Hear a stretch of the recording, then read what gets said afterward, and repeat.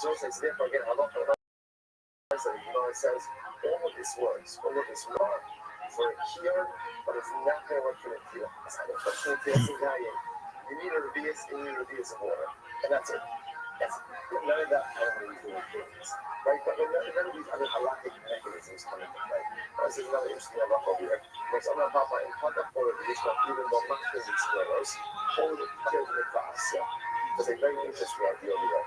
So our Papa says in America, so then for a moment you have a mikvah, and then inside of the mikvah you pour a hole. And when you put a key, besides the Rabbias. Now, let's say now, what level of the mikvah is that the same level of that key? Obviously, I heard you harassing the people of the Holy Land of Israel on Discord. Don't you know it's owned by the Jews? The water level drops below.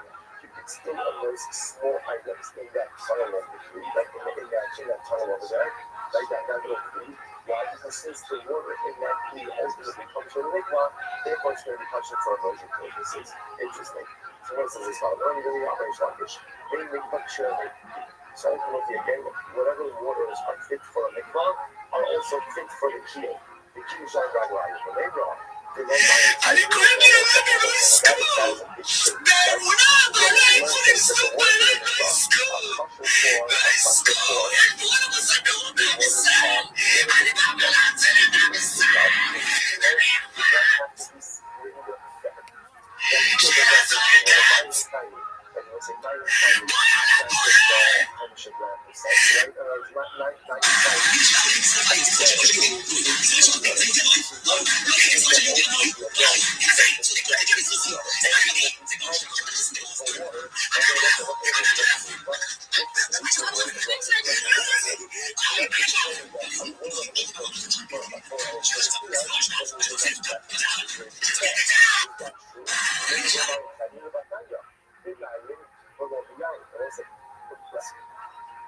The says that it's actually talking about over here the washing of sacrificial parts. The Pasuk says, that literally again, the innards, right? The innards, right? And the quarters have to ultimately be washed by water. So that shouldn't get there. The Bible below the eyes, water and not water. The volume is below the blood centuries. Water and not diluted water. The lion will have those sharp lion. I'm going to sue the Chanel.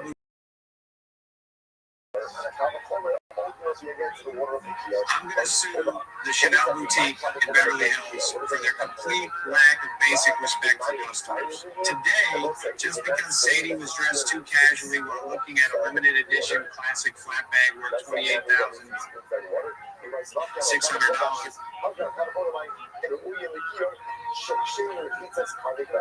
So again, what it's saying over here is you can use this water, regular water, to wash sacrificial parts. If you have a girlfriend, stay away from her.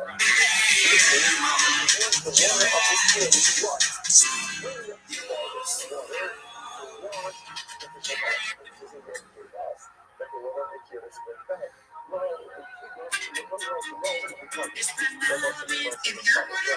If you're lonely, I've got the solution for you.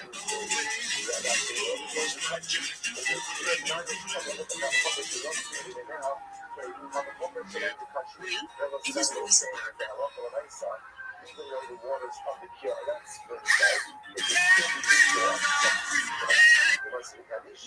and also again it is a proper kiddush. I have a ton of shmuel. I'm she'elam shem l'day. So shmuel says it's enough. That's the thing here. That's exactly what this is control. We're not running ads on TikTok. What's a shem l'day means any type of description or not to other days to make here she is machine l'day. This comes to the water of the here, which has like a descriptive name because it's not just called water. What is it called? It's called May Kier. And it's Elohim, the Uyim May Kier, on the mind type. Rather again, once we water that is simply May Kier, and it's a seem to indicate to us what. And in fact, the Kier has to be spring fed. To which the Gemara says in reality, Tanoi. This is my focus Tanoi. So what's really fascinating? Where does the water of the Kiyar have to come from? Then we're going to make Kiyar, that the Shmolim were made name, the Chum only Shar saying. So ultimately, the Yochanan says, sorry, the Shmuel says it has to come from a spring, and it won't say, by the way, it's not the biggest deal in the world, because remember, in the days, I think, it was a subterranean spring. So it's not like it's a difficulty, but the line says, and the Shmuel says, how much I said, must come from a spring? Come say Shar, because it's not the spring thing. What I will say, but I'm not asking, like the Chachamim, so that was the idea of the coming ultimately again, as the coming ultimately again, and therefore the water need not be spring-fed water. So that's why that's not all about this. It's very interesting. Same time, sort of one that's very interesting. So just sitting there as a spotless, in certain respects, right? So here and Mikvah share a lot of similarities, but even there, not total similarities, right? Because remember again, a Mikvah doesn't have to be spring-fed, but a Mikvah also can't be shooting, can't be drawn water, right? As rainwater. So that a keel can be fully drawn water. As how long I said to the thing, we begin to see it as follows. You really have on one hand keel and mikvah, which is like in one category, and then another category that says dying. That was very easy. What do you need for the keel? I said dying. What do you need for the dying? Water. How much of it? How much of it? Minimum of Olympias. The key that you're dying for Raglayim, and for mikvah, you have a lot more flexibility to the type of liquids. And for keel, it does not need to be rainwater, does not need to be spring water, it can be any water. Ultimately, again, and as we said, has to be pure, that's not enough to wash 4 products simultaneously, but according to these, any Shabbos for these are red line, and any amount of water. Incredible. That's the Bible. Said the Gemara, alright, so what's this now going down the list? Alright, so we're again, Arel does the Apple, ultimately, again, the Apple is the says, we know that come on. He said, dollars in a place, why should I go down? To give you a test of losing a mountain. The truth is, what's interesting to get out, isn't that even in Torah? It's fascinating, right? So an uncircumcised Kohen can't do the Avodah. It's not written in the Torah. Where is it written? So it's written in Cheskel. What does the Cheskel say? Okay, now listen, there's one step in this process. A foreign person, although a lay of uncircumcised heart, although person or uncircumcised flesh, or Yama on his sin, and not coming to my peace and returns to God and serve. The United States can be none of the Bakri America. And how do you know, by the way, how do you know that an uncircumcised heart did the America? That the America is that, you know, that's what they said. God, Yachem, Espile, Bad Yachem, Bene, Necha, Arleve, Ba'arle Basar, Leos, B'Mikdashim, Lechayel, S.B.C. Because that's the part of kids that if they go out and they serve the health, they profane my home. So from here we see ultimately again a local myself, that a current reason oral is not only unfit to do the avodah, but if he does so, the avodah itself is invalid. Incredible. The Lord is like to turn up on it. Then they have Yaakov Ben Nechar Mamish. So we'll say, tells him to his Ben Nechar. How the fuck Ben Nechar Shabbos and out? What is Ben Nechar literally? What is it literally refer to? A Gentile. Like that's literally what Ben Nechar is. I don't know if the person actually saying that a gun that Gentiles not allowed to do the avodah.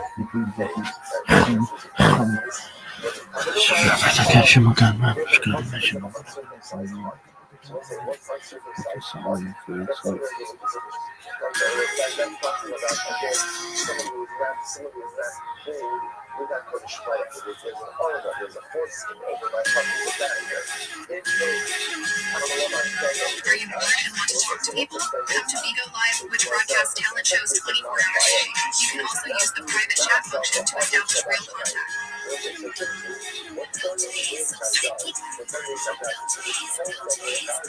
Stress from school?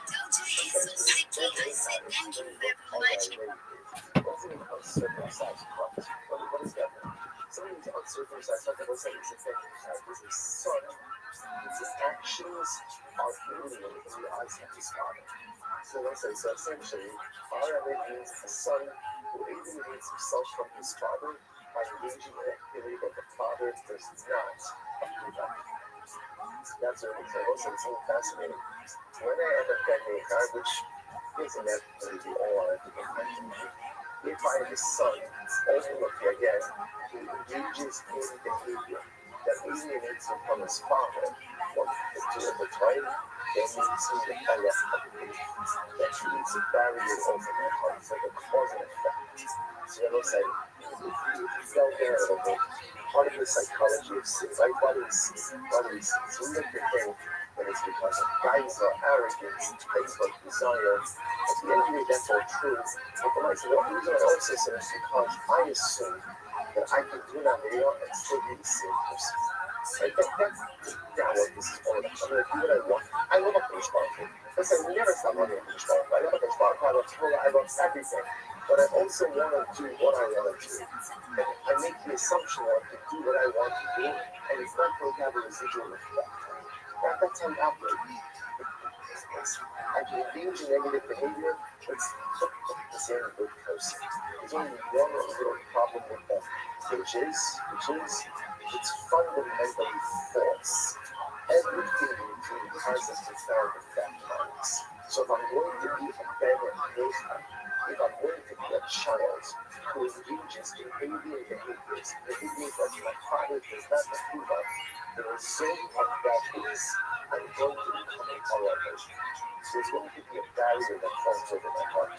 It's going to be like a, so to speak, a spiritual force that goes ahead and falls over my shot. I'm going to this end, I'm going to become a changed person. Every single thing you do has to and what you are. There's no such thing as a small that does not fundamentally shape you and change you in some way. So if I'm going to be a better child, just understand what you're going to have to do. I'm going to become an already. So I know now that I'm going who is spiritually like right? He's all the English that are following the eyes of Allah, therefore has an all over his heart. And he can't do the other. Because Allah wants to be right. I don't know that quite. Yeah, the uncircumcised Kohen can't do that. Allah also. Therefore, we'll say Allah also really means an uncircumcised Kohen. And we'll say, why don't you go? Why do you go? Which we want, but we'll say because we'll certainly be a little bit more on this. Obviously, the Kohen is uncircumcised. But on the right side, again, he's a Benedict. He's engaged in activities that his father doesn't like. Therefore, he's an Allah. He's an Allah. So why don't you go? He must not tell you right. He must have got more Allah boss issue the boss. I would thought like this uncircumcised Kohen can't do the other. Why? Because, so to speak, it's physically repulsive. The lack of a bris milah, by definition, makes him physically repulsive in the eyes of HaKadosh Baruch Hu. Therefore, he can't do the other. About Aram, the Lord-wise, the Lord said he's actually quite beautiful. But in Aram, he's not repulsive in the eyes of HaKadosh Baruch Hu. And he'll say, is that not the most beautiful wine you've ever read in your entire life? Even when I become an Aram, even if I'm a family house, and if I'm a result of Aram, right? Even though I'm a doesn't engage in activities that are foreign in the eyes of my father. And as a result, I have created an aura around my heart. I am not repulsive in the eyes of my father. HaKadosh Baruch Hu always loves me. No matter how bad I am, Message from Savannah Guthrie. Human lives, the fundamental distinction between human relationships and our relationship with Hashem. What's the distinction? What's say? We like to say in human relationships, right, that there's unconditional love. There is no such thing as unconditional love in any human relationship. Being like what's the thing for them with race. We like your parents and children. Right? I love my children unconditionally. No, you don't. No, you don't. There are things that children can do that they distance them from a parent. I'll always be your parent. I'll always be your parent.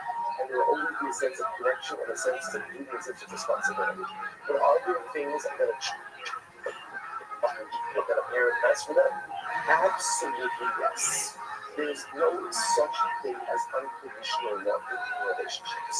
In fact, the only unconditional love that exists in the universe is HaKadosh Baruch Hu for us. Even our love for Him, we don't have unconditional love for HaKadosh Baruch Hu. We don't. We have unconditional love. We strive for unconditional love. The only true unconditional love in the entire universe is the love that HaKadosh Baruch Hu has for us. And we'll say, isn't it worth it to learn the entire Shas just to get the Zrakim.com things and things to learn that even if I am an oral late, a Ben Nezar, and as a result of being a Ben Nezar, I am now an oral late, even so, my father loves me. There's nothing I could do, nothing I could ever do. He might punish me, he might be angry at me, but he never stops loving me. No matter what happens, to that have our money, the Rebbe stops walking. So the Gemara says, Yashbari, already, he shouldn't get illegal in Shemaim. If we would just say, already, I would have said he's excluded. Why? Because Halakha Lemaisa, his heart is under the Kodesh Baruch Hu, about Ara Basar, Rebbe Shemaim, Rebbe Shemaim, Rebbe say Ara Basar, because maybe his heart is still from Kodesh Baruch Hu. They'll say, if he's an Ara Basar, like if he's uncircumcised, how can you say that his heart is with Hashem? It's very similar. They'll say, there's a classic case of why Kohen would be uncircumcised. What the classic case of why Kohen would be uncircumcised? That she says, Mesu Achap Nach Masmila. They don't know that's Raphilia. Like he's uncircumcised because it's as a result of the Smila. So then the Halakha is also saying that after a certain, it is previous birth, two as a result, depending on the Halakha. If one is as a result of the Smila, it's obviously something going on over here. He's uncircumcised. Uncircumcised Kohen need not be an act of spiritual rebellion. It might actually be halakhically sanctioned uncircumcised kite. But yet, nevertheless, he is still precluded ultimately from doing the other. So again, I would not have been able to figure out what the other finding that. Good, what's this sort of right? And what's that's halakha. So every point is an RLA, and what's an obviously. No one can be able to use it. How do you know if a Kohen is an RLA? Okay, it's obviously there's certain objective metrics. You see him engaging in behavior that is contra. Now, not whether he's an RLA. He's a Jamaica, RLA, against the Avoda. Or ultimately, again, if he's an RLA boxer, you have to know that also. But I'm not going to say either one of those two disqualifications ultimately preclude from doing the Avoda. Next, since we have Tomei Boston. Who's coming? If he does the Avoda, ultimately again, the Avoda is possible. Obviously, he done it. So most of it's very interesting. Let's just actually begin something to start it for today. Moshe and Ella come in shepherds. The most is very interesting. When do we say that if a Kohen is coming and ultimately does the Avoda, that the Avoda is compromised? That's if it's too much shepherds. It is halal. Coming makes, but if he's coming too much, if he told Shemeratza with Sibor, Meratza Nami B'Yashu. Since ultimately, again, the Lord said, technically speaking, Tumas means is Hutra with Sibor, but if the victim represents the problem, so the stomach Tumas means the ones that Tuma ultimate. That was before. So to a Kohen that does individual level in a state of Tumas means, ultimately, again, it works. It's mind-blowing. Absolutely mind-blowing. Gemara says, "Hey, Honey Sheriff's never say, "God, hold on, that's the case." Then, once again, we like in a case of Tumas Sheriff's, it should also work. It's not a book. Tumas Mace, not Honey Mace, Sheton as also Shmimerasa, Tumas Mace, which is a high level of Tuma, because it requires spring Rabbis 3 and 7. Yeah, it's the point that is the Tuma. There's a whole big problem. Honey Sheriff's, you don't know that so ultimately, again, when you put a check, you should know that every amount of money is good, so it's the cold food that don't get that food, so they should work as well. But if you get done, the topic is that ultimately, it's a hundred and less than also, not just topic, coming in, coming share its lows, after the topic, coming in, coming share its lows. So we're going to do today, but I think that this is going to be something very interesting. The good thing about the concept is getting to this. The concept, you come up with some Simon, so it's 51% of the prices coming, that the laws of Tuma are suspended, will only be a thing like Tumas Smith, and not a thing like Tumas Sheret, despite the fact that Tumas Sheret, the form of Tuma. Mind-blowing, the next Hashem, to be clarified, expounded upon, continued, and resolved. Tomorrow, Shkar, everyone.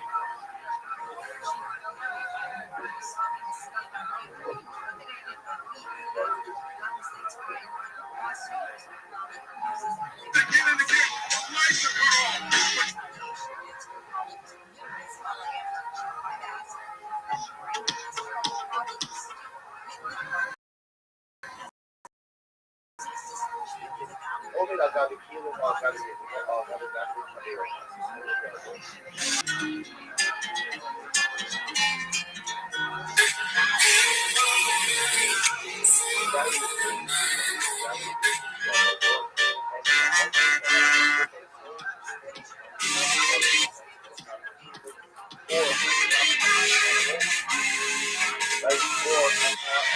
Guys, stop right now.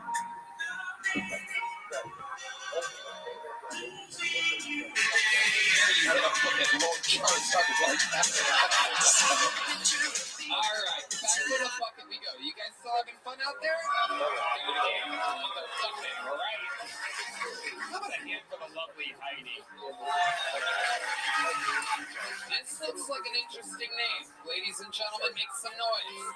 Tadpole Triplet, everybody. Tadpole Triplet. Oh, boy. Here we go.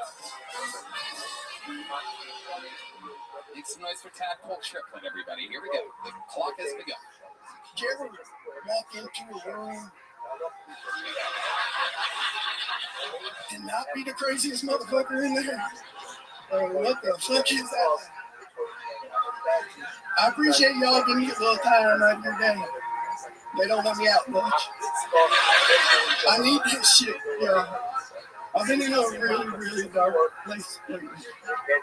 I'm about to pay the electric bill. Yeah, so the future is bright. Tell Hunter White, drink up to me. No, I am not Ted Kaczynski Jr. Y'all are insensitive. Ladies, slide in my DM. Talk about Taco, why don't you shave? Look at Taco, so handsome, why don't you shave? Okay, y'all, if I shave, yeah, I look like I majored in lacrosse and fraternities. Right, or rape, we don't want that. So instead, this is what y'all did.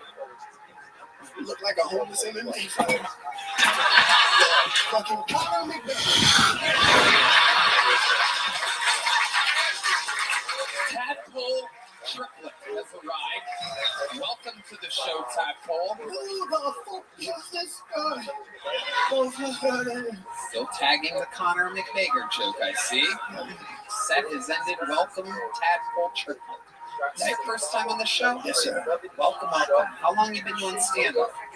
39 years. Really? Yes, sir. You've been performing on stage for 39 years. Yes. How old are you? 49. I'll be 49 in You started stand-up comedy when you were 10 years old. I did my first type 5 in a second grade talent show. Are you serious? I swear to God. Wow. Okay. Okay. You were 10 in second grade? Botox!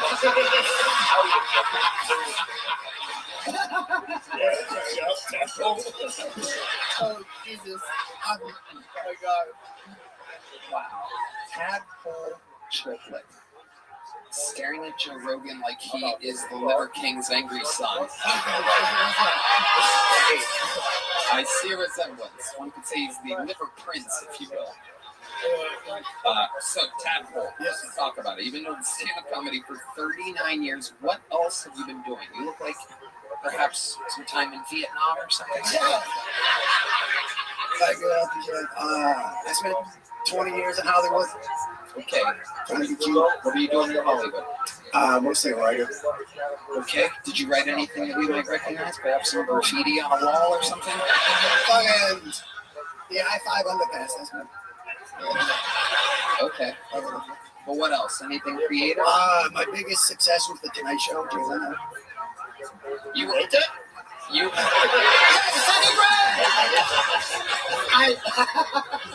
Explain to I us. wrote for. You were a staff writer on the Tonight Show. I was staff, and I wrote for the Tonight Show. I was assistant second producer, but the guy I worked for had a lung transplant. I spent 6 months just in the writer's room trying to learn how to write a joke. You were in the studio in Burbank, California. In Burbank, California. Wow. How long ago was that? Boulevard was 25 years ago. Bill Clinton was the president. Wow. Fucking Botox. You want Botox? And this is an incredible 74. Now, Tadpole, you came out with a stool. Explain to us why you have a stool. I got hit by a drunk driver and broke my neck, and this is physical Was it a Tesla, was it? We gotta stop this motherfucker. Oh my God, you have an actual neck brace. You took off the neck brace to perform. You have an actual broken neck. Yes.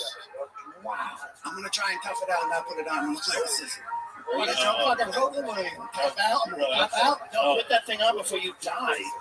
Yeah. Also, for real, neck brace is the funniest thing you can wear.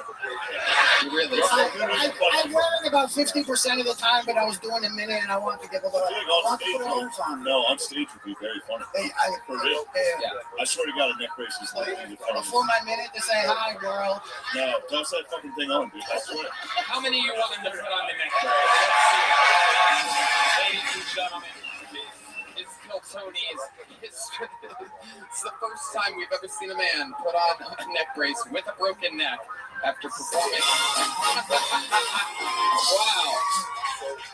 This is incredible. So Tadpole, tell us, how did life change? It's got to get the beard out of there. Tadpole, explain to us what it's like having a broken neck. You go up in the ball like a crybaby for half the day, and then you decide if you want to be a tough guy and do a little bit of something. Right. And that was that day or every day? Pretty much every day for the last 12, 14, second grade. You got hit by a Tesla 12 years ago? No, that's all his idea. I got hit by a... Dude, that's right, from shit. Yeah, that was actually... Shane said I got hit by a Tesla to a joke. Yeah. No, wait, you got hit in fucking... What? Yeah, I got hit by a drunk Russian diplomat's daughter. A Bill Clinton Russian diplomat's daughter. Okay, hold on. When was this? 96. 96. Did you get money from this? I had to sue my grandfather's insurance to pay for their surgeries. Why is that funny? Great mystery. Yeah. I put all this effort into telling a joke and you laugh at your trauma. Holy Christ. So they gave you surgeries and you're still braced up. What else have you tried? I wrote a book about my recovery, not about what happened. Everybody's got a fucking book. I don't even have a book. I just made it up.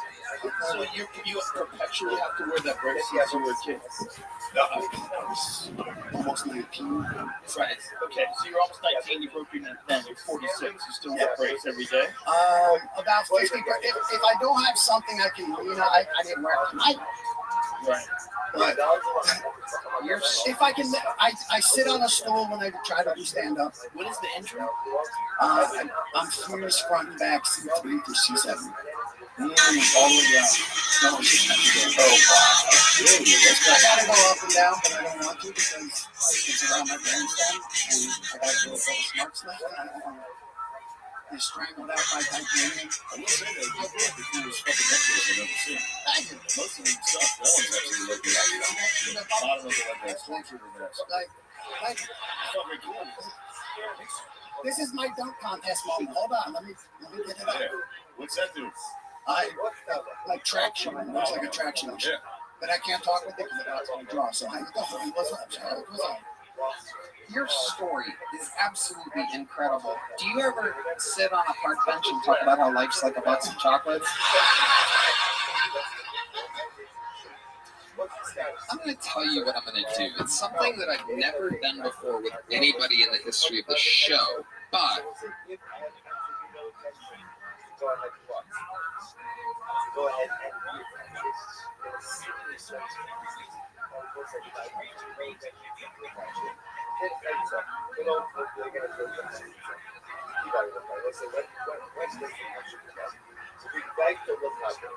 let's say it as it sounds these blocks, but I'm going to read attention.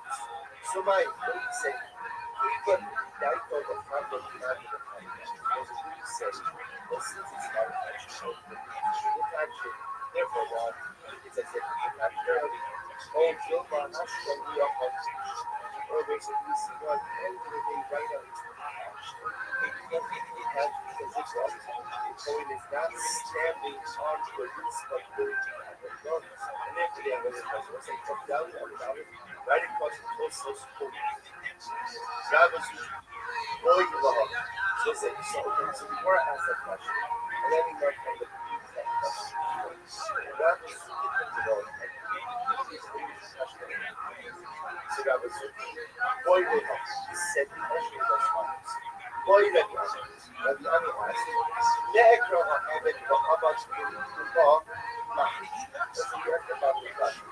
what happens is the skull was up and the spirit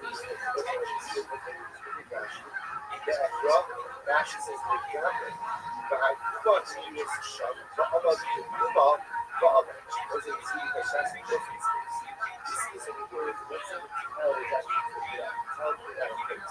So what do you have? Your dirt. The coin stands inside that square. He brings the avodah and does the avodah. So the steps that Shaila is one of the stands of the apparently, I'm pretty sure that or just putting together if the pile is there. But Rise to the city like British I'm on a mission to get it on. Rise to the city like British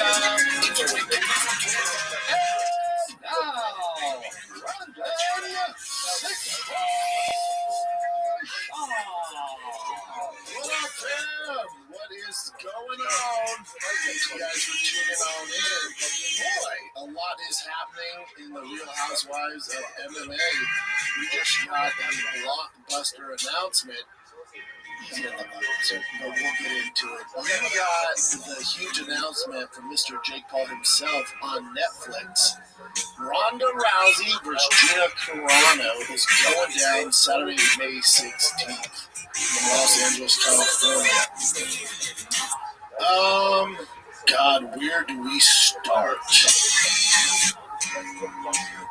How do I want to take this? Now, before I get into the nitty-gritty on it, I'll say this. Anytime there's like Mike Tyson, Jake Paul, Floyd Mayweather, Logan Paul, Nate Diaz, Jake Paul, Ronda Rousey, Gina Carano. Anytime these big fights get announced like this, I'm happy for them. Get your bag. Congrats. Ladies, congrats, Jake, Nate, all of them. Anthony Joshua, all that stuff. Congrats. Francis Ngannou, that stuff. Dude, congrats. It's so tough to make money in this combat sports world. I'm happy for you guys. I'm happy there's an avenue for it. Congrats. That being said, at the end of the day, this is a 40-year-old woman versus a 45-year-old woman who hasn't fought in over 20 years. Anybody saying that, oh, this is the biggest thing at 2026, this would be bigger than the White House, stupid, right? That's insane. It's a very casual take. So I'll say this. If Ronda Rousey at 40 years old, by the time they fight, and Gina Carano wasn't fighting 20 years and was 45 years old, 43, mid-phase. So when these two 40-year-old women fight, if this gets you more hype than, say, a Ilya Topuria, Arman Tsarukyan fight, or Ilya versus Justin Gaethje, we can't be friends. We cannot be friends. There's a lane for this, and again, I'm proud of them, and it's going to be big. If you think that Gina Carano versus Ronda Rousey is more exciting, or you think it's going to do better numbers than the White House card, you're sorely mistaken. You're just off. I think a lot of people, especially the newer fans, especially the newer casuals, they know Ronda, but she was kind of tailing off by the time you guys jumped on board. You sure as fuck don't know Gina Carano. You don't. And this fight is also a mismatch in every capacity. Ronda Rousey should be a minus 2,000, minus 2,500. I'm old enough to remember when Gina Carano fought. At the time, there was maybe 4 female fighters, and she would make them come up to her weight class at 145. And again, at the time, she was skilled for those days. Compared to now, you're talking about, if this is the NFL, she was in leather helmet compared to a guy like J.J. Watt or Myles Garrett, so it's like her skill set back then was not great. Compared to the fighters now, it's not even comparable. It's basically like Royce Gracie fighting Billy Computer. Everyone's like, I can't wait to see the show. What? So the good thing will be, this isn't going to be like the Mike Tyson, Jake Paul fight or Jake Paul, Anthony Joshua. I know those are boxing, but I'm saying competitively, you're not going to get a 5-round decision. Ronda will probably submit her in the first round. It's going to be a quick fight. So there's that. I'm also not buying Netflix numbers. When they say, oh, this female ran at the all-female card, it did $300 million. Prove it. Because I know how Netflix works. I have buddies who are very high up in space, especially when it comes to comedy. They never release how many people watch their specials because they don't want to give you leverage. They don't want to give you leverage to negotiate the next deal. So if we think that they're saying Mike Tyson, Jake Paul did 500 million views, I don't know. Because also, that's a view too. Is it because it's on the screen? Did somebody click that and click out? Do they watch the entire fight?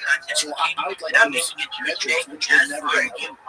We're never going to get that. So when people go, I guarantee this was more numbers in the White House. I guarantee it doesn't. And the biggest takeaway from this, again, it's a very casual thing to get excited about this. And there's nothing wrong with that. There's nothing wrong with that. My biggest takeaway from this is, oh shit, there's a new player in town in the MMA space. Meaning MVP is getting into MMA. That if you're a fight fan and you've been around long enough, that should be a thing. Holy shit, Netflix is involved in MMA. Now the question there is, are they? Because the days of a Strike Force or even a Bellator, those days are done. Do you really think Netflix is going to invest in a promotion, MMA promotion, and have young prospects and guys that are coming up through the ranks that aren't a big name that can't do these 100 million views? They're not getting into that business. This is going to be, for Netflix, this is a one-off. So Netflix thing is, they want to get involved with combat sports, but they're only doing maybe 3 a year. So it's good for these old megastars, but that's far and few between.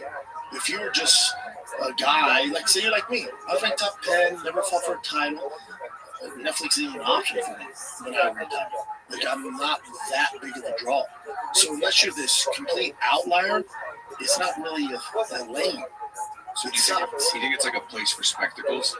It's a spectacle. Yeah. That's what Netflix is. It's a spectacle. We're going to hype up the numbers. We'll say we're bigger than the White House card. You're not. I hate to use what it's happening. It's almost like this big name. It's like almost like... you know what this business model? Yeah. Jim, we didn't have to go for a fight. Well, we're out of business. You have to. Jim, I was just looking at Gina Carano's fight record, and I was not legally allowed to drink the last time she fought. I couldn't drink. Gina Carano is such a pioneer that she doesn't get enough recognition. Again, you've got a lot of new fans who have never seen her fight. They know she's a hot girl for them. She was a skilled striker. Yeah.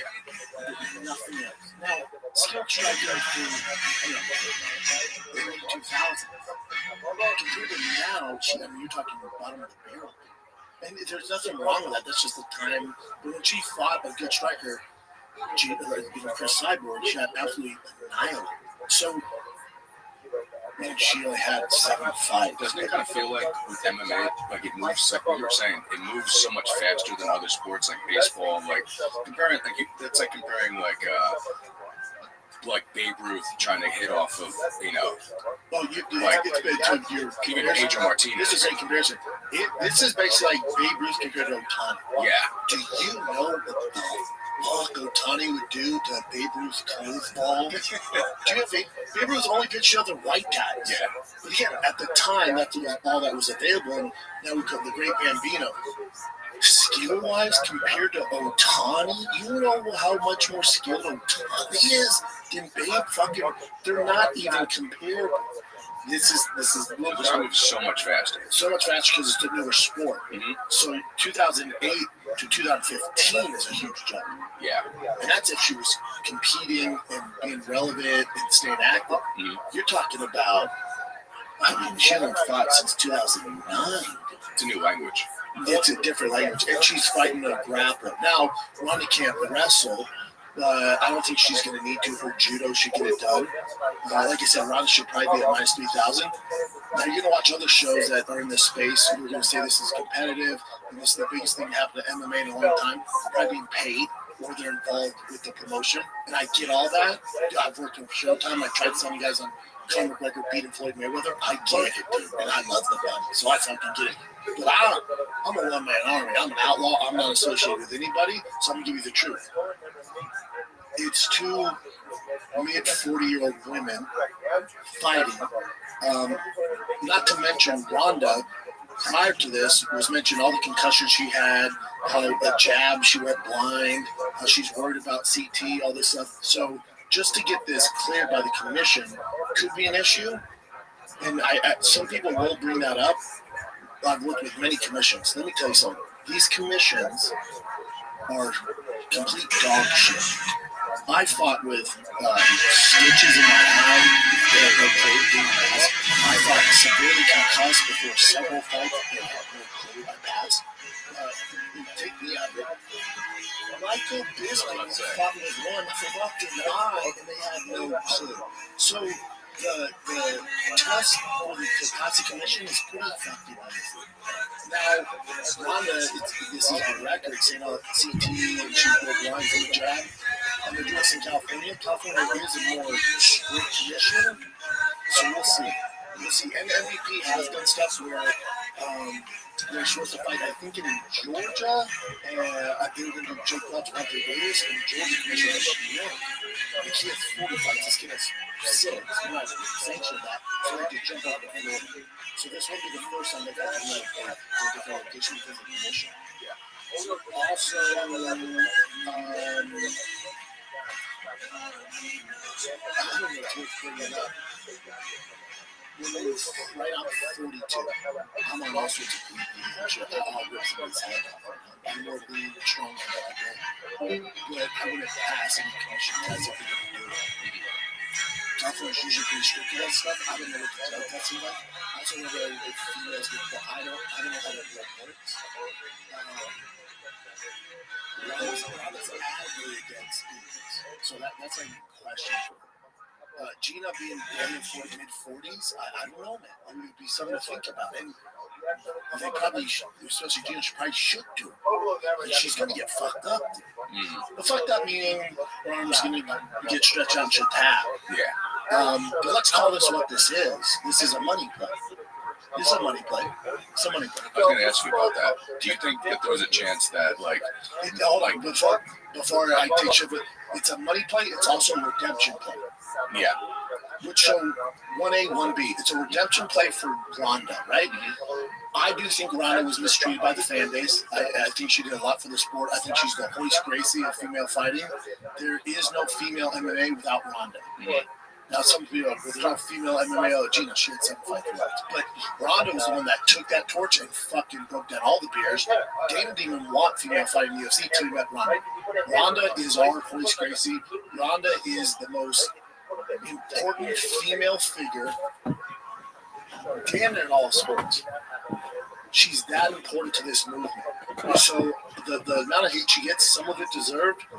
Some of it is the MMA fan base, like people Tom Aspinall's getting on. It's just a toxic MMA fan base. So I think if Ronda could redo it, she probably would have handled things a little different. So I think this is Ronda set on money. So when I say it's a money play, Ronda set on money. So Ronda's not doing it for the money. Ronda, I think, so what I want to be.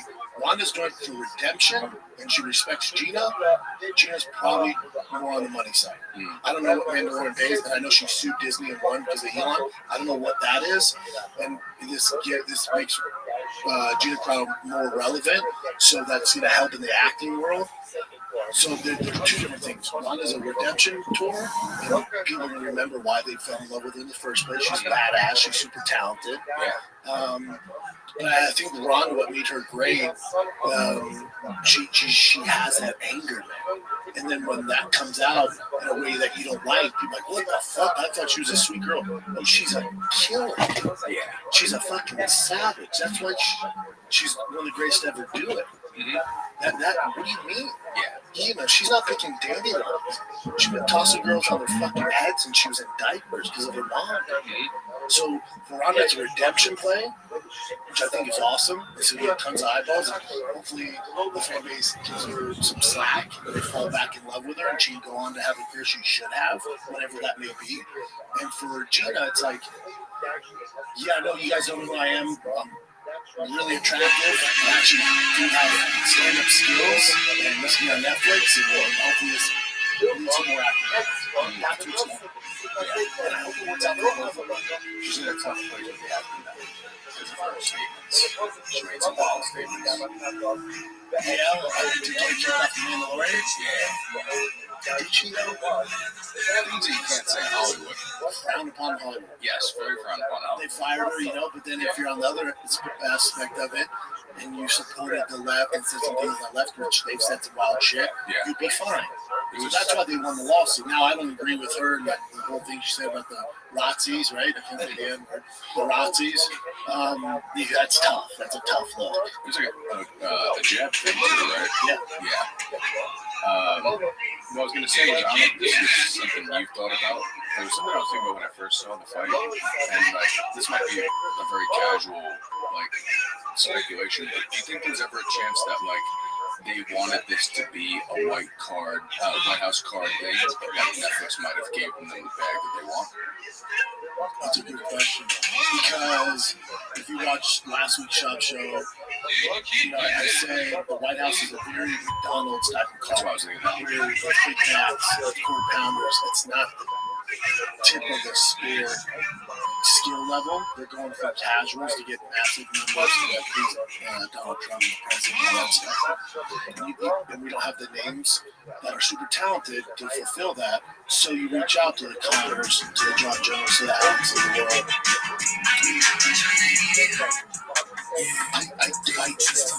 I don't know. I would, and that's the first thing I tweeted. I'm like, man, you gotta figure the UFC wanted this on the White House card. I'm like, oh, you want to see this bullshit? No, you're mistaken. I'm not saying It's not going to identify. Ronda's a superstar name that would bring in the casual. That's what they're going for the White House.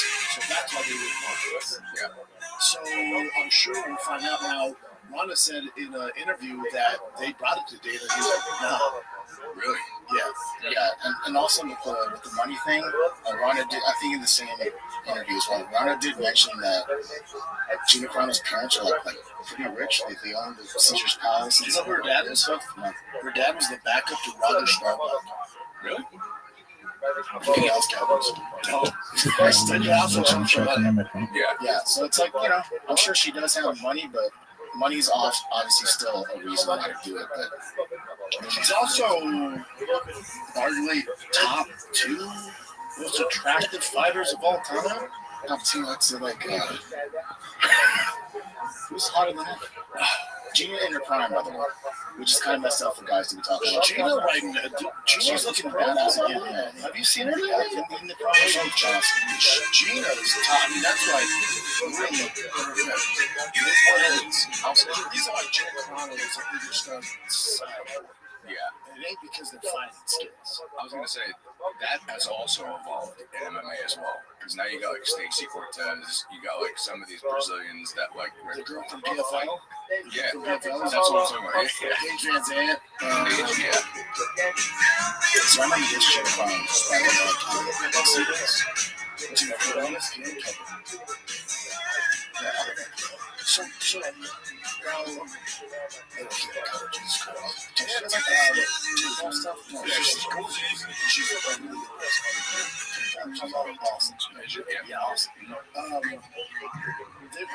So there's a thing for a long time, right? It's like there's athlete MMA hot, and then there's hot. Gina's hot, whether you put her in the WNBA, UFC, fucking Hollywood. She, by all metrics, she checks the box. Mm-hmm. Yeah, and she can fight. Those are coming around a lot more often now. Where you're seeing that guy. More attractive girls, yeah. Yeah, she's pretty good. Like Tracy Cortez. Gorgeous. There's a couple where you see and you're like, oh shit, this sport's evolving in so many ways. She was just fighting. God. She did most of it all at once. I mean, she's biometric judges for an athlete out there fighting. She checks all boxes. How old is she? She's 43. What is she about? What's the most recent? In the promo, I mean, she getting her shit together, and she's in shape. She got a little heavy there, right? She did get heavy for a while. Yeah, let's look at the promo. Let's keep the running now. Ronnie looks exactly the same. She really does. She hasn't aged. But it's genetics. Her mom's in good shape, too. Oh.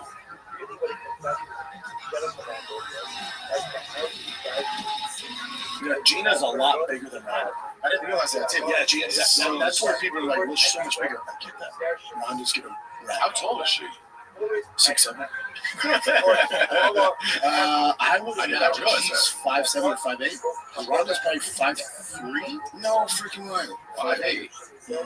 That's a big girl. That's a pretty big girl. Yeah, I thought she was way taller. Ronda's instead of 5'7". I was gonna say that sounds like some numbers. Because if you just look at that standoff picture, Gina's that was like at least 3 inches. 4 inches tall. And she's like leaning. Yeah, Ronda's straight up. So she probably we don't know what shoes they're wearing too, so that could be something too. Gina looks like jacked too, like thicker arms. I want you to say she looks better now than in her prime of fighting. Yeah, that's crazy. Yeah. Ronda's a savage, dude. You know what you're saying though about like UFC not like Netflix is not gonna try and take over MMA. Like no. And also, if you ever seen a Netflix original movie, you don't want. No. That was my thing. Like, oh, maybe another competitive UFC. Those days are gone. They're not going to build the foundation and put those on like a Wednesday fight night. They're going to do one-offs like those. Yeah. And that one goes straight. And apparently they're supposed to have an undercard. So again, this is just hardcore all over. Yeah. But they have the subscribers who are like 200 million views. I'm calling bullshit. If you think this in any facet is going to be bigger than White House card, you're so out of touch. Yeah, and if we know any Netflix storyline, they're going to make someone come out as gay at some point. 100%. You guys need to come out.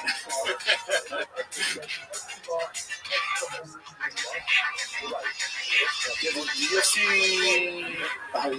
maybe the amount of money, because of the White House, but UFC might have been like, all right, this is the most sports part of all time. We do have a budget. Connor's going to need this much, because he get truckload. John's going to need this much, truckload. Alex, not a truckload, but still expensive. And then you fill up the other 3 or 4 fights, they're all going to be big names. It's going to be the most strict card ever. I think we're good without Ronda. Yeah, they should probably want it back. And Netflix is going to get the bag and take it. Yeah, and then also, I'm kind of a day on this. He's probably like, is it worth it? Yeah. Is it worth it? Are we really going to get the money back? Do we have a women's card, you think? Like, is there going to be a women's... A women's card? No, I'm saying like a women's fight on the card. On the White House card? Feels like they probably would do it, but I'm like, who would you put? Taylor Harrison. That would be a banger if they actually get that. If they could get that happening. Do we know what's going on with Taylor Harrison's neck? If Taylor isn't on there, you don't get it. Shevchenko's my favorite out of all the active female fighters, but I just don't see.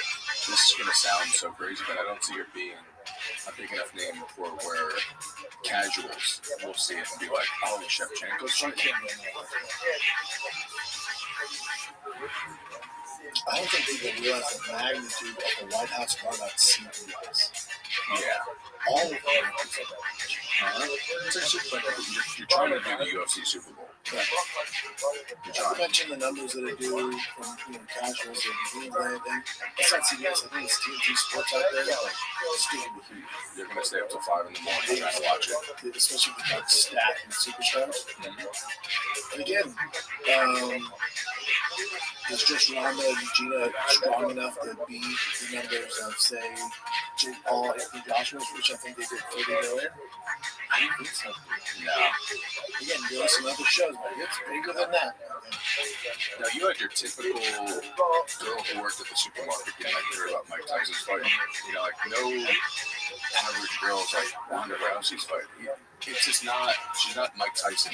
Like Mike Tyson has generational aura. And not that she doesn't for what she's done for MMA. But that's, dude, it's Mike Tyson. So these are pay-per-views? That would like Mike Tyson, Jake Paul beats these significant. But again, these are $80. $4.8 million behind that $80. Yeah.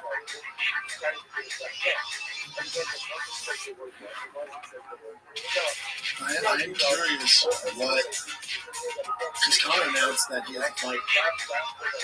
Dude, yeah, he got offered a fight and then he deleted the tweet. That's what he did. Dude, he does that a lot. That or he'll get really drunk and start doing voice notes on it. I've been offered about it in a date and I accept waiting on my contract. So it's the White House. Yeah. He's not fighting 326. My biggest thing is he's got his back, so I have the White House. If I'm the UFC, and again, they might not get enough fans. If I'm the UFC, and Ron and Gina get announced, today I'm announcing Conor McGregor versus Ethan. That's the just not intimidated. Yeah. I'm sure that's not. You know what I'm saying? Yeah. Oh, that's cool. We got Alex versus John Jones, Conor versus Colby. Dude, when do you think they're actually gonna start even just teasing early names in the fight? Or they're just gonna drop do it's just like a drop the whole time. Yeah. Wonder how long I bet you Donald Trump announced it. You think so? Yep. We're gonna do something special. And it's gonna trump anything that thinks he's good. Oh my god. Anybody that thinks Stanford is so full of shit are getting paid by this promotion. These are facts. They're not even connected. Really? Well, just hold up. Because there's gonna be an undercard. Who's on the undercard? Who the fuck is a free agent that won an undercard? Any ideas? How many people watch Neighbors for me? 7. Neither one got paid. Yeah. Yo, what up, dude? How you doing, pimp? Who else you gonna put on? Francis? Yeah. Yo, I'm on YouTube. dog, I'm everywhere on YouTube. Like could be a prelim. Right doing James McCann's stream that is posting them now. It's uploading a stream it now. He's uploading a stream right now. Yeah, James McCann is. All right. I mean, Right in the comments. maybe, Right in the comments section. maybe because I got better stuff to do than jerk myself off in front of James McCann. He's posting the comments on Instagram. All right. He posted in my comments on Instagram. No, he's posting the comments of his video that he's uploading in 45 minutes on Instagram. All right. What's his YouTube video gonna be? Organ hour. Can you repeat that, please? Organ hour. What is Organ Hour? He's playing an organ. Oh, that's interesting. Psych.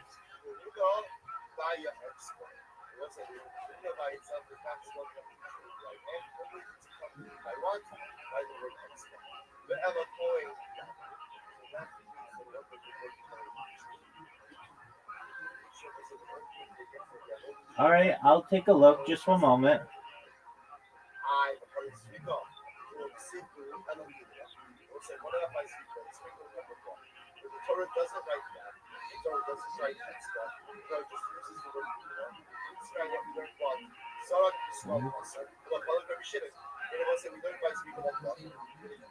Sprinkle the blood with your right with your left hand.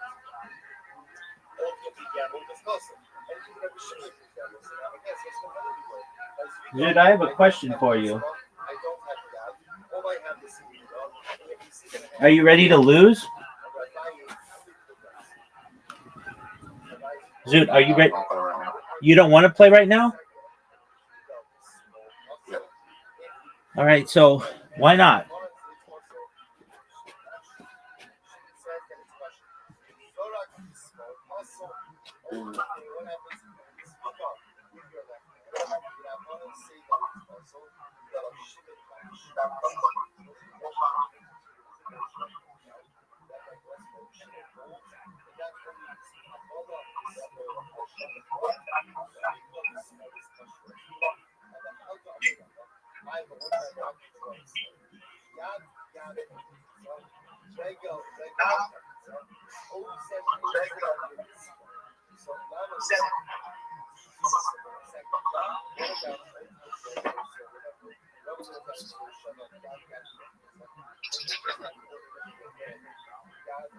Zoot.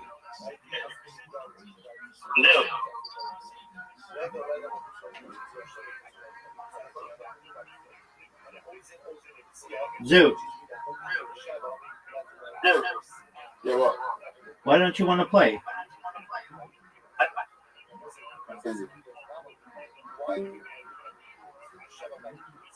Zoot. Zoot. Zoot. Zoot. Zoot. Zoot, why don't you want to play?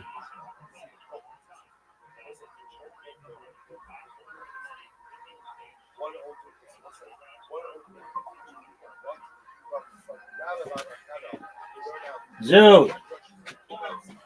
Zoot, loser.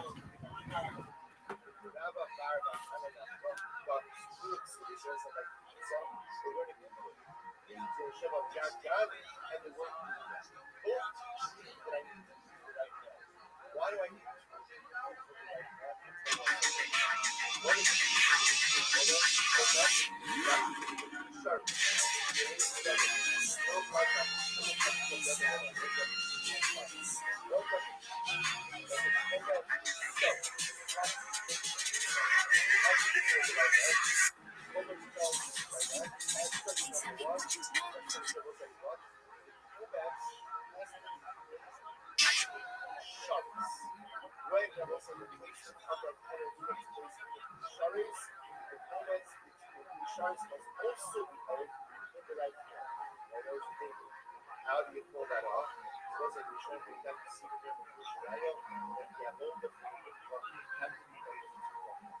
there was one point he did so with his right hand, and there was a second point. So there was a second point. It was Shuri's with his right hand.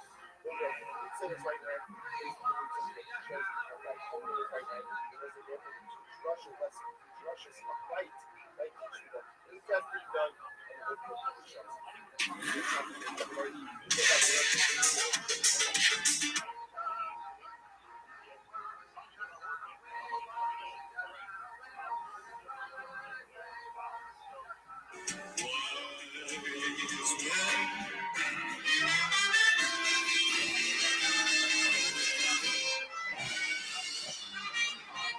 Go nickel on the White House guy for sure.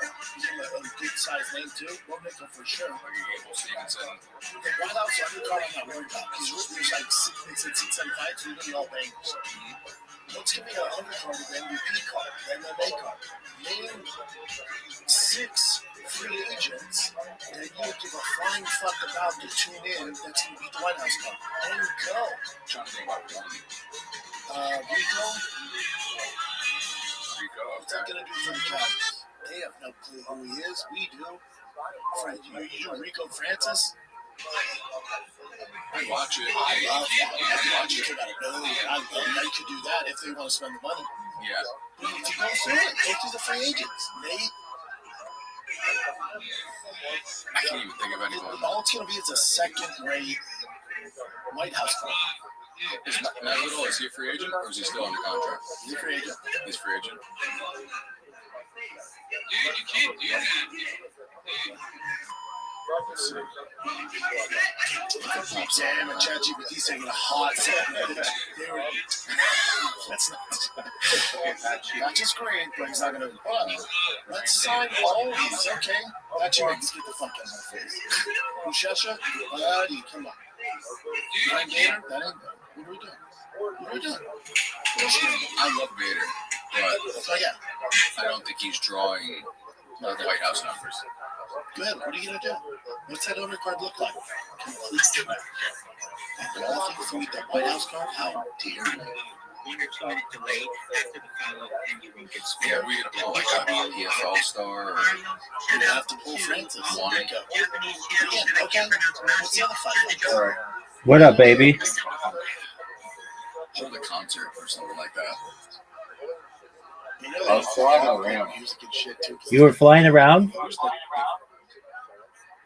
I was flying around and I was trying to, the way that I was in a dream, trying to find the body of my 15-year-old self and go back and overtake the body of my 15-year-old self, go back and restart my life with the knowledge I have now. How did that work out for you? I ended up waking up. Okay. I couldn't find myself. I went back to my house and I couldn't find myself, and then I just woke up. Do you think your 15-year-old self sucked as much dick at mini golf as you do?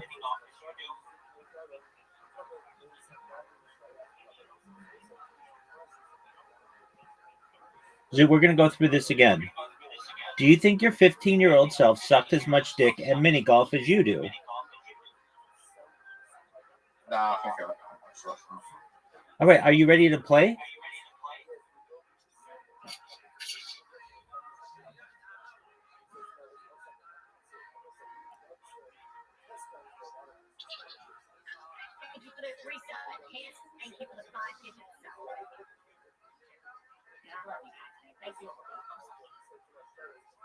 What up? How you living, Brandon? I hope you're having a wonderful day, my man.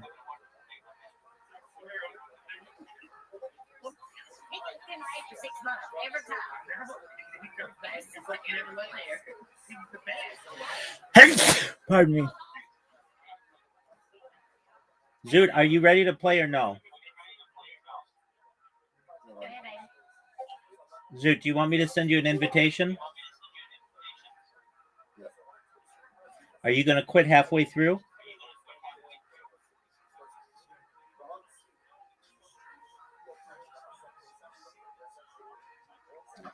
All right, good. So, Zoot, what is James McCann doing? He's uploading himself playing the organ? Yeah. All right.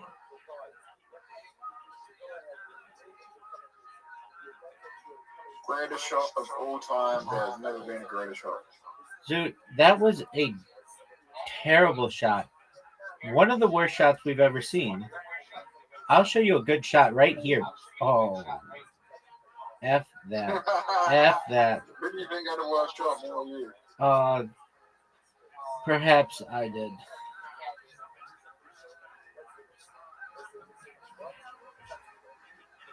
That's garbage. No, that's a good shot. No, it's not, because I'm going to do this. Do what? That amazing shot.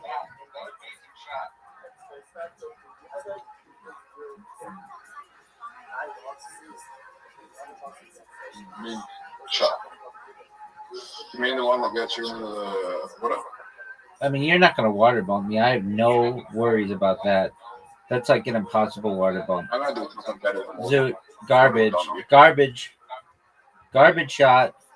That helps you. Yep. You got on the water, I mean. Oh.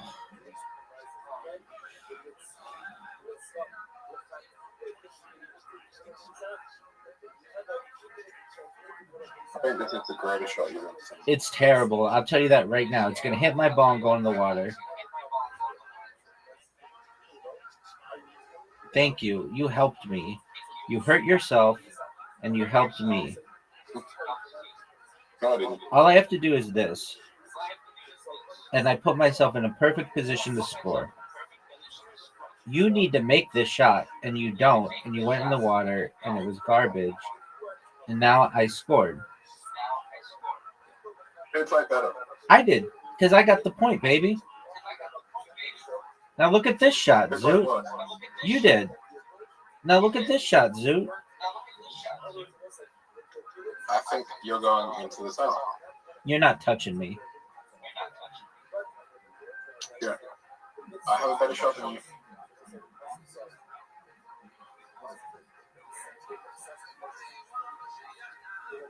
Rabbi, I can get it. Oh, no. No, no, no, no, no.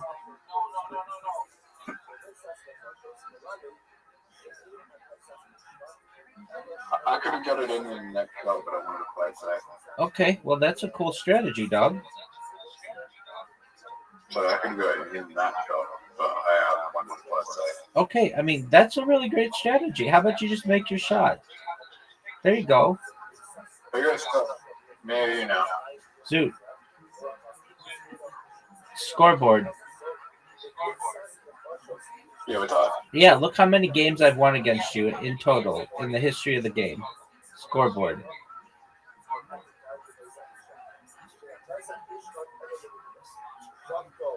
That's not. That's scoreboard, baby. That's the ultimate scoreboard, son. That's the ultimate scoreboard, son. You don't even have that many wins. Dog, I have way more wins against you than you have against me. How many games you play? Fewer than you have. No, that's not possible. No, it is. I couldn't believe it. You had like on your other account 1,400 games. It was like a ridiculous amount. You must have been playing this game like 24/7 for like 6 months of your life. How many wins do you have? So Nope. how many wins did I have on the other account? Not that many. That was the amazing thing. You had like 1,400 games, but only 200 wins. No way. How many wins do I have on this? How many games do I have on this account? Not a lot. Dude, this is garbage. You and I both know this is garbage. A terrible strategy. Zoot, that was a terrible strategy.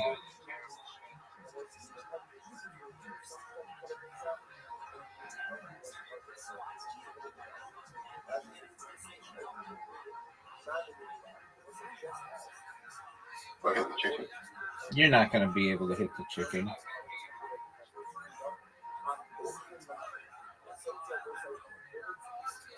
Rabbi, Yeah, big dog.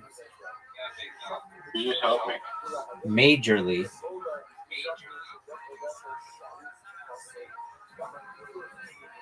I might help you though. Oh, it is what I thought it was. Fuck, I just helped you.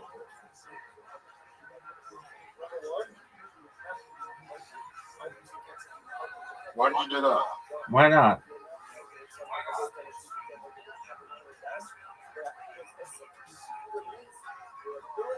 Best shot you ever seen. Let's see it.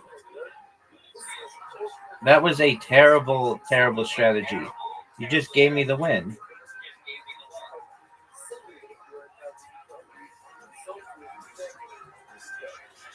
Allegedly. No, not allegedly. This is fact, baby. This is scientific fact. This is backed by double-blind, peer-reviewed studies. Oh, no. Zoot, stop. Stop the ball. Stop the ball, Zoot. Stop the ball. Stop the ball. I don't know if that's a bad shot. That's a bad shot. Hit my ball. Why would I go for a water bomb when you're already in terrible space? I mean, it's whatever you want to do.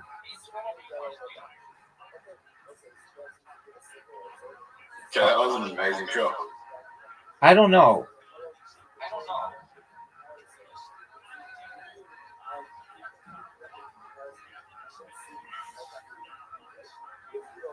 And you fucked up my amazing shot. Rabbi, how do you feel going in the tar? You don't have the skill to put me in the tar.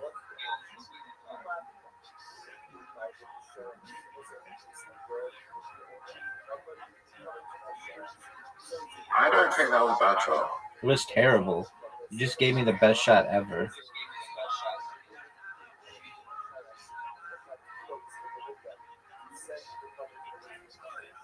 Ready for a win? You're gonna go in the water in the tar. Oh, that was incredibly close.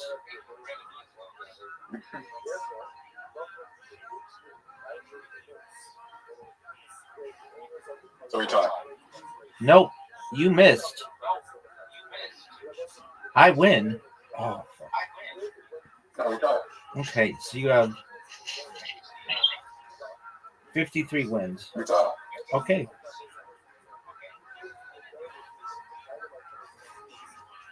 How many games do I have played? No, you've played way more than I have.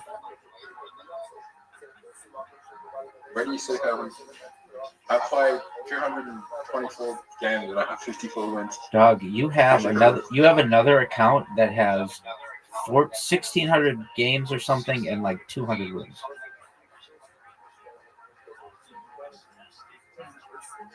Now I'm gonna Zoot, I'm just telling you right now, I'm gonna dominate you, and there's nothing you can do about it.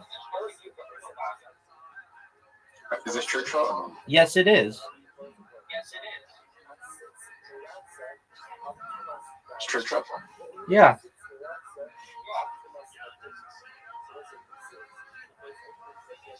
One, two, three. One. I have to do the worst fucking trick shot here. Just awful. Penalty.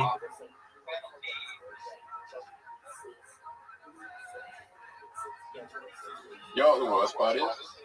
What's that, Zoot? The penalty was actually a trick shot. Okay.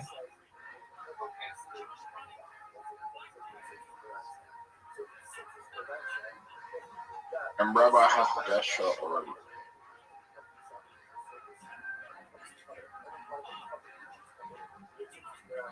So the goal here is to get the highest trick shot. So Yep. The goal is to get the highest trick shot score, son. what do you give this trick shot? A 0. That's the worst shot I've ever seen. That is not the worst shot I've ever seen. Maybe. It didn't scratch. There was no foul. But look at this shot. There was no foul. I made it incredibly difficult for you. Maybe the most difficult shot of your career. You made it easy. Difficult.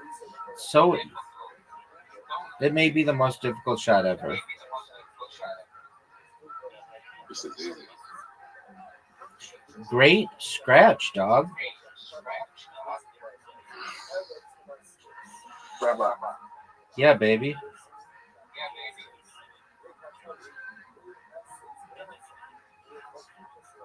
Are you serious?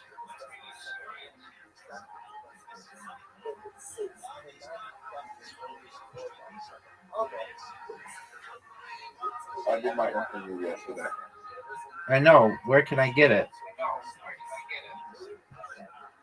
It's not going to be out till the end of March. Oh, okay. It takes that amount of time to... You're going to be the only person who watches it. I'm sure. Nobody else cares. But I might do reaction videos to it.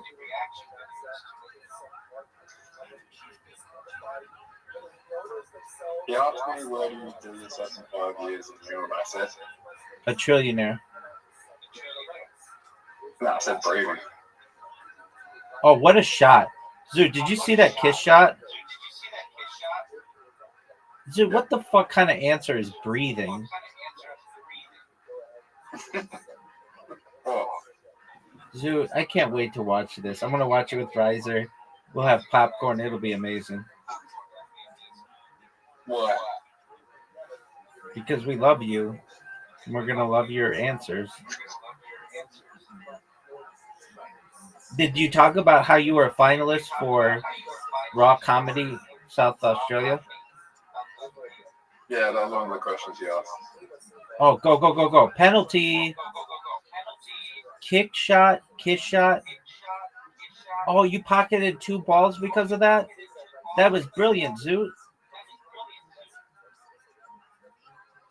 Terrible shot. Oh my Oh, God. wow. What a comeback. What a comeback is right. Dude, that was incredible. Dude, Let me scratch. look at this guy play.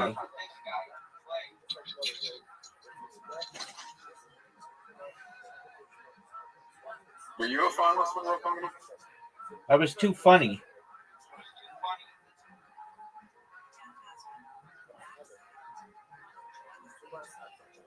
Look at this shot. I've gotten good at this stand-up. You're terrible at stand-up. Who said that? I did. Did you watch Kill Tony yesterday? Yep. Who was your favorite comedian?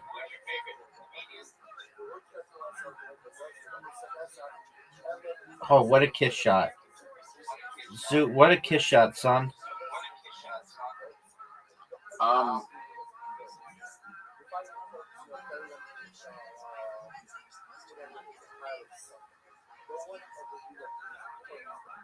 The fat guy. Zoot, everybody was skinny, actually. Oh, that was a great blind shot. Zoot, you lost. Yeah, but I got the best shot.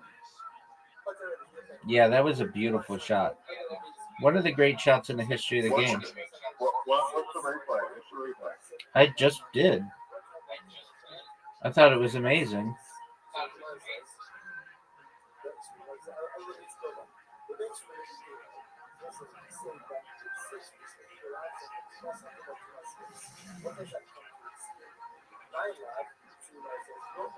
All right, Zoot.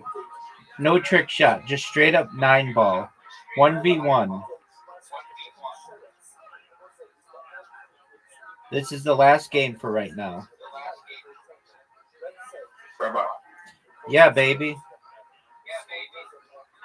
He also asked me what time period I would like to do it. And I said I'd like to freeze myself in 50 years and see if I'd still be funny in 50 years. You're not funny now.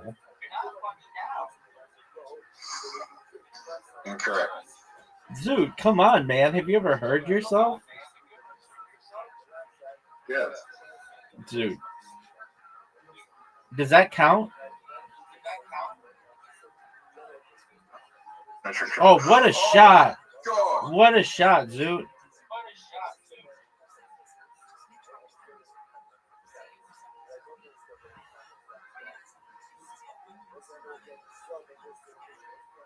Oh my fucking God.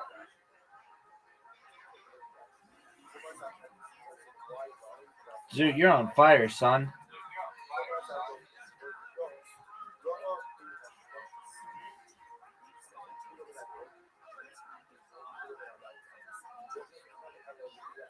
I wish we could have recorded that. Baby, it's all recorded.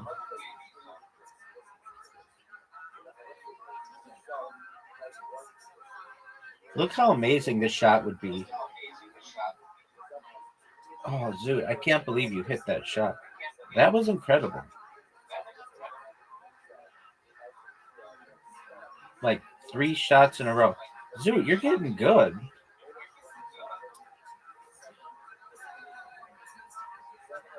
Okay, then. Well, then we go for 7. Dude, you might sweep the table.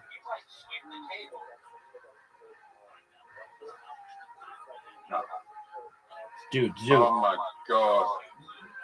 You Zoot. didn't get a single shot, did you? I got one and I missed. Oh my god. You know what the worst part is? I could still win. This is what I'm gonna think.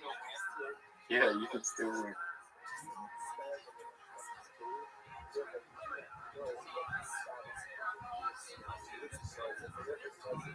Oh, And he wins. what a great round, Zoot. All right, we're leaving it at that, dude. You played amazingly. We're leaving it at that for now. That was incredible. You didn't get a single one. So win. That was amazing, Zoot. You didn't score a single goal. Baby, I scored them all.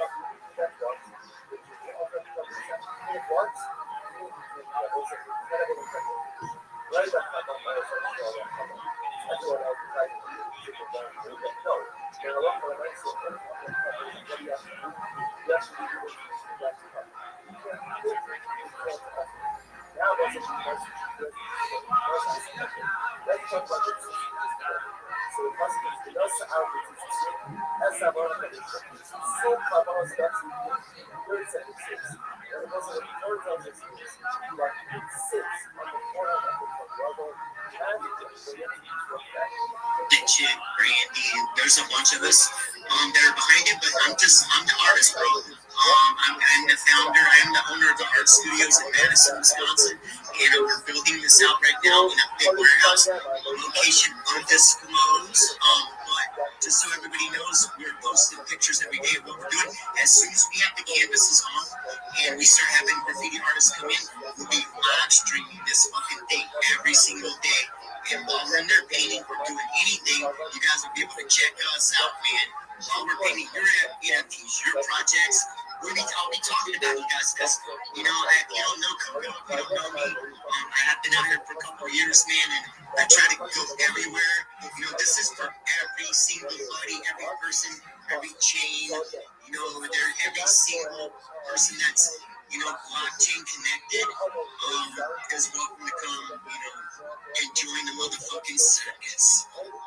So that's my shield, not really a shield. Because really, dude, what I'm actually getting to do is shout out all my motherfucking homies in the best way ever.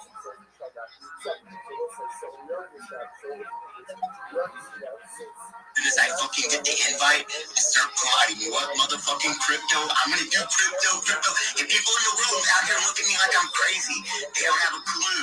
But the last time I did it, I did a huge 3 stories tall, like 30 feet wide, a Pepe verse, man. I've been an artist on the Pepe verse since it began, okay? And I'm just telling you, like, and so we did a Pepe verse, dude. It was so dope. And like, I had the whole community come out. We had DJs, we had food trucks, every homie I knew in the world that vendors. We had every person that walked by there, thousands of people. It was like the Willie Street Art Fest for the city of Madison, right? Huge deal. And it was cool. And I even had kids from like the school that they were autistic. We like shut down the music. We let them come and paint. It was like it's supposed to be up on the wall for a couple months, you know. It's kind of a big deal and all that. And guess what? We gave it to Pepe. He's like laying on his back in the middle of a cornfield with the Capitol behind him, and it says Pepe verse under. He's like laying on with a rainbow-colored Bruce Lee jumpsuit. You know, if you know what that is, if you know, you know. And so it was really cool. He's like laying on his back laughing. The next day, fucking one person, I got an email in the morning that one person complained that had something to do with that or a Nazi something or another. And like by the time I like got down to my wall and shit, like an hour, they already rolled over with white paint. The whole fucking thing. And I couldn't believe it, right? And I was like, damn, that's crazy. So I've always been trying to figure out this Web3 blockchain stuff. So at the end of this big deal, like what I'm here talking to you guys about is the mural in the Guinness Book and this and that, because it's a huge deal. But at the end of it, we're gonna mint this thing, okay? The whole thing in big fragments, right? And like we already have a bunch of offers. We're gonna take this whole mural around, and like people that mint pieces of it, like you'll own like that section of it. And as it moves and makes money, you know, that person will have like ownership of that. But more importantly to me in my life, okay, like we're showing a roadmap and a blueprint, and we're gonna provide a platform for graffiti artists out here in the world that don't know anything about any of this. They're gonna be able to just get a high digital fucking photo of their graffiti art, and we're gonna be able to take it on our platform, and we're gonna be able to absolutely map it and fucking let them mint it. And as soon as they do that, they'll get like an email back with a wallet. You know what I mean? And just so anybody else knows, like what's cool about this project is that, you know, it's going parabolic here at Web3 because it's really an ultimate shout out to every one of you guys. But more importantly to me, like it's I already have outposts like major graffiti painters or like influencers like in Australia, in the UK with the Unicorn Fart Dust, with a bunch of other blockchain people. But I have outposts in India, Japan, Australia already that are onboarding thousands of graffiti artists. And some of them are coming here to paint on this, just so you know, but they're onboarding them now because they're capturing their artwork already right now. And at the end of all this, it's only going to be a few months. This isn't like a 10-year project. Like, we're a few months out from like the finale.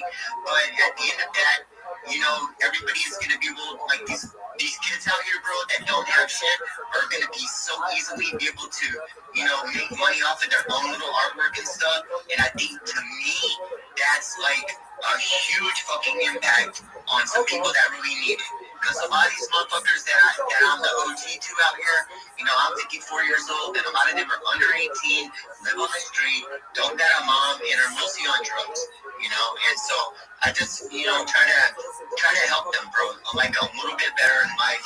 And I think that, like, at the end of all this big show and all this, I want everybody to know that it's coming back to that little good cause. That's what, my life's work is about. So yeah, that's my show. Not a show, whatever. But it's super happy. And you got me mad fool. I want to see this mural. I need a travel. I need a vacation. Can you hurry up and get it done so I can come over to the States and watch this shit? Because this sounds amazing, bro. I fucking love it. And you know, I love people. How can you bridge Web 3 and Web 2? This is the way. This is exactly how you do it, fam. Bring in the graffiti art to the blockchain and also the blockchain to graffiti art. I fucking love the idea. That sounds amazing, bro. Thank you, my friend. Thank you so much, man. It's my ultimate shout out to everybody out here. At the end of it, like if you've ever seen anything about me or know anything about me, I'm a little bit psycho. I'm a little bit crazy, but I'm very passionate about the people that I love out here, man. And I have so fucking many friends out here in Web3, bro. Moonsters up and down, lots of communities, these and that. A lot of them ain't even here anymore, bro. And they're still gonna give them a shout out on this call, And some of the people that were there that ain't here no more, we're still doing. You know what I mean? There might be a little secret wall machine because there's been some, scoundrels out there in the last couple of years. But this project's built on love. That's what I want everybody to know. It is for me, my dream come true, brother. From prison to this, I go in this warehouse every day, brother. In 5,000 square feet of canvas. I have lifts, scaffolding, it's wild, man. And but yeah, I'm excited to do it, dude. I love doing art, and I love surprising you guys out here with the shit that I do, And this one right here is gonna be a whopper for you guys because it'll be set up with augmented reality, dude. And hopefully, dude, I've been begging Apollo to help, have something to do with this, and I still hope that God, we can get him to have something to do with it, but if not, we'll have somebody else that will be coming in to do the AR setups for it, so it's still going to be dope, no matter what. But Apollo is the best out here, so just in case anybody wants to know, he's one of my heroes. I love what he does for kids. He's one of the dopest people out here, genuine artists. And he's next level, dude, of what he does, and so yeah, that's what I gotta say. And last thing I did want to say is that dude Kevin, or whatever his name was, that was up here, the figurine, bro. I love the way that he's doing the subscription because he's actually building up a community of supporters and artists, and that's unique and that's new. And I wrote his shit down right here. And I'm gonna fucking subscribe to him, stuff like that, because I think that's wicked cool.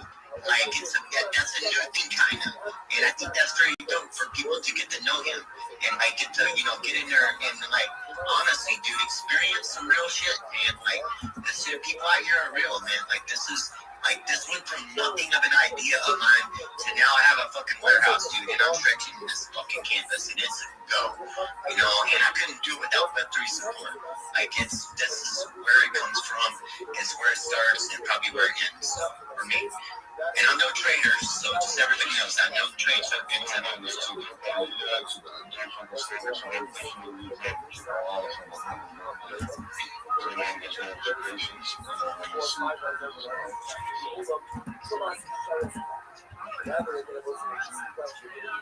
Rental and real life art is actually really showcase conversation, determine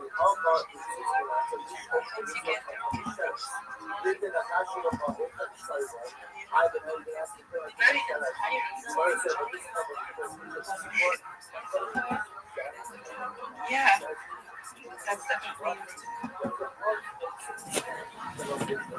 100% agree. Notifications turned on, and that goes for all of you down there. Turn notifications on for Coco, turn notifications on for Frenchie, turn notifications for everyone up on the speaker panel. Please, you enjoy what they've been talking about and what they're shilling. We are coming closer to the hour. Really appreciate that. Shill Coco, I am super excited. My notifications are for sure turned on. That is for sure, fam. We do have Emperor J Connect left also, and then we're gonna end the space with a shield from Rabbi Rothschild. And we also have Biggie please. We're gonna go Jay, then Biggie, and then Rabbi. I haven't heard from Rabbi in a while. I was still starting to forgot his shield before I could memorize it by myself.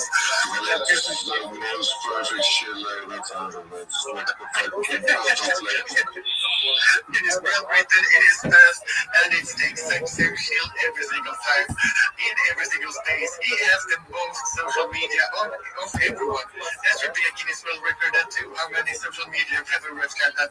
But let's go to Jay, then Biggie, and then Rabbi Fan. As you guys know, art is the utility. Art is the utility. You know what Coco was saying. Big shout out to Coco and everything he's doing. Big supporter. And yeah, I've never done a mural before. You gave me that. Your impulse, the mural that you created, and you shouted out myself and Stu and everyone that pretty much know in the space. No one's ever done that for me before. I can't say I don't think my name ran anywhere other than maybe a bathroom stall in high school. You read that to me, brother. You got me out there. So appreciate you, and I'm looking forward to what happens next.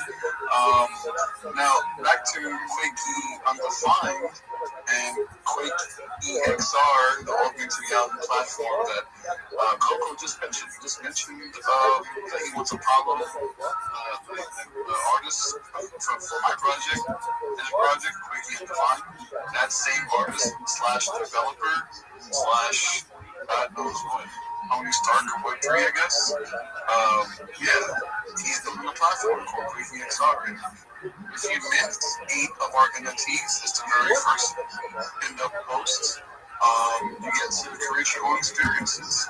You know, I think there's a lot to take in for some people that aren't used to like hearing or use cases for materiality other than necessarily like the art of an NFT convention, let's say, for instance. But there's a lot of other use cases. It's talked about as far as like eager reveals, wedding, birthday cards. It doesn't have to necessarily be for a project. It can be for anything that you want to put out there. I mentioned before that there is a restaurant owner / owner of like multiple kiosks in LA that are going to be using this type of technology. But again, you don't have to be an owner of a business, IRL, or an owner or even a founder of a Web3 project. It starts here in this crypto Twitter, because if you are a project owner and you are looking for a utility and you have some type of real world assets that you want to market, and this even have to be as far as like merchandise, like actual stuff. You can have a business card. It can be as simple as a business card. And that card that you decide to add augmented reality to, you can hand those out anywhere. You don't have to be at a freaking Web3 event.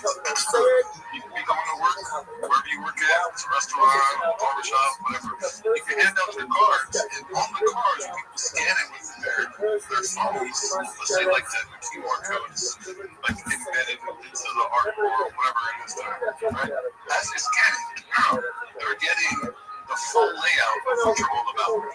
They're getting everything about Soul on Chain, everything about Full Bears. They scan it, they're getting all the different Magic Eden applications, all the podcast videos can pop up. The Full Bear can come out the screen, yelling and screaming or dancing with Trump on Soul NFT. Like, you can decide to do whatever you want to do with these cards.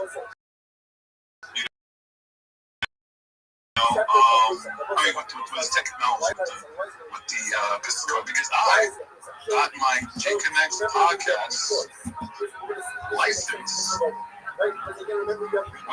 made by Apes, Boarding Yacht Club. So I'm on the actual director now. Not many people got approved on this directory. To my knowledge, thousands of people applied, like 400 people got approved, give or take. This was offered to me last summer, but I wanted to take my time with it, and I decided to follow the application, get it done, and I'm glad to say that now if I decide that I want to host an event out here in Connecticut, I have a group of people I can reach out to, and they're gonna hire me more than likely for the business because I'm part of that directorate and I have those connections on the other side, literally the other side. They don't have anything about metaverses, blockchain, waves. Yeah, so now I already had friends over there, but now I'm like, I'm in. You know what I mean? So why say that? Because whatever products I decide to put out are going to be with products or brands associated with within my own brand, like Heat on Their Eyes, for instance. I'm going to have support. And I already have support for all of you in here. So that's really going to bring everything else up from there. It's all about cross marketing when it comes to this space. The only way we can thrive and grow and build is if we talk about each other, not just in the space, in real life and in other spaces. So thank you for your time, Click. I don't want to take any more time than that. I just wanted to share and open up and broaden people's minds to think about use cases for World Victory. Now, is this a subscription-based platform? And if you do mint A, you can access that closed beta. And when we go public, you get 2 free month subscriptions for that platform. So, and we already have clients. We have a few projects like NFT Energy Drinks, the Lab Community, just to name one for now, or a few others. I want to name that one because the Labs on the first project, first project on chain. I know that's publicly said this, that us formed their whitelist for their project. And that was in the beginning of 2026.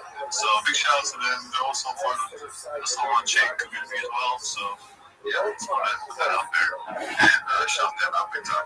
But yeah, thank you, Mike, for the opportunity to come up here and share my project. And thank you, C3, because you've been telling me for God knows how long, get on the space, Jay. Get on the space. You'll be happy today. You've been telling me forever. Get back on the spaces. Get back on the spaces. I did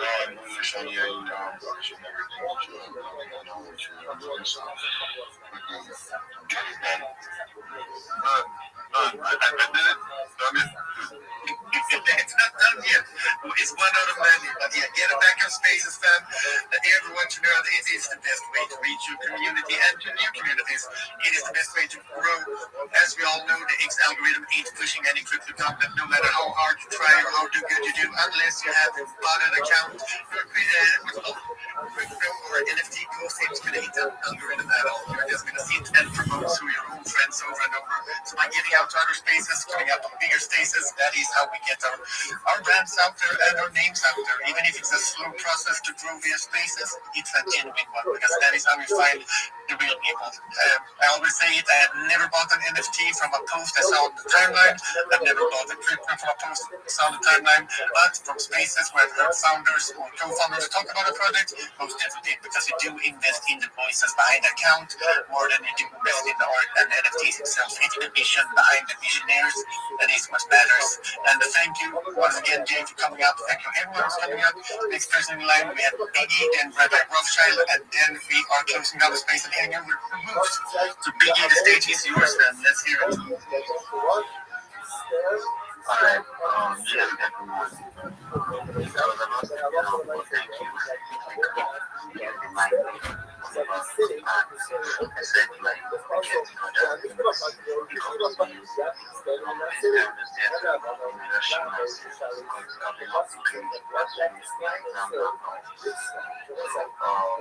thinking just started my journey with your content creation and also space. So I'm open to working with everybody, every founder, every day, and everybody that has voice right now, that has the vibe, that has the energy to create something, and also to make sure community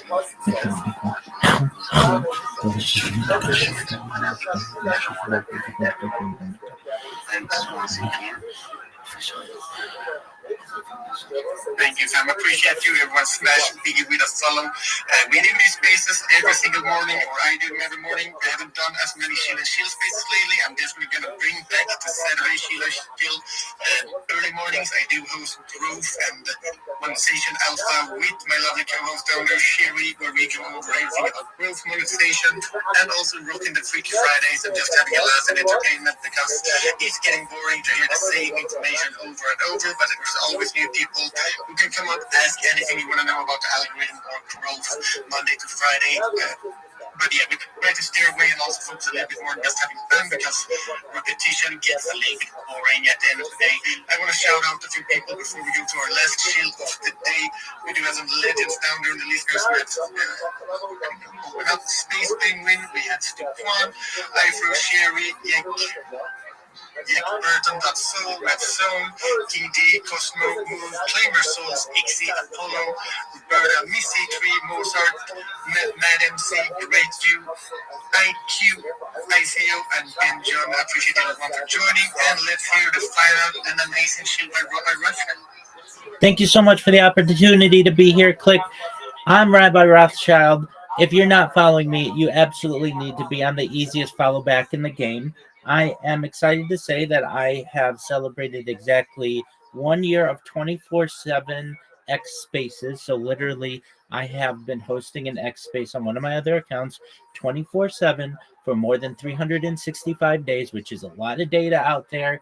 But what I think really makes it cool is that these are video X spaces. So I literally have an entire year of my life archived on the X platform.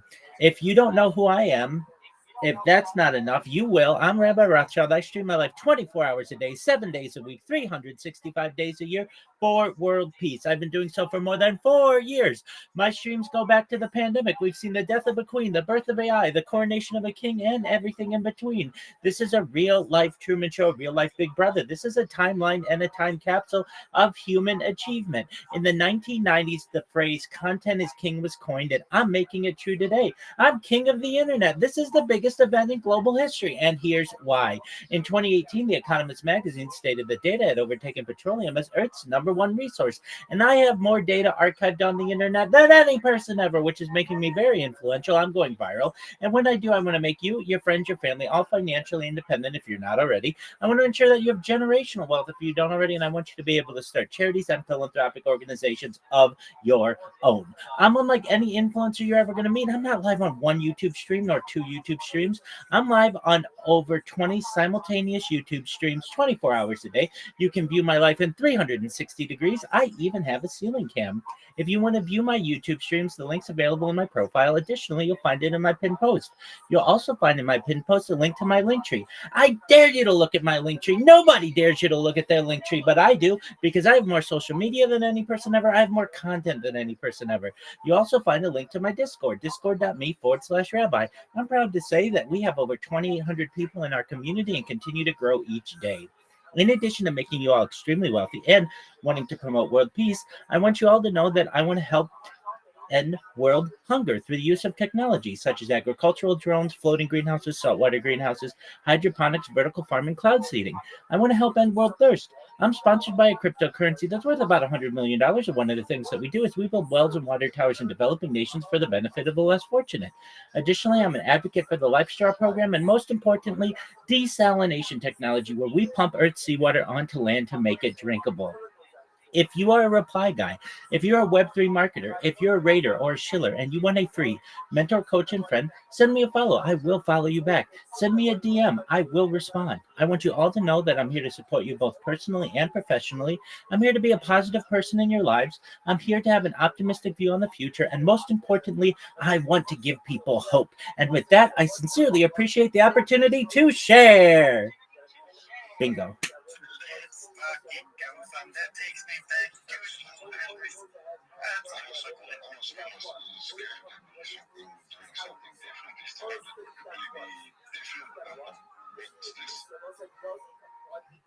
He's evolving, Sam. He's evolving, and it's getting longer and faster and better by every single day. Make sure you follow Rabbi Rothschild, or you are missing out, fam. I appreciate you as always, legend. That was the final shield for the day. I did forget to give Biggie his time to shine, so we're gonna go to Biggs. Do you have any closing words? And do you want to promote something before we go to C3 and become some space time?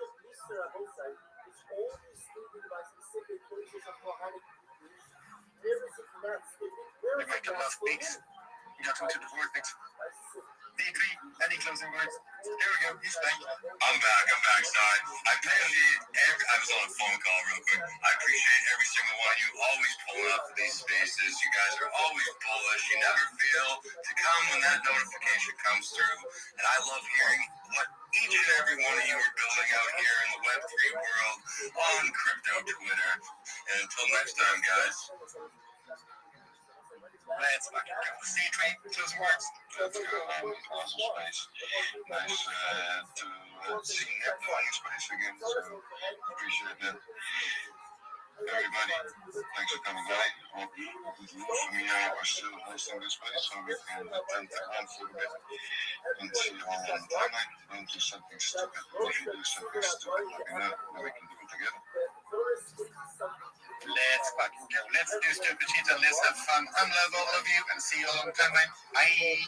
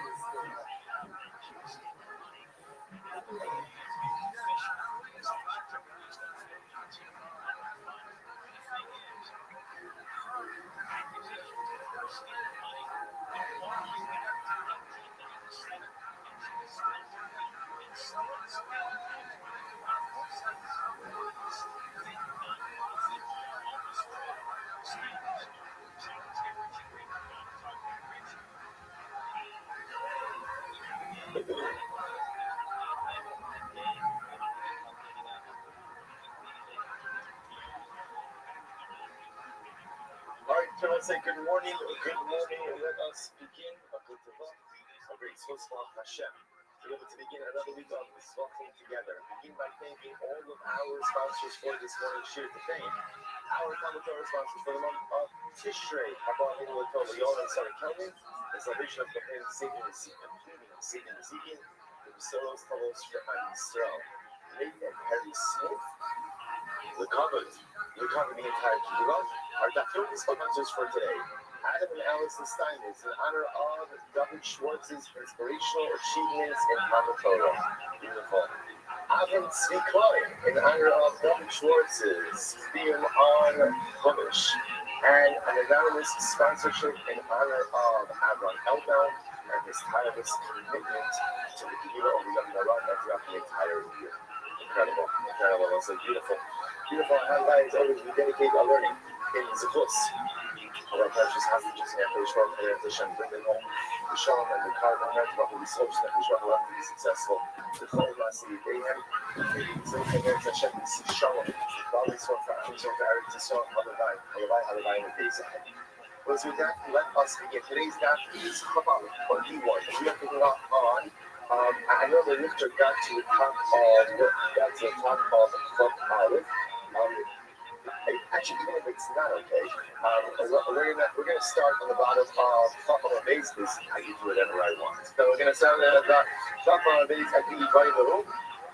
Just to go back, give us a little bit of a runway for the coming sugi. So we'll say so Yivayilu is 2, 4, 6, 8, 10, 12, 13 lines up from the bottom. So Yivayilu. So we'll say some really interesting sugis ahead of us today. Some fascinating Yivayilu. So Yivayilu. Tuma, now should Tuma the Kiddush that line. So we'll say, so here's the Shiva. What happens? So remember, our sugi is again, and our Kiddush that line. The Kohen has to sanctify his hands and feet. Okay, that we know. He has to do so from a kiyur or from some type of clean. Again, we'll get into that again. Hashem will end up today, beginning of tomorrow. So the Shiloh is like this. What happens if a Kohen keeps Kiddush that line? He's sanctified his hands and feet, but then he's being punished. So does that Puma, so to speak, the Kiddush that line and require him ultimately to re-sanctify? That the Shiloh. Rashi says over here, Struma, Hasakai Tamut to Yod of the Lord people coming by. Now, it's interesting. Rashi feels that the Havamim of the Gemara is that his hands became Tamei, not his body. Now, listen, remember again, generally that's not how Tumah works, right? Generally, you become Tumah, when you become Tamei, your whole body becomes Tamei. The only time that happens is in rabbinic Tumah. There are certain forms of rabbinic Tumah where only the hands become Tamei, the rest of the body remains as is. Okay, but then the Gemara asks, so the Shaila is a Kohen, so again, Kohen, Kiddush Rabbi, he sanctified hands and feet. He then became Tamei. Now the Shaila is doesn't have to re-sanctify afterwards. Now Shatola Kiddush Rabbi. In principle, on one hand, you could say you'd seal the pasta. Now, listen, remember again, we established in yesterday that what happens if the Kohen leaves the pieces of the Beis Hamikdash? What's the halacha? The halacha is he need not to re-sanctify upon re-entry as long as what? There is no hasachadas. As long as there is no lapse of awareness, even if he leaves the pieces of the Beis Hamikdash, he does not need another Kiddush line. Well, I can say that's because the Gabra caused it. That's because even when he leaves the Beis Hamikdash, he is still in a personalistic state of readiness for Avon. In other words, there's nothing that precludes him in doing Yavodah. Therefore, his Kiddush line ultimately remains.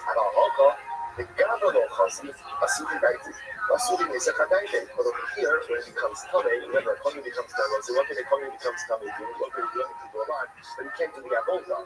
So perhaps since his Torah precludes him from doing the Avodah, therefore, by definition, that negates his Kiddush Rabbi, and he has to be sanctified. Odoma, or we can say, even the other Chazit, don't label him as a Friday. Or maybe not. Maybe since at the end of the day, he's calling us, even if he's coming now, and we'll say, what happens if we're coming? What happens when you're coming? What happens when you're coming? Right? You become tired, right? Because even though I'm coming right now, at the end of the day, I know that I can become tired. I'll say, is that not the most important piece of information in all of life? Right? That even if I am Tamei, I can become tired. That is the guiding right piece of information for personalistic success. Because if when a person becomes Tamei, they think that once Tamei, always Tamei, there's no hope for the future, there's never any hope for Tshuva. But if when I become Tamei, I know that one day, somehow, some way, I will become tired and fusing ultimately again to lift myself back up. So again, when the Kohen becomes Tamei, he knows that one day he's going to become tired, and therefore again, he does not have a lapse of awareness. So that's the Shaila on say. Kohen and Kiddush Rabbi, he then becomes Tamei.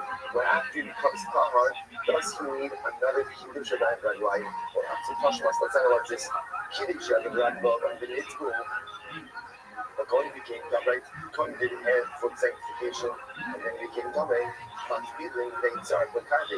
So ultimately, again, he goes ahead and he goes to the Mikvah, and he does not need to be sanctified. But this also says seems to be pretty explicit. To which the Gemara says, no. The Gemara says, no. The kids would just his hands become Tamei. That's not our Shaila. In other words, if his hands just become Tamei, you know that once he becomes Tahar, he needs that to be sanctified, right? Because again, it's a very limited, lesser form of Torah, and therefore, once his hand of Torah goes away, as long as there is no Hesed-Hadas, right? Unless it's very important. The Shaila only comes up in the case where he calls it Kiddush Rabbi, maintained awareness, became Tamei, still maintained awareness, now he's Tahar. So plus you have to be sanctified. So the Gemara says this is very interesting. If it's just his hands that became Kohen, everyone will agree that as long as there is no Hesed Hadas, need is not to be sanctified upon becoming Tahor. What's the Shiloh? Keep coming by Lord. Nitma Kol Kufo. It's your full body Tumah. That's the Shiloh. Your full body Tumah. So the Gemara says, 1 second. Kol Kufo, Keiko play, Keiko dividing the other kind of Shemesh, Asufi, except that day. Everyone's in the what's the point becomes a full body Tumah? Then the nice, again, certainly has to be sanctified. Why? They say generally, full body Tumah is always going to require what? A passage of time. Sometime, remember again, I will say, how do you rectify hand Tumah? Rectify hand Tumah? Right? Wash your hands, immerse your hands, and it's chip chop. Right? In other words, you rectify it immediately. The full body Tumah requires at least head of chest. Right? You're going to have to wait until nightfall. So because of that, anytime that there's a mandated passage of time, the assumption is that there's Hesed Hadas, it's going to be a lapse of awareness. To which the Gemara says, no, if you don't, it means some of the Shkia Sahana. He's talking about a case where it's in between color right before Shkia. Right before Shkia, right before sunset. That's the case we'll say. So just to give you like a simple case, Kohen did Kiddush Rabbi, right before the Kiddush, did Kiddush Rabbi. Then what happened? He touched the Sharets. What happens when you touch the Sharets? You talk about what kind of Tumah? Full body Tumah. He goes to the mikvah, and ultimately again now I'm not going to just for sunset. But again, this all happens right before sunset. Right before sunset. So therefore, there's no real time delay. No time delay. So the Gemara says. What's the case? With Kashmir, that's a very interesting case. Hold on. If you have a real sin on the Kaddish, Sharets before. You know what I'm saying? So let's say it's very interesting case of here. So I'm going to Paraduma. Let's say it's interesting this Paraduma has come up already in a number of times. Paraduma is very unique. Why is it unique? Because on one hand, you have to assume that Paraduma is a carbon. So it's the problem. It's not a carbon. Why is it a carbon? Why not? It's sucked down outside of the basic push. So then again, Marty last week told us they actually Paraduma has the same thing with Kashik and the Kadais, the financial sector. That actually physical sector. But again, we're going to see again Paraduma is treated as a form of Avodah. So watch this. It's very interesting. So let me get rid of Yossi on there. The Kaddish with the Sharets before Yossi. So what do you call it? Kohen does sanctification of hands and feet inside of the Mizrach Bush, and then he leaves. Like you become the number again. Paraduma is done outside of the Mizrach Bush. But Yom says, Afibur Bachutz, Afibur B'Tichol, Afibur B'Kiva Shateres. Now Yom says, Kohen does require sanctification of his hands and feet. But number one, it can be done outside of the Mizrach Bush. Number two, it does not require Shari's surface pencil. And number three, you can even use like a basic earthenware vessel. So they're agreeing that you do require sanctification of hands and feet, but ultimately, again, disagree in that the kind of Kama holds, or the Rabbi Yosef holds, that Allah for myself, you need to be a formal Kiddush Rabbi inside of the Mizrach Bush with a Kisharis. As Rabbi Yochanan says, outside, not a few Sharis, even a basic earthenware utensils. What's a Kama Kapara? 21A. The Hapara, the Tamid, the Kaname. That's what I say, this is one of the most fascinating things about Paraduma. They're going to say, who did Paraduma? They're not going to do Paraduma only with a Tvulio. A Kohen was a Tvulio, which means that they were in the Kane the Kohen, purposely in Kane the Kohen, have it immersed in the mikvah, right? But remember, again, it's how we remember the people until nightfall. So Paraduma was only done by a Tvulio. Besides this, that we'll see what is doing this time. The Kane the Kohen, will not be it also. So they would go ahead and they would purposely come in when Kohen was doing the Paraduma, and then the whole process. Go ahead and, I'm sorry, we're going to have it. The boxing organization that always does that ruins it by half of its like amount. Yeah, where I'm like, I watched 7 hours of music. Here's fucking Here's the game. Before the main event, here's 30 minutes of the game. Dude, that night, it was, what was it? Was that Francis versus, what's his name? Tyson. Like, I feel like I waited 7 hours for that fight to happen. Pacing's atrocious. It was the UFC trumps all of it. Yeah. They don't fuck around.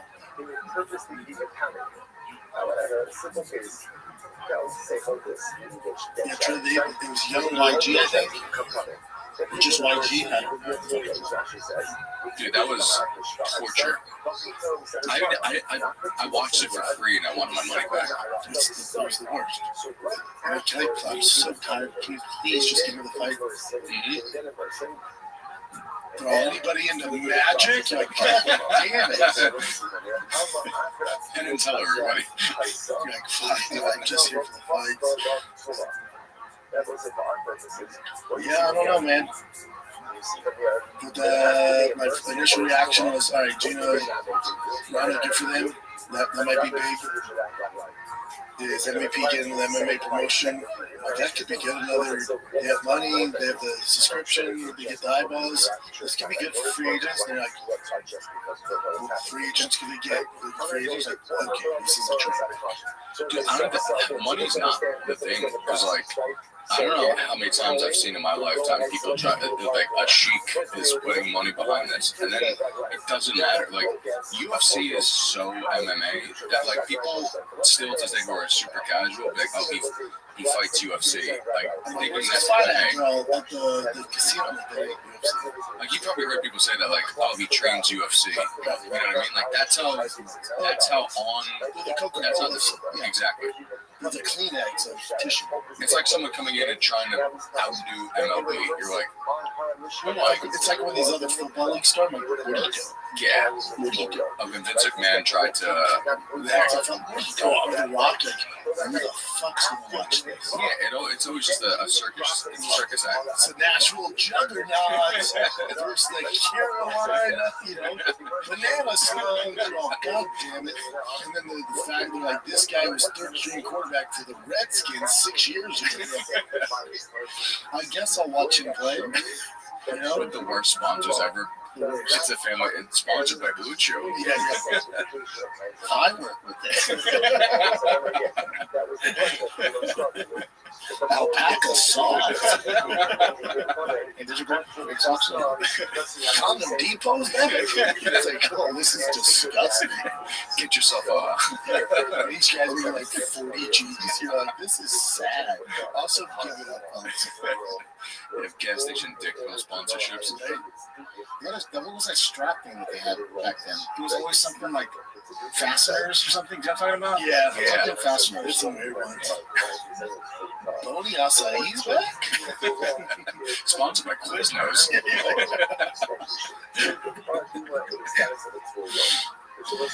I don't know, man, but good for those girls, man. Yeah. I think it's doing well. Not doing come close to the White House card.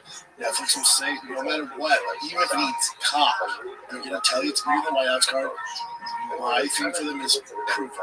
Yeah, show stature numbers. They won't. Same way they don't show Joe Rogan or Dave Chappelle actual numbers because it gives them leverage to negotiate on their next special. Well, did you see what the lawsuit that Netflix had? I think it was like during the writer's strike, they had to release a lot of the numbers. And when you saw how many views specials were getting, like the top tier comedy specials had like 8 million views in total, and like their maximum watch time was like 20 minutes for 22 minutes. Yeah, and I'm like, even the biggest stars in comedy who are getting these Netflix specials are reaching like something like you make a really far-reached Instagram reel. Yeah. Like you're like, oh, this is a pretty viral reel. Yeah. You know, it's wild, and that's like the top level of it. And Sirius did it too. Like you, like Sirius XM, like. Howard Stern never got his numbers. Mm-hmm. Like Jim Norton, when he was on there, he asked the Big J, they will never give him numbers. Yeah. It's like illegal. Yeah, because you have no place to negotiate from. That's why they do it. Mm-hmm. And again, they have all this backing, all this money. So they're going to tell you, again, I can guarantee you that this fight happens. They're going to tell us that it's bigger than the White House. And I'm telling you, that's complete crock of shit. It's not real. Yeah, it's not good. There's not going to be a bigger fighting event in the next, what, Ever. 4 or 5 years at least. It will never happen again. My thing is, listen, I love Jake and MVP.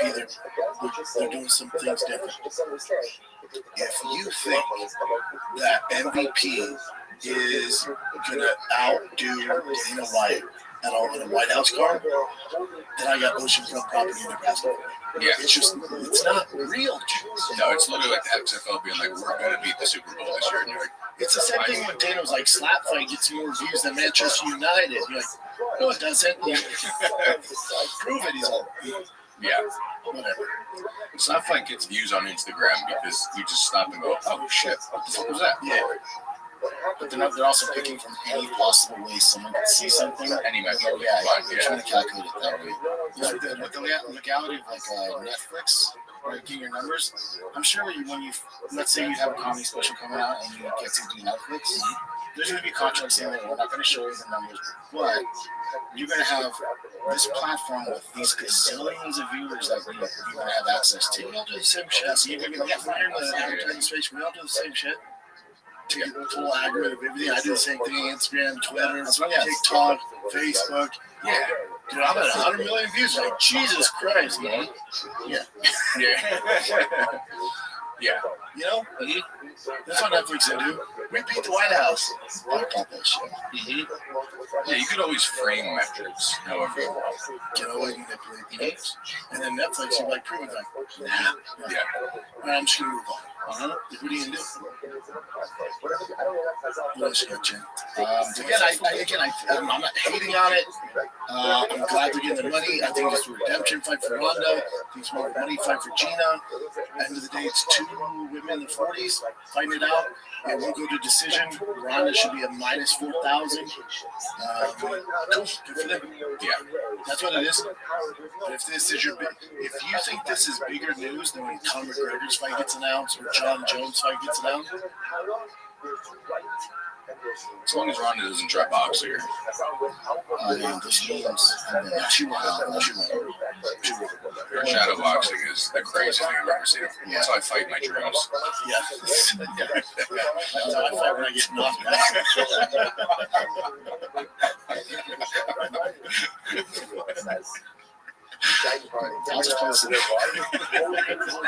And I saw a video of Gina Carano giving an interview, and she didn't look good.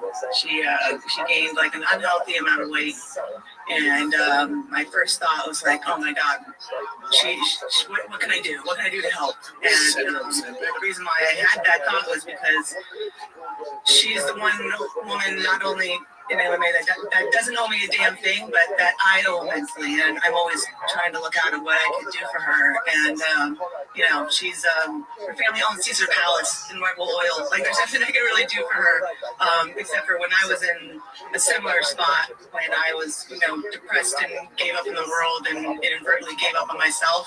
What I needed was a goal and something to reignite my passion again. And I always said that Gina is the one person I'd come back to fight for. And I thought, like she needs this. She needs this fight. And more than I thought about it, I was like, what? I need this. I really need this fight. And I reached out to Dana and asked him if he would be interested in it. And it didn't exactly work out with the UFC, but it led us to here today. Dude, didn't that seem like, like when a girl's trying to diss a girl but try and seem nice about it? Like, that was her way of being like, why did she say she's fat? You know what I mean? Like that's how girls like, no, like, you're fit, but like that dress looks good on you. Like, that's what she's doing right now. Like, she tried to like make it look a compliment, but she's like, I saw how fat and sad she was, and I was like, how could I help? Gina sees this, Jesus Christ. She's like, she's rich, but she's so fat and sad. Like, she might be rich, but she's fat and sad, and I couldn't have. That's how girls disguise is a mean thing to say as a compliment. Again, Rhonda's a savage. She's like that Kobe Bryant mentality. She's a savage. Yeah. For her, she's having restraint right now, trying to like, I'm gonna rip her fucking head. This isn't gonna be a fight. Yeah. I'm just fucking doing it because I want to do it. I'm gonna fuck this girl. That's what she wants to say. But she's going, yeah, she could use it. You know, she's fat and lazy right now. I mean, why'd you even mention how fat she is? That's great, dude. That's like when a girl sees another girl that's fat, and like she's like, "No, that dress looks so good on you." And as soon as she walks in, she's like, yeah. That's when I think she was like the largest around here. Still cute, but she meant to look like her on Patrick Bet David. Yeah, I mean, is this real though? I kind of feel like this is messed up.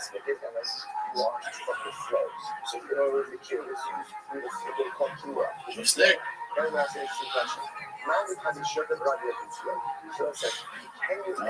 Yeah, she's pretty good. Patrick Bet David was like, what? Oh, we were looking for Gina Carano. We were up for a question before we can hold this stuff. What happened? That's where I'm like, why is there a snowman in that chair? I'm sorry, Phil.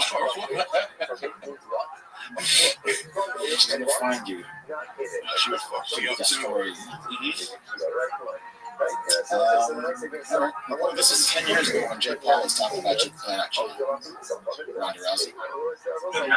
Get back to the UFC. Ronda, if you ever watch my videos, I will find you and put it on video. I actually used to do MMA. I know you probably would be, but hey, it's a really good video. So Ronda, if you're out there, let's fight. Sarah Kirby in person. Like your biggest fan. Yeah, like started doing some judo because you inspired us. Very cool. Thank you. Ronda Rousey is. Get him. We actually like tried judo one time in the basement. That's basically what he said. Me and my brother looked up like judo moves on YouTube and tried them on each other because of it. Yeah. You said we actually did some judo. Isn't Jake wrestle too, right? Jake wrestle is just Logan. Just his brother? Yeah. Just his brother. I might be wrong. So it's might be Zesty. Zesty's my new favorite word right now. Yeah. Yeah, Zesty's fucking how you call it. Dude, I will say Jake Paul's come a long way from like the level of hateable he was then to the type of hateable he is now. Like he's learned how to actually use it in a way to sell. But he actually seems like fine. Like he seems like no. Is he? Yeah, he's good. Like he seems like now he knows how people feel about him back then, so he uses that as like. But he doesn't seem like a bad guy at all when you actually like watching him cry on the Olympics for his girl. That was awesome. People were trying to hate on him for that. I'm like, dude, this girl just broke his world record. Let him be happy. So this competition, like, he was a state qualifier ultra in Ohio, which is going to be Ohio's really good wrestling. Did he wrestle for 4 years? State qualifier.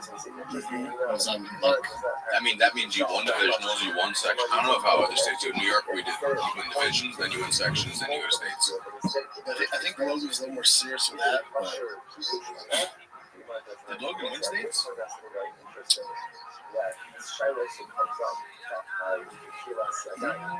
I think he won his states. I don't know why I thought Logan was California. No, this is where Ohio was. It was not high school types. But 50 states in Ohio is still great. Yeah, he's pretty fucking good. Like being fifth in Ohio is like a big deal. That'd be like winning and like most other states. Ohio's great, yeah, great wrestling. Outside of like the Northeast, and I guess California's a good state too. But California's really good. Yeah. Iowa's good. California's good. As far as high school, I think it goes Pennsylvania. This is my opinion. Pennsylvania and New Jersey are always dead, are really close. Then you put Ohio, Iowa, Iowa, New York, Yeah. and then maybe California. California. California and New York are both like Similar. top dogs. Could be top 5, but it's arguable who's going to go into it. Yeah. Because both New York and California had just monsters come out of there. California's in New York similar to baseball. Yeah. The California guys swim similar to baseball. They have so many good players out California. New York's good too. Yeah. Really good. Yeah, California just man. When you watch MLB, I can really go through like Cali. There's so many. They have more MLB players than the other state. New York is a good basketball state. Yeah. But baseball's up there too. It's just the Northeast just breeds good wrestlers, and I think the reason why is because unlike other places that have like nice weather all year round, like you can go out and do football all year round when you're in the South. Yeah. But with Northeast, you're like, I'm stuck inside. I have to do it stuck Yeah, you inside. can't do it year round. Like Texas does year round football, baseball. California year round baseball. Florida year round baseball. It's hard to wrestle all year round when you live in one of these hot states. Like you want to be in South Florida wrestling in the wrestling room in the summer. Okay. So there's been a series of things that's been going on. This kid gets stopped twice because didn't Tiki stop him too? Oh, This is all within 24 or 48 hours. Do you think it's a bit? Remember that first time? Yeah, but is it a bit to get views? I think so now. Before, when I saw that, this is the first thing we saw, right? Was it on the first shop show with Larry Wheels snapped him? I was actually the wheel. So what happened was that kid, he's a streamer. Larry's also streaming too. I guess he's like Larry Wheels is a bodybuilder. Yeah, he's like a power builder, they would call it. He's super aesthetic, but he also puts up insane weight. Okay, and that's his wife. And like I will say, I don't know if it's for the stream, but like I've seen so many clips of like her will say something that pisses him off, like, oh, that guy's hot, and like Larry Wheels get upset, and then like I don't know if this guy's going with that narrative, and he's like basically in front of Larry Wheels hitting on his wife, and like, oh, she's open game. Oh damn, let me see, Chip. Apparently this guy has a box. I hate that I know this. I hate that I know this. I am chronically online. So it'll show you a little bit more context. He like killed hard. Is this after the slap he hit her? This is before.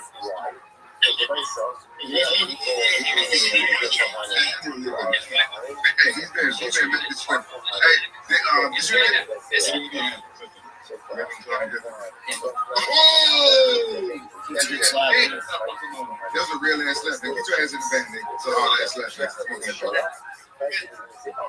He jumped the end of the box now.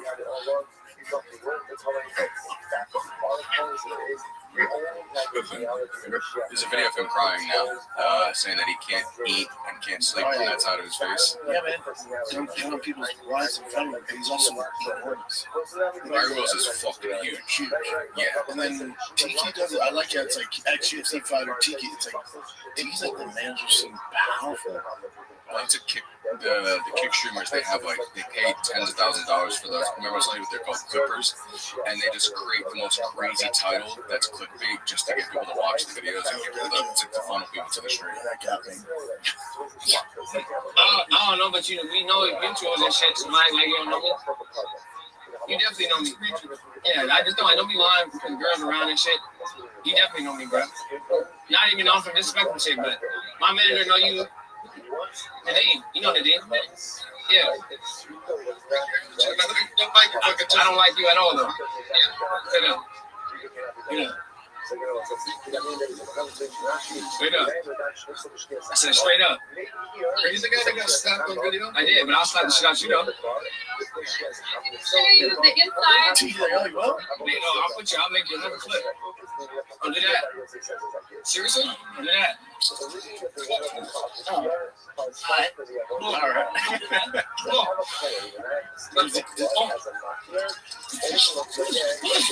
Was he trying to fight Tiki? Who's the cameraman?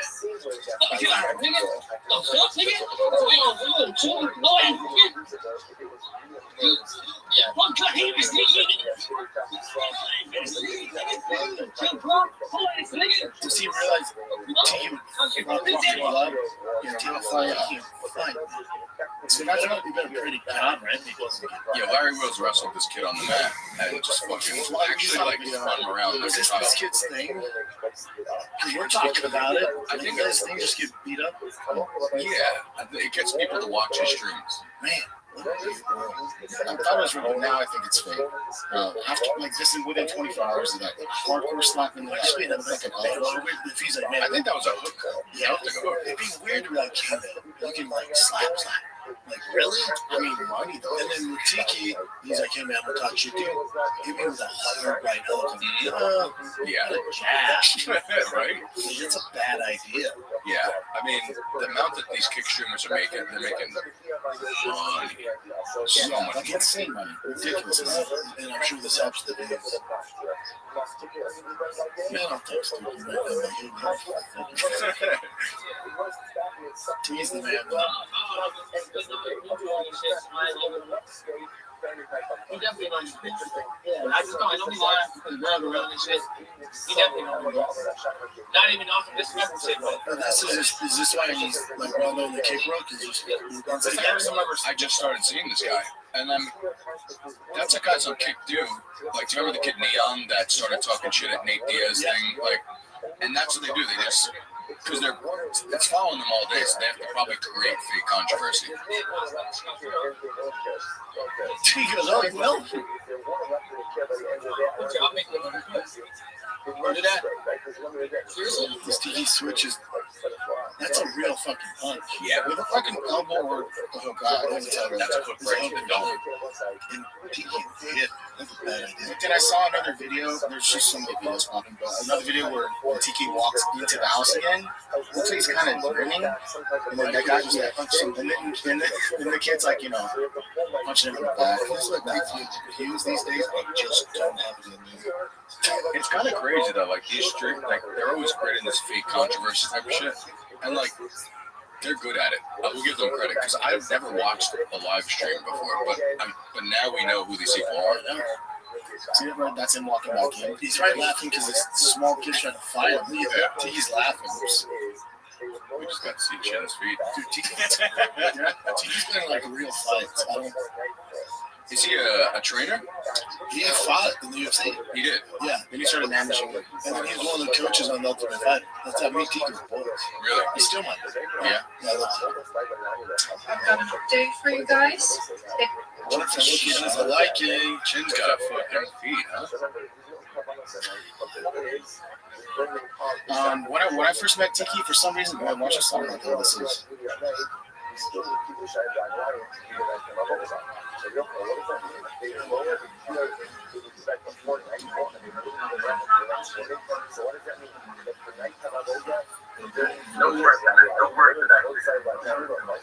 That's Icy Mike. That's his manager. What's that? Yeah, he said no work tonight. That's his manager, Icy Mike. I'll say this about Kimbo. He was in the wrong era because if he was around while BKFC was a thing, he'd be up. Yeah. That kind of personality. But could you imagine him in BKFC? Oh, that's the greatest. Is it? She's a hateable guy.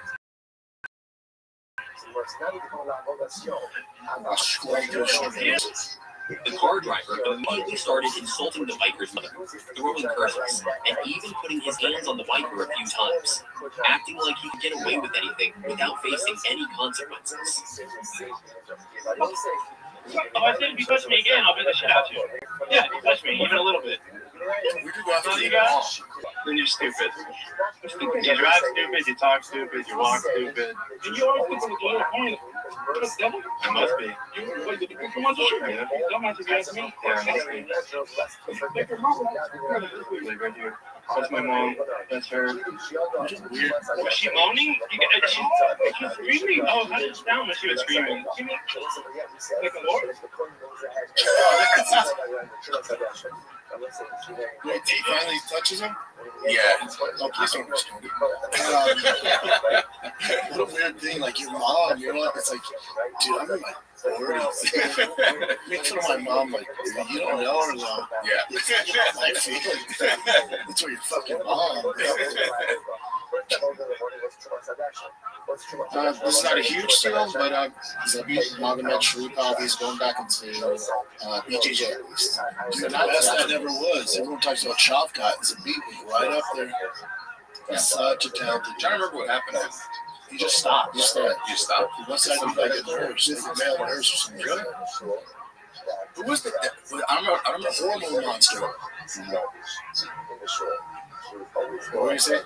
There was a, I don't know if it was a Dagestani fighter. It was definitely in the region where he was like one of the top rising and then just got cut from UFC. I forgot. Oh, he was a 125er. Yeah. They'll bring him back. You think so? Yeah. Okay, this is also kind of unrelated, but not really. We're done for a hot second, though. Yeah, this time apparently this is for real because his stomach issues just will not go away. So he's done for competition. And what do you think of this? Game Bread FC, which is bare knuckle MMA.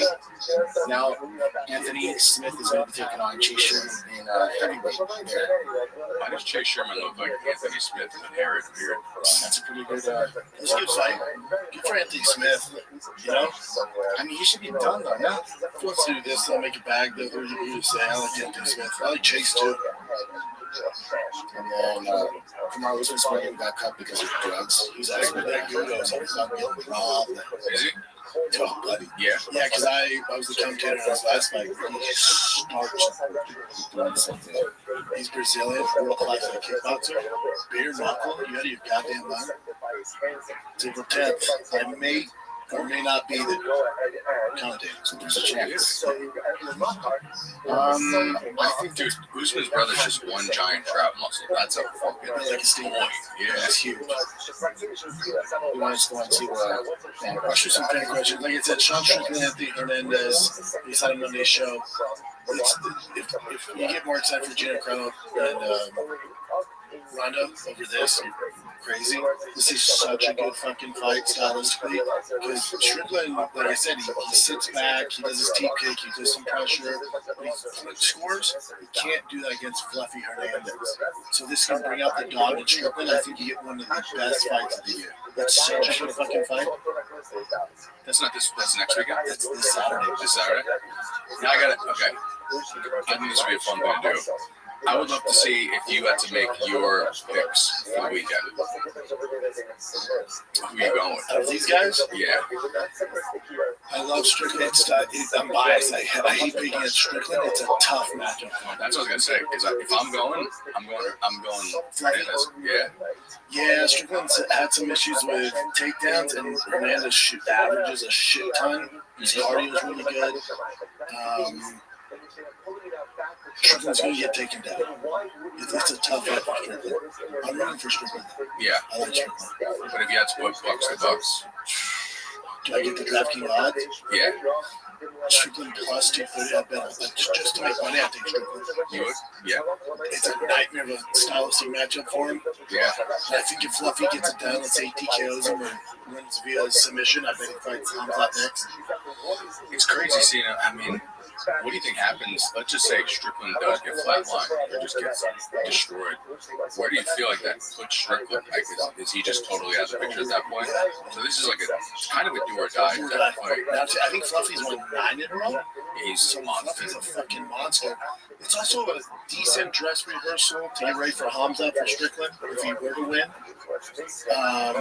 Now, Strickland said Fluffy's a better wrestler than Hamzat, which is not correct. Yeah. But, I don't know, man. See how it does. It's a good dress rehearsal for him before you're going to fight Hamzat, but they didn't. Yeah, I do. 8 in a row? At middleweight is wild. Who's his first dude? Minute 30, or that's 2020. That's what Kevin Holland's on. Yeah, Fluffy's a fucking problem, man. It's weird going back and watching old Strickland fights. Like, he fought Kamaru Usman. Like, that was like a whole different guy back then. Yeah, I like it. He's like the modern day Don. Like, he tries to be modern day Don Fry, but the difference is Don Fry went in there and just like. The knock on Strickland is he's just not a finisher. That's like when he had Izzy, he had Izzy rocked, but he couldn't. He just doesn't. But then you watch him in training. Granted, he is fighting different guys. Some of their influence or stuff. He's just working. It's like, dude, get out of there. Yeah, he goes slugging. No, he just needs to bring that out. Split decision, Paul Costa. Obviously lost double decisions to Krikis. Izzy decision. He fights like he's sparring and spars like he's fighting. Correct. It involves a good win. Decision.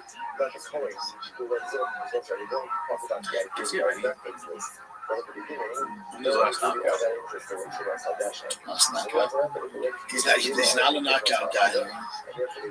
He's not a heavy-handed guy. He's a volume pressure guy. Yeah, he'll teeth kick you with that. Now, Strickland's antics and what he does outside that is why he's in this movie. Granted, he's super talented, but got some good promos, good for the press conference. Do you remember when he fought Dricus? And in my opinion, I thought he outscored Dricus. But at the end of the fight, Sean looked like he went through a car accident, and Dricus was like, "Yeah, I thought Strickland won the first time." Yeah, me too. The first one, I thought it was all John. To me, it was sketchy when Dricus won the first one. Yeah, but again, also Strickland's been a main event fight, I think 5 times. This is the first time he's fighting snakes. Really? Yeah, dude. Look at all his fights. He's fought in Canada, he's fought in Australia. He's American. He's a fucking American pie. I know. You sent him to the press conference, and he's great in the press conferences. It's a roller coaster. Yeah, look at his fights. Sydney, Australia. He was in the main event at 302, so that doesn't count. The main event, Toronto, Sydney, Australia. Weird to see him beat Alba Costa. That's so weird to me. I don't know what that is. I bet on Paul on that one. I really thought he had it. Yeah, split. Yeah, whenever he's the big dog, main event. He doesn't really fight in the United States. He's a good underdog, too. That's what I'm saying. I thought him at a plus 230. Because I thought when he was fighting Izzy, I thought they'd feed him to the Sharks. And then he just came out of nowhere. Like when he first got that first, he was like drinking the day before, some shit. He was like going through the motions. But still, good little. All right, give me some back question. I want to see what Jeff Neal. Yeah. How do you feel about that one? Did you hear him talking about how he's like first time sober? Yeah. Shit. Yeah. I think about the damage he did being all wild. That's what I'm saying. I'm like, I might put my money on him just because I'm like, this is the first time he's coming clear headed. Yep. Now we're at Dick's Roadhouse in one of my favorite restaurants. This is Bitman TV, Bitman _TV_. Let's see what we got. Hello, brother, coming from England, London. Firstly, your show is awesome. Been watching it since below the belt days. Thank you, dude. Also, I got a channel coming I would like to interview sometime. I can figure it out. My question: how do you feel you have fared against JDS or Kane in your prime? At this point, Joe Rogan. I actually feel you could have won the fights. To MMA, anything can happen. Look at JDS versus Kane. I think I would have done better than Rogan thinks. Kane in his prime is a tough one, but definitely Rogan never to defend Rogan. Like he only saw me when I was actually fighting. He never saw me in training. He never saw me compete at University of Northern Colorado wrestling. How I did against top tier wrestlers. So from his perspective, it's like, oh yeah, he's just striking with guys. And he didn't know. He's never seen me really do jiu-jitsu. So, but better than I think Rogan. Do you put them in the same tier, JDS and Kane? Because I feel like this might be arguable. Is that a Kane prime is like that's my I truly think probably the best. Yeah, like no injuries. And JDS is great, but like JDS is great, and obviously JDS beat him on Fox and whatever 14, 16 seconds, but Kane was super hard. She did find it right. The UFC kind of forces it. That's why I say prime Kane, because prime Kane beats everybody. Yeah. Drew, URB, we can't see the rest. What up, Shab? If you were in Dana White's shoes, what would be some changes you'd like to do in the UFC? He's doing a pretty damn good job. I definitely have more passion for the business. You know, for him, I think he's so busy, he's kind of almost callous to it, you know? So I definitely give more love to the fighters. I don't think he's very good at that.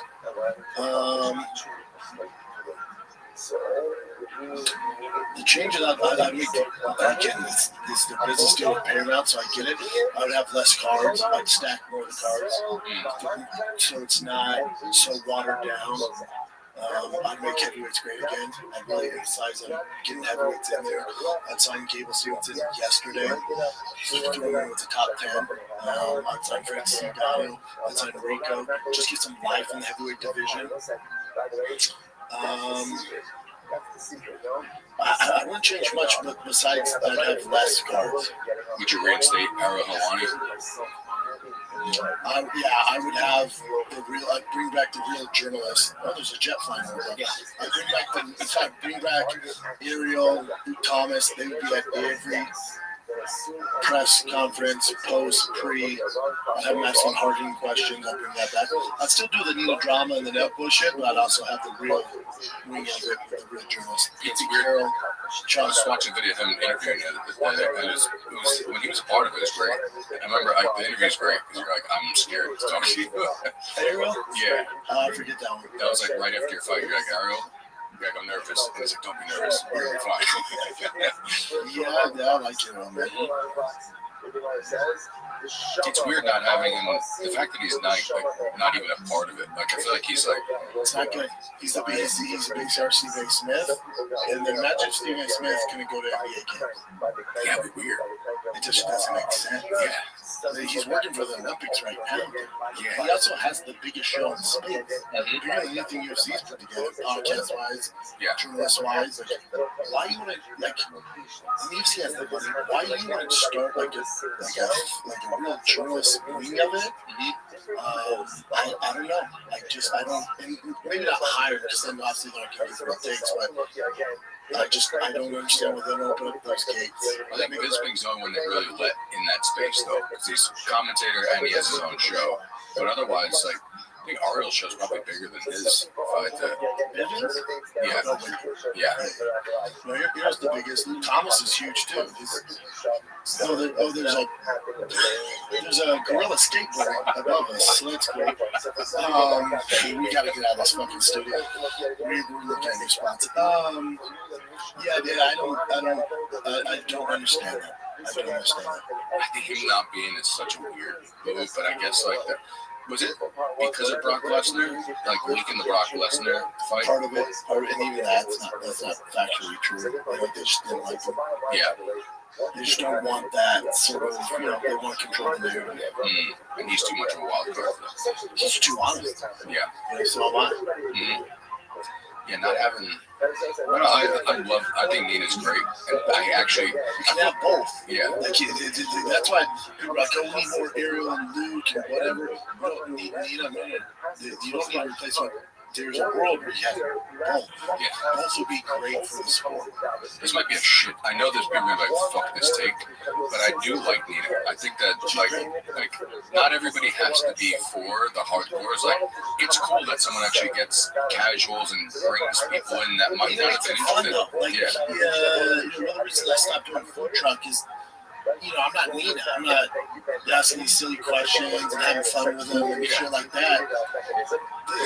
Bill, what up, Biggie? How you living? Ariel doesn't bring that out. No, it doesn't. I don't. Like Chuck doesn't. How's your day been? Well, hello, emotional, good, bad, so crucial. Thank God. Excellent, absolutely.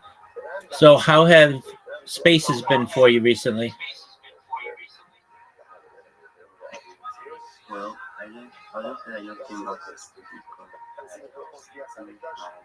thankfulness about the different experience to together. Okay, very well. Start time to come back to yesterday. Okay. Well, I'm always live in here if you ever want to connect.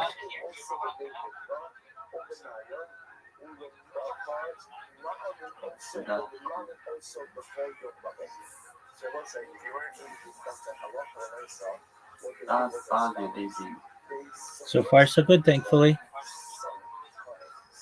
Just making content.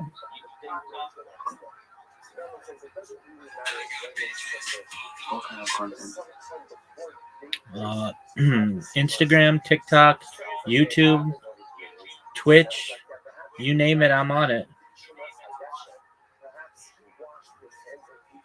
Wow, that's quite busy. What? I'm only on platforms, TikTok. Just go start with YouTube channel and create All right, big man. Well, here, I'll send you a list of the ones I think you should be on. And just, if you're looking to expand, this is what I advise. And it should make sense to you. Just one moment. What is it? It's a list of all the social media that you should be on.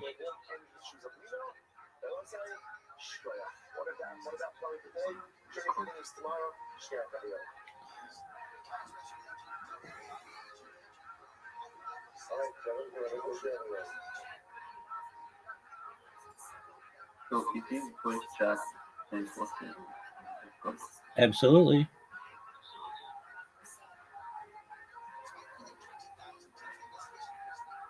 so like is there a particular topic or people just come over time? The latter.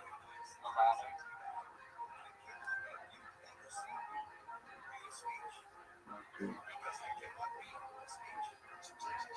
So what others muted? You guys should commit and also talk now. They're doing their own thing. Don't worry about them. They're fine.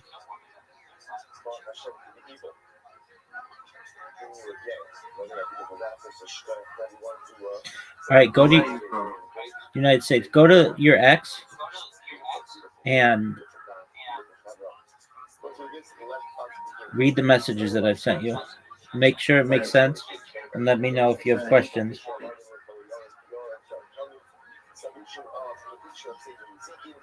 I didn't catch you. What is it? Go to your ex messages, read what I sent, and make sure it makes sense to you. Alright, let me read it. Yes, sir.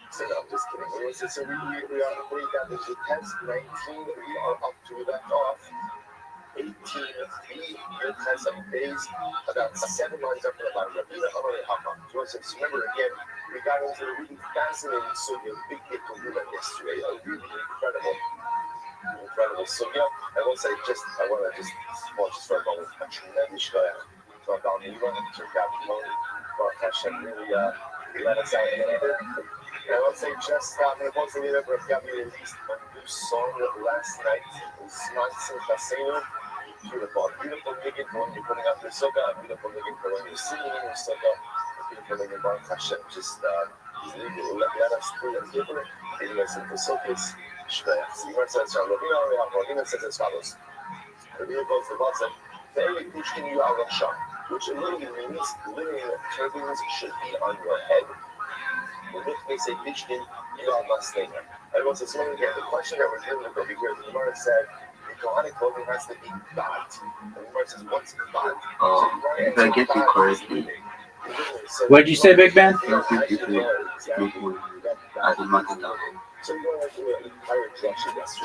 What did you say?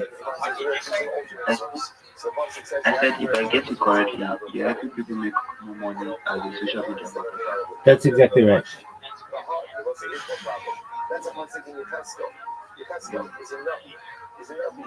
Are you? I'm listening to your strategy. I've read everything in Okay, excellent. So basically what you do is you create all of that. Then what you're able to do is to go to different spaces and promote yourself. What this strategy allows you to do is fivefold. Number one, it gives you about 30 different places to promote yourself. Number two, it gives you about 30 different places to promote your clients. Number three, it gives you about 30 different places to open up new communication channels with new clients. Number four, what it does is it allows you to dominate social media, search engines, and AI. And number five, it makes it very difficult to impersonate you. Once you do it, I help you, if you want, to put content on your different social media. And then what you can do is go into different spaces and say to them, to the people there, hi, my name's Biggie. I'm a social media marketer. I'd love to help promote your project on my 30 different social media platforms. What this is going to do for you is it's going to increase the amount of people who visit your website, who DM you, who get impressions about your project, who buy your NFT or your cryptocurrency or whatever it is you may be in. And I additionally help you to rank higher in social media, in search engines, and in AI. If this sounds like an interesting partnership, I invite you to send me a DM. I'd love to work with you. And then you just hustle in different chill and chills, and over the course of a week, you're going to get a few people who have connected with you, and you basically, once you do all that, I can send you a menu, but basically what you'll do for them, basically, like if you want to post on 5 of your different social media accounts, you'll do that for $10. To do it on 10 of your social media accounts, you'll do it for perhaps $20, and for all of them for $100. And it's just a way for you to start making money. Does that make sense?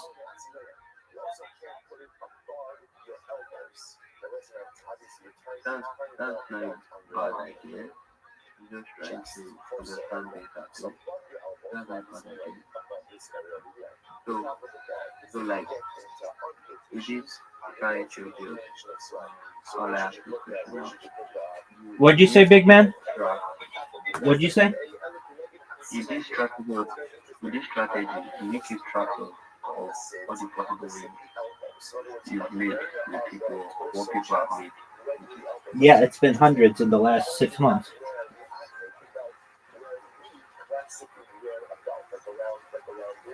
Could I see if you don't mind?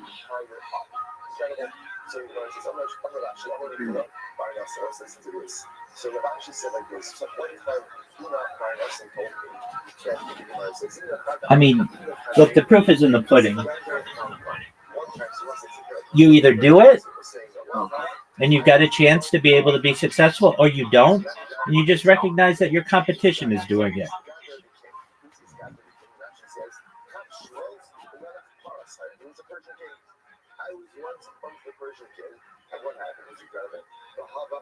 So you just, I don't mind. don't really like rushing things, but I'll just have to like go through everything to get the messages you send on my X again and the account if I can create all the testing account easily today and get back to your mind. There you go. That's what you want to do, big man. That you are a nation of priests and a holy nation. So keeping yours is essentially the person thing was saying, dress the part. Dress the part. If you're going to be a manifest, I'm here if you have questions. dress lightly. Wear your belt too high. I will look for that question. Put your belt down and dress appropriately. I was like, there's so much in this story. So much in this story. Everyone was saying, dress the part. Dress the part.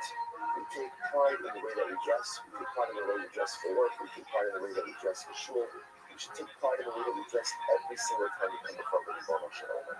And we is a reference common with life accomplished. Doesn't matter what day of the week, it doesn't matter what time, it doesn't matter. Take pride in the way that we present. The other piece that I says is something which is that there will come a day where the nations of the world will recognize our greatness. They will. Right now, what we often experience is the exact opposite. But it's so important because we are a forward-thinking people. And the world realizes deep down, which is so much of the sorcery, animosity, hatred, and anti-Semitism. But one day, and the man says, my day will come soon. The world will say, we are one members calling the God published. Sorry.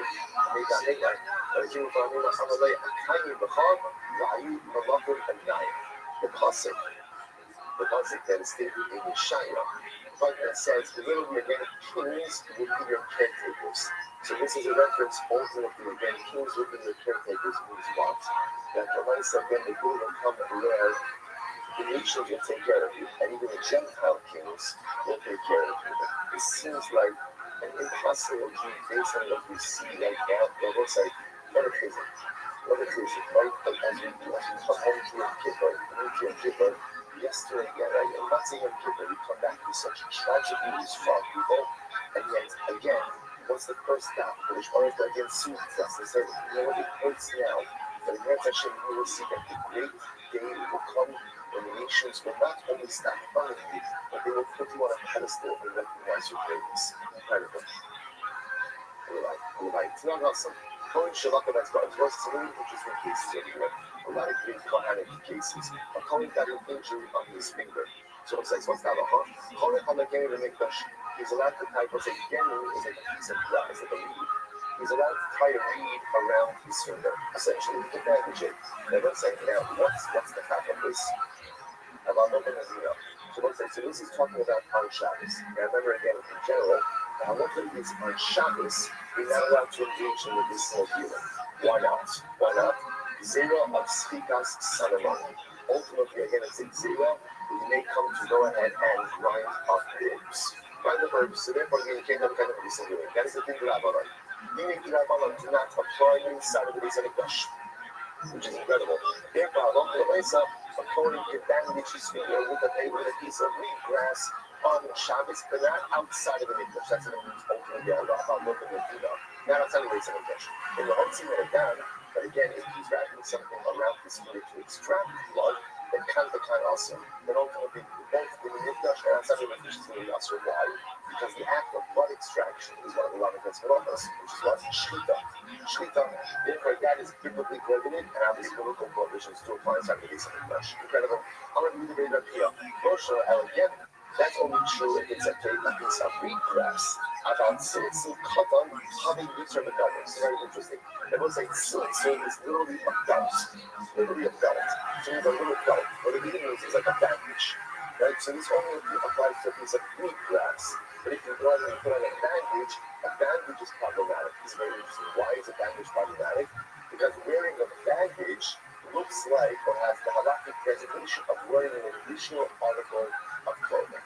Right? And we saw yesterday's that ultimately, again, when the Kohen wears his clothing, he has to wear the exact number of garments. He can't get any more or any less. Fascinating. But the Kohen said, no, I will teach you about it. I will not go to garment. המשול ובקו בגדול לא חבי איתו. Shabbat is the only place, only time is it you have additional garments. Is when you're wearing something additional in a place where garments, bless you, the garments are normally worn.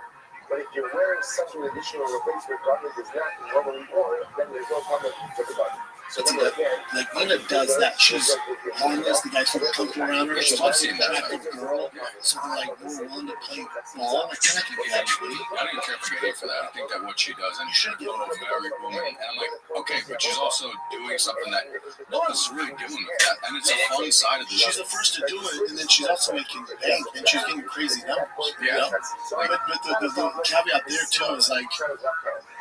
Ariel, Ariel showed up like yes, that's the spike. Lucy doesn't like summer bike on the show. Like Ariel stop for Chuck is someone and Lucy made it very hard for me to yeah. They like to control the narrative, and I think that she makes it part of that tribe. And they feed everybody there. And I think that, like, because dude, you remember back in the day, UFC, it was like, pre-fight, it was like almost like getting along before the fight, you know what I mean? Like, I like seeing other sides of the fighters that you don't always see. Yeah, there's so many great personalities. Yeah, you know, everyone finds Armin now. You know what I mean? Like, I would have never, if it was just like you saw in the UFC, like, just like a little bit, you'd be like, oh, it's kind of just a weird guy with a lot of money. You know who they need to do that with? I think it's Honda. I think Nina and Hans are like a good team. Because I think what Nina's done for Armin, people are like, oh shit, he's normal. He's really funny. He's cool. And a lot of that was Nina. I think when they get to a certain level, especially Hans, I think, you know, now maybe he's just cold-blooded and he's not. He's been on with her, but he's very conservative. What he even says, he's hard. He's a tough cookie to break. That guy. Yeah. But Armin now, I'm like, this guy fucking rules. He's next. This guy's sick. And I would have never seen this side of him. You know? Dude, I was hanging out with him in a training. He's cool, but I didn't see that side of him. No, and he's like giving kids money to fucking to be training. He's great. He's a big thing. Yeah. Because if it wasn't for things like this, you wouldn't know this side of him. So I get like people like will hate just because people hate. But what she does is it's pretty cool. There's a lane for it. Oh, this is my boy Matt, the real Matt GT. What's up, Matty? Here's my question.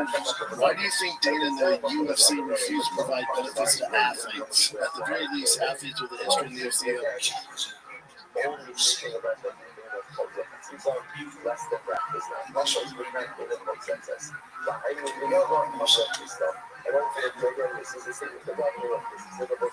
Just the point of this one. So what do we have? There's never really is. Point is a contradiction.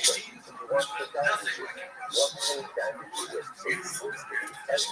is doing stress. Right? Why is everybody getting that? Number one, because it's small. Number two, because it doesn't pose additional clothing issues. Why not? There's not an article of clothes. That is just suggest. Once you get into the baggage, so then how long can I say you get the sub issues? Then it goes to come to another section, which is what's the status of that itself? On a place of the body where you normally wear clothing or can't wear clothing. So it's not the different scenarios of this. It is a place ultimately where you normally wear clothing. Then how long can I say it's possible that any of that could be a taxi done, but if it's a place where you don't normally wear clothing, it's only in the breath and more. Or an ultimate version of that, where even in a place where you wear clothing, ultimately only in the breath and more. So that's our mission. So much more thinking that we don't reason to do that.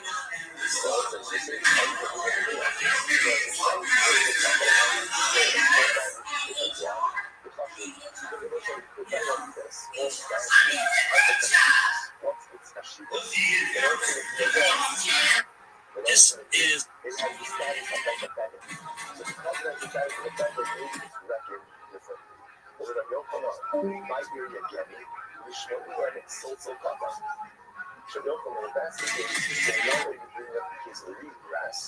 why not go ahead and teach us that? Why not say this eating is the bandage? This is an eating is the bandage. Which he writes in Melissa, Agathon, Tikumash Monon, the Gemi Masi. So ultimately, again, he's teaching us just kind of like an additional piece of information, which is that, by the way, wheatgrass has curative powers. Okay, so it kind of gives you two lessons in one. Number one, the lessons of Katzitza, and number two, that the wheatgrass ultimately again has curative power. So listen, so just so you should know that halacha is like this. Halacha like this. So first of all, just a very interesting halacha to kind of keeping your back completely, which is seamless Rabbanon not apply inside of the base of the flesh. Okay, we've seen that concept before. So therefore, for example, whereas outside of the base of the flesh, you are not allowed to engage in the medicinal healing on Shabbat. That is a very broad statement. This is as a medical condition like that. But in a general sense, we are not allowed to engage in medicinal healing outside of the base of the flesh. Why? See that Sita Solomon, or a little provision, because when we come to blind herbs, that does not apply inside of the base of the flesh along with any other healing Rabbanon. You're allowed to go ahead and use a wheatgrass as a bandage, because they don't have Katzitza issues. One of the halachos of Katzitza when it comes to the Yehuda. So let's say, so the way that I'm not past this is that halacha of Isaiah pretty smooth. Wear clothing, even the smallest thing is a thread. Now, even in a thread case, when the enzyme is removed, so even a thread, you go ahead and create a Katzitza. Shalom, the drop of the belly. What about a Katzitza on a part of the body where the body is not normally wearing big Yehuda? That's shalosh. That's 3 kilograms by 3 kilograms. So let's say, so if you think about that, that would require me like a pretty big bandage. But one more piece to consider, however, that's assuming it's not on your hand when you're handling a Klisharis. Because if you're handling a Klisharis, there can't be anything between your body and the Kli. Okay, so a lot of this is a big deal. So a lot of these things about this. This is so interesting, right? So let's say again, the Kohen is wearing these big Yehuda, and what happens? A wind gets into his clothing and kind of like blows out his clothing. So in other words, meaning what? His clothing is not touching his body. His clothing is not touching his body. So the shaila is he kosher or is he kosher to do the avodah? So you know what it says? Yeah, so Nicholas on the rock, it was like, remember the 80s, like everything was baggy, right? Like, I don't know what I'm talking about, right? So again, now, I don't know, yeah. Now, it feels like even men wear leggings these days, but okay, but it's a different, so what happens, so let's say wind gets into the big Yehuda, right? And then once it kind of blows it up a little bit, so meaning the clothing aren't touching his flesh. Like they're on his body, obviously, but you're not touching his skin. So let's say, so what's the shine? So by the way, so we're not going to go body. How does this set up with the other halakha? On one hand, right? He's wearing right, so the nice, again, so the nice should be kosher, right? How does it all get on his flesh? And right now, it's not on his flesh. It's not on his flesh. Or maybe no. What's that halakha? The halakha against the words clothing in the normal way. He's wearing his clothing in the normal way. The fact that there's a wind that got in and kind of expanded it, so it's not touching his flesh, maybe that shouldn't matter. Another question, we'll say, so we're just building up, he's got like 7-8 questions down the road. Shira, knowledge of topics. What about a louse? Well, there's a louse on his body, right? Does that create a chatzitza? So once the race over, you're going to call it like a chatzitza. If it's dead, then obviously that's chatzitza, right? Why? Because you don't want that there, right? First one that was a shayla. What happens if it's a living louse? Me, I mean, I came into Asa the Isla of the city. On one hand, comes and goes, right? So when I say maybe that's called this woman, but all kites are equal to chatzitza. Oh, give the couple of kites, or on one hand, generally a person is not having a louse on the body. So maybe again, that is a chatzitza. Okay, next. Akbar, Lamshiachos. What about dirt? What is dirt on his body? Is that a chatzitza? So Akbar, dirt, of course, dirt is a chatzitza. So what's the shayla? And the Akbar, not. Rather, here we'll say, what about dust? So what's here using dirt and dust? Right, so dirt is not much like that. If you take our videos,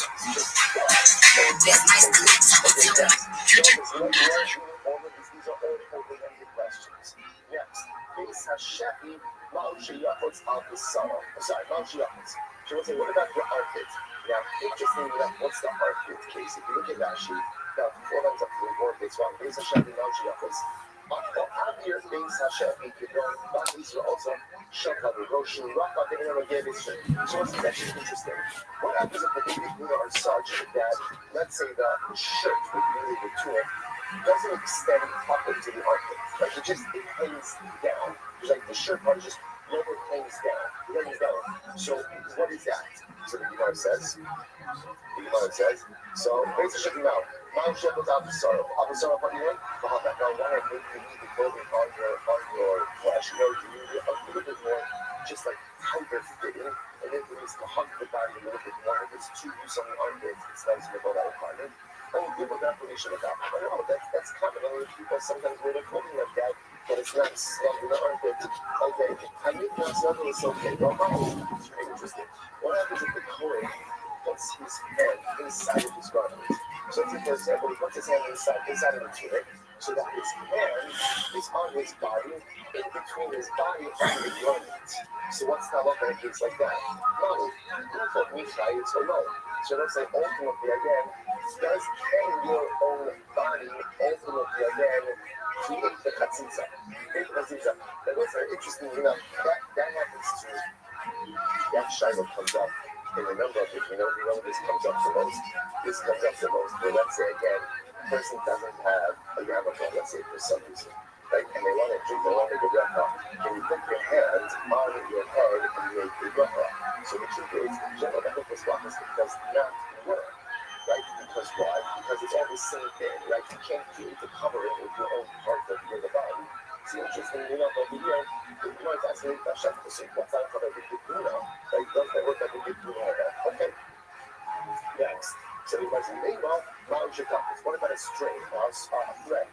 A thread, can a thread create a chatzitza? So the Gemara says, of course, of course, thread goes out and makes chatzitza. We just said that before, actually. Any foreign material between your body and the big guna creates a chatzitza. And when you want to do that, it's not. No. What if the thread is from the big guna itself? In other words, before we took out the thread being a chatzitza, what type of thread was it? It was an alien thread, a foreign thread from something else. What happens if the thread is from the big guna itself? Can that create the chatzitza? Okay? So the Gemara says, you also say the big Damari. What happens if, let's say, the Kohen's own hair got into the big guna, or it's his own hair extended into the big guna? They're interposing between his body and the big guna body. Do you see that your hair is like an extension of your body, or not? Let's say, tefillin, what about tefillin? If the Kohen is wearing tefillin ultimately again, does that create the chatzitza for the big guna? Sali, listen to this. Sali is an Amar Blaiva Ratzman tefillin. So according to this meaning that says that nighttime is not the time for tefillin. So watch this. Thank you, Rabbi Rothschild. Given the Blaiva, that will say, by the way, if it's tefillin, we also don't know what are we asking? Tefillin Shabbat, tefillin Shalosh, both, one. So we're going to get to that in just a moment. So let's suppose we want to say like this. We're taking that says that we don't wear tefillin at night. So ultimately, again, how would you buy it? Can you buy it? The Laiva Chaitzi, as well as this is this. If nighttime is not the time for tefillin, then certainly the Kohen would wear tefillin at night under Liger's Big Guna, the Halacha, it's certainly a chatzitza. Now the person can say, when one gets a chatzitza at night, then halachically, categorically, it's a chatzitza, and therefore going to be a chatzitza by day as well. Simon says, given the Laiva Chaitzi, Yom Minan Chaitzi. You keep it by the chutz, what's the shayla? And the other line is not right? The being that says that nighttime is the time for tefillin. So mine, mitzvah to do chayitz or no chayitz. So ultimately, again, since tefillin is a mitzvah to wear on your body, is it a chatzitza for the big guna or not? So the Moses says, Gal Gil Saw, and Montel Khalid Ben Yamir. So the matter escalated, and it came before Rabbi Yamir. Am I right? 15 plus fights or title fights. They go a long way for the fighters, but also for the sport and the fans and Dana's reputation as a businessman. I'm not sure Dana cares about his reputation, right? At this point, that's about what I'm talking about. That's a good question because they're so like anti giving guys benefits. I wonder if is it just a train wreck, or is it so hard to get insurance? Because remember, sometimes Dana gets these guys with the damage already done. So, like, let's say I have horrible CT from football. I played football since I take football since I was 6. I'm 6, so basically 23 years old. I played tackle football. And then I decided to fight in the UFC. So is Dana responsible for the injuries I conducted during my entire football career? Now it falls on his shoulders. And I go through a scan, and I can't do this, and Dana, you have to pay for it? Like, how do you, I don't know how you figure that out. Yeah. I don't know. You couldn't imagine the cost. Like, I mean, I know they have money, so I know that sounds crazy, but like, coming in to even just like get regular health insurance with pre-existing condition is crazy expensive. And then you're fully insuring the benefits to a bunch of professional mixed martial artists. I don't know. I would assume that has something to do with it, because obviously it'd be a good look for the UFC and you attract better athletes if you did provide benefits. But the pros and cons, there must be so many cons for the UFC. This is $6 million a year insurance. Do any sports actually give benefits like that? Like health insurance? NFL, NBA. Do they? And is it even after you're out? Really? I think all. Really? Yeah. I never would have done that. Because, like, I could see the NFL, you like my buddy Joe had to have back surgery, knee surgery. He played 7 years in the NFL. They cover it.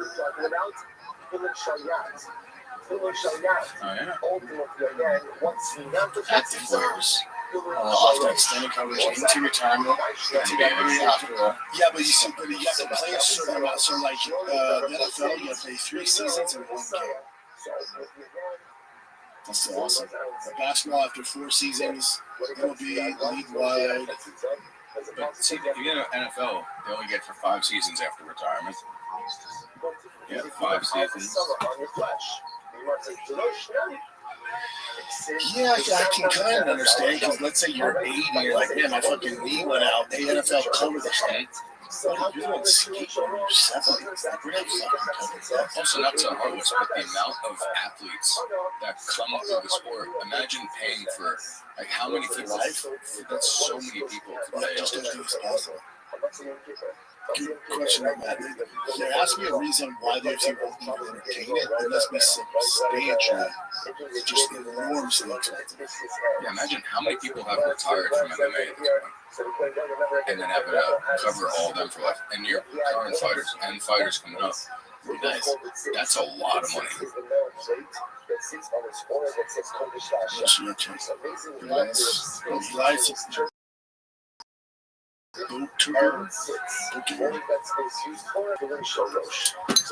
This guy said, all right, big fan of the show, been a fan since Ultimate Fighter days, old school. Dude, I had some guys getting coffee the other day, Joe Gascar take pictures. He's like, dude, glad you're on the Ultimate Fighter. What have you been up to since then?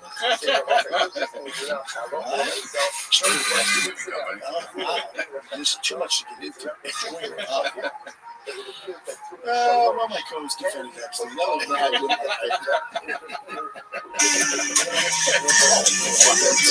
It's a long show. He didn't really need it. I'll see you later. Get him on the front. It'll be a while. Yeah. Oh, get ready. You heard of Bobby Lee?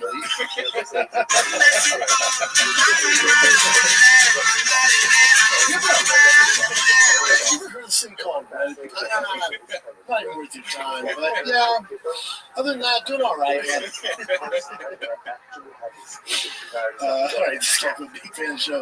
Been a fan since I was a fighter. That's when I first introduced to the UFC by my older brother. Watch your season. I picked you as my favorite. He picked Roy Nelson. Right, picked your brother. Won't say too much more after that. Yeah, your brother's right. My question is about your take on Aspinall the other day. This is wild in the comments I'm getting on Aspinall. This is so crazy. So clearly he's not faking it. It's true that he's having trouble in his day-to-day life because of it.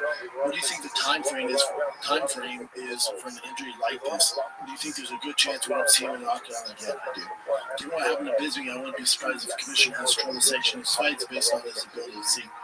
Never worry about the commission. Clearly Bisping got away with it with one eye. He's a little tighter though now. Like Sharp Bullet, he can't fight in the States. He can only fight in the Middle East, right? Yeah, but still doing it. Yeah. There's a way to do it. Mm-hmm.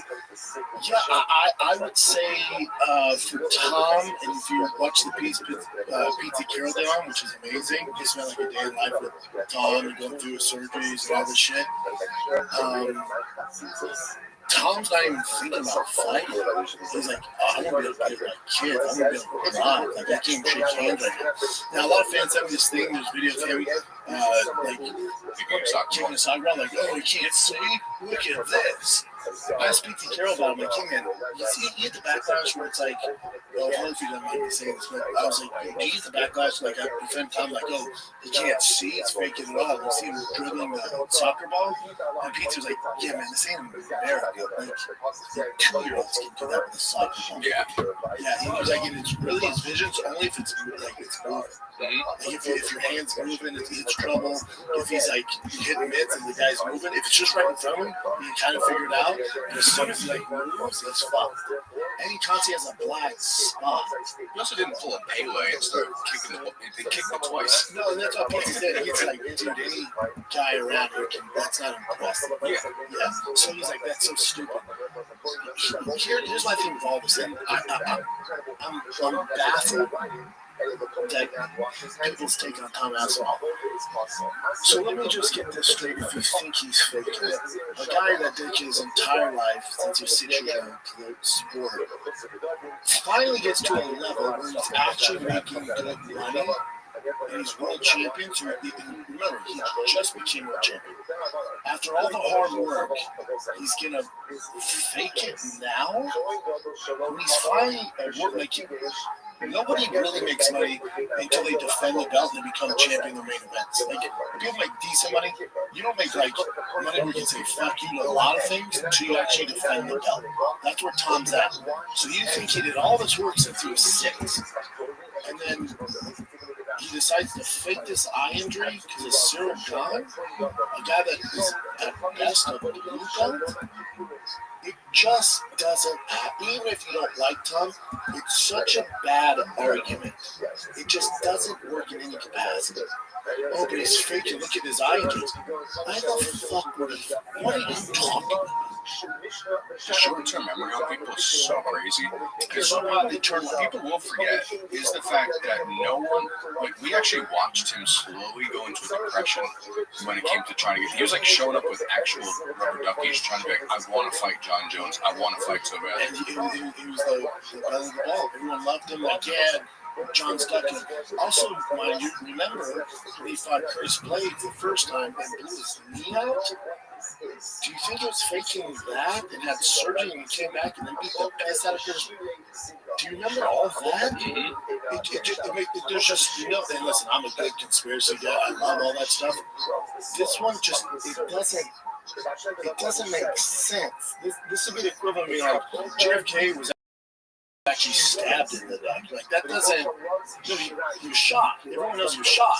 You keep saying stabbed. There's nothing there. For conspiracy to work, there has to be like a reason, like, oh, this is why they're trying to do this. But there's no this is why. Like, he doesn't get workers. It's like a flat, it's like flat earth. It's like, okay, and then what? Yeah, but it's not like, I can understand if like the UFC has a rule where if you can't see, you still get paid your show and win money. Then, like, I guess it makes sense for a guy to do that, and then how long do they do? They have to pay you that exact amount of money for the next 5 years. Like, oh, I can see that. Look, he makes $0 now. There's no upside. Yeah, there's no workers' comp. Yeah, but he's scared of Cyril Gahn. Oh, bitch, you're scared of Cyril Gahn. Tom Aspinall is not. It's actually his easiest fight in a long fucking time, stylistically. You think so? Easy. Yeah. Well, that first round, shut the fuck up. Tom would have figured out as soon as it went to the ground, he would have been so fucking, trust me, I can't wait for Tom to come back and fight Cyril Gahn. And that's if Zervan is even still in the running. Was he used that too, where it's like that's why it's a 5-round fight? Like people feel each other out. Like how often do you watch a first round and go, all right, I guess they're just feeling each other out, they're gauging the distance. 100%, especially in a 5-round fight at heavyweight. Especially in a 5-round fight. Yeah. And I think people are just so used to him just bulldozing people, but like, was that his first actual title, defense? Yeah, and then also, to your point, people thought he was just going to steamroll. Yeah. So when that doesn't happen right away, like, oh man, he could lose this one. Yeah. Or he's just downloading the data and he steamrolls him in the second, third, fourth. The odds are he would have done that. And maybe do you feel like people fight a little different when they're chasing the title versus when they have the title? For sure. Right?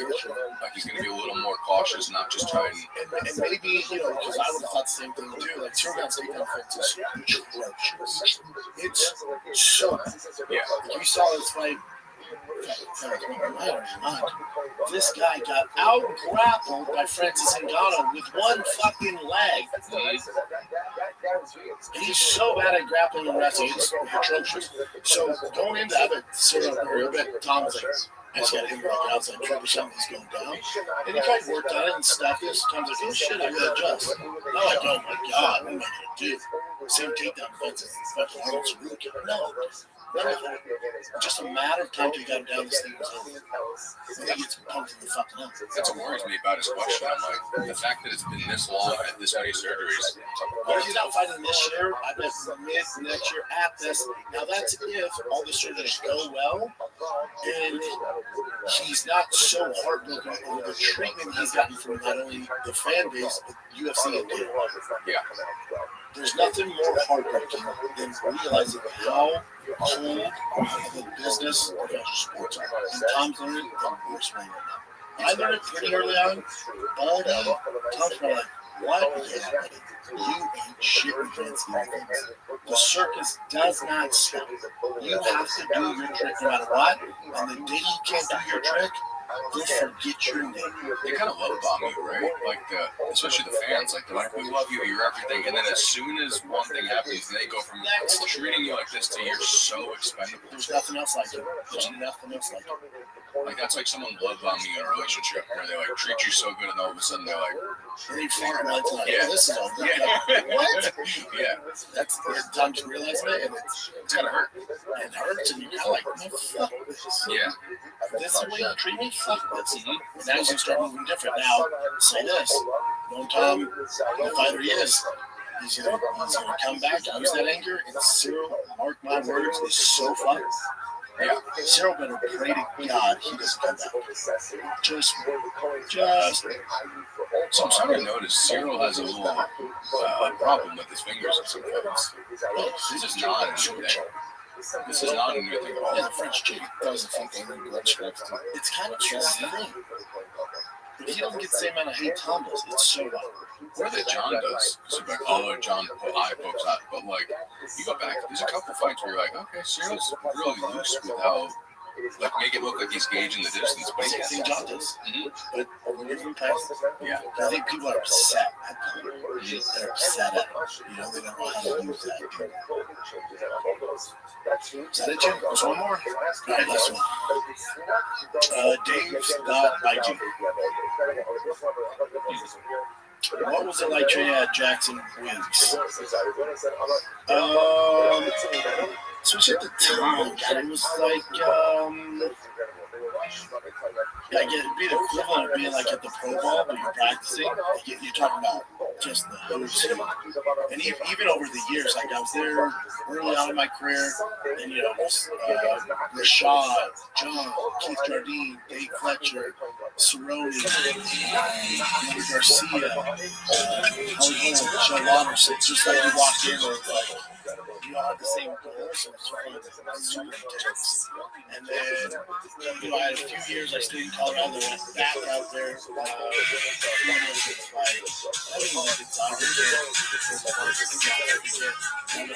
out there, and then it was like, then you had like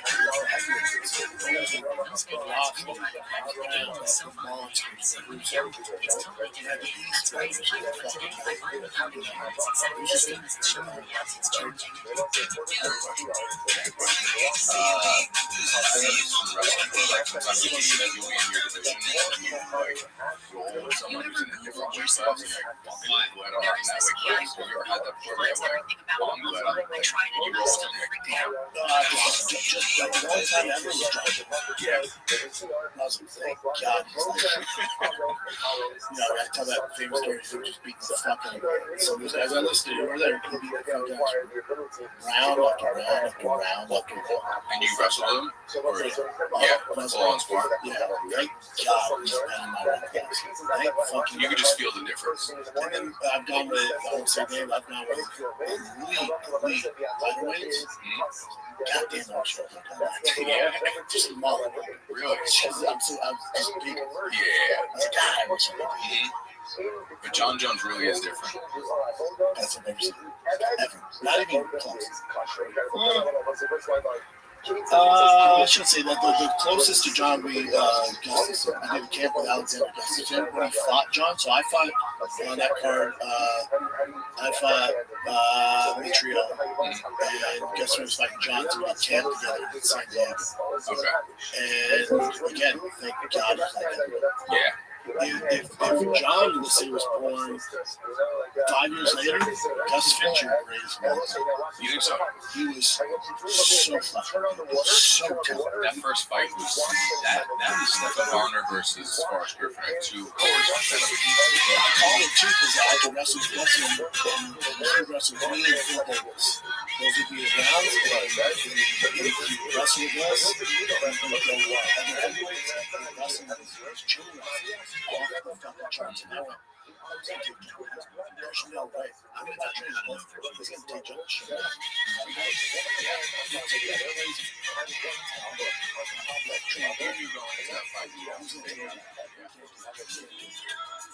So he'll train with us, me, everyone, Tom Cruise was there, and then he would spar with he was so good, man. So good. He doesn't get the flowers he's going to get. That's happened to be John Jones. I also say that about DC sometimes. I'm like, I don't think DC gets the flowers he should get as one of the greatest because of his saga of John Jones. DC sparred one time, and it was so exhausting. He would just the pressure just would not stop. He would just keep. Just don't let the hamburger burn. Just take you down. John, they were so good, dude. They were so fucking talented. I was like, oh, thank God I'm heavyweight. Yeah, it sucks that he just happened to be born at that time. DC, I've always thought that. I'm like, if John Jones didn't fight, DC, in my opinion, would have been like the best. Yeah. People forget his run strength force heavyweight. Monster. Yeah, Josh Barnett, Big Red Silva. He's fighting kind of big Anderson Silva. Yeah. He's talking about fighting Bigfoot. He was like, dude, so, because I was so close to fight Bigfoot, so I was talking about Bigfoot. Dude, so easy. That's it.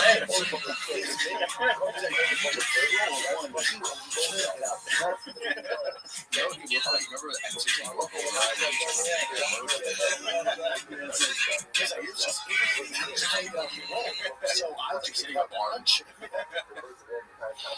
Yeah, what an honor to join those guys. That's cool, man. Last one. Did you ever go out with those guys to like watch a fight somewhere and people are just like, what the fuck? No, we never went out. Me and Dean out to the club together one time. And then we're John. Then we're John. And then Gus went out. Gus was down. Yeah. All right, that's it, kids. Hope you enjoyed it. Enjoy this Saturday's fight against Strickland versus Fluffy. One of the best heavyweight fights this year, hands down, bar none. It's a great fight. I will be in Florida watching my kid play football. He's in Florida, big tournament, so I can't wait. I leave tomorrow, so I can't wait. It's going to be fun. But I'll definitely check out that main event and watch the whole card when I get back on Monday. So that's it, kids. Thanks for watching. Hope you guys are digging this second episode I'm doing every week. I love doing it. So keep sending your questions. I'll post them next week. Can't thank you guys enough. Love you guys. Enjoy the fight. Ready to accomplish, ready to do, ready to self-actualize, and ready against Hashem to heed the call of the Divine Shalom. So, Shkoyach, and go there and Shabbos. All right, everybody's doing the Shabbos everywhere.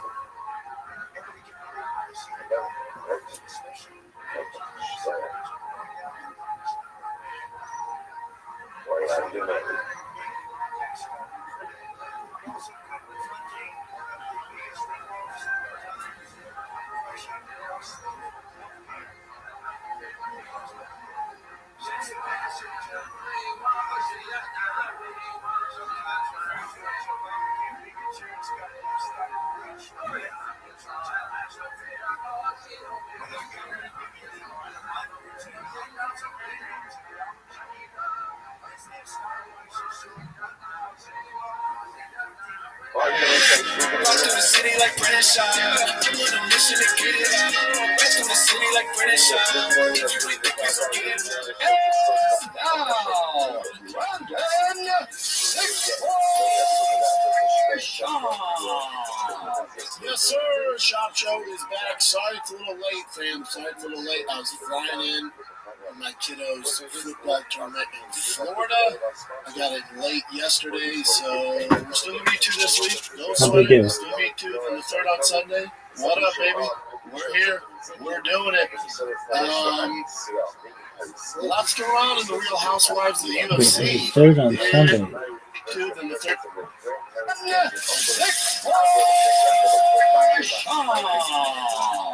Yes, sir. Shop Show is back. Sorry it's a little late, fam. Sorry it's a little late. I was flying in for my kiddos' football tournament in Florida.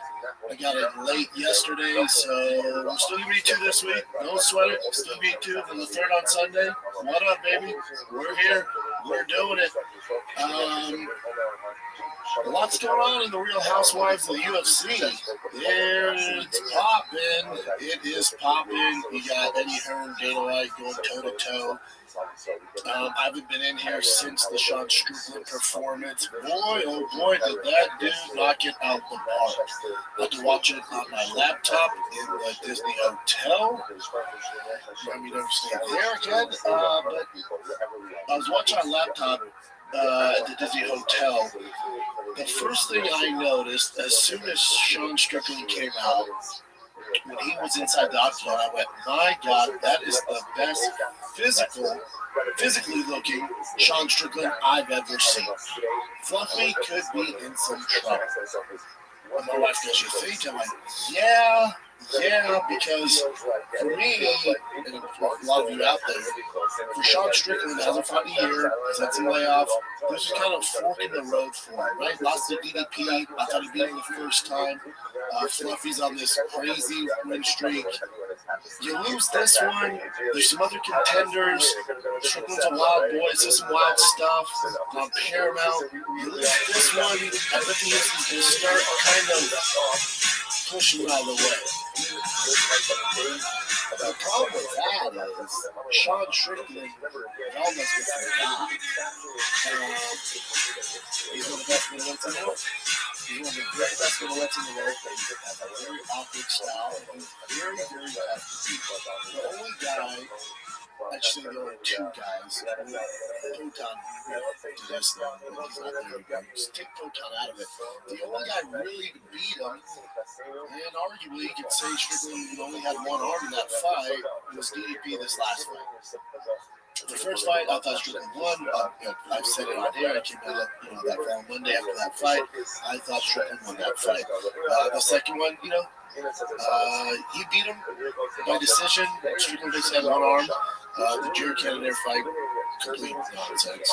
So Strickland is a tough customer, and Fluffy isn't really. How do you say it? He doesn't have the same strength of schedule. He doesn't have the same quality wins. To have a 1, 2, 3, 4, 5, 6, 7, 8 fight win streak in the middleweight division in any UFC division is insane, and all credit goes towards him, to him. But he just hasn't had the same strength of schedule as a Strickland. And now I think the odds were kind of. I don't say off, but they were just miscalculated because of the dislike for Sean Strickland. Whether you agree with him politically or not, or his takes on Mexican, whatever the hell Wild Chin is saying, I think a lot of that influenced people's hatred and the favoritism towards Fluffy Hernandez.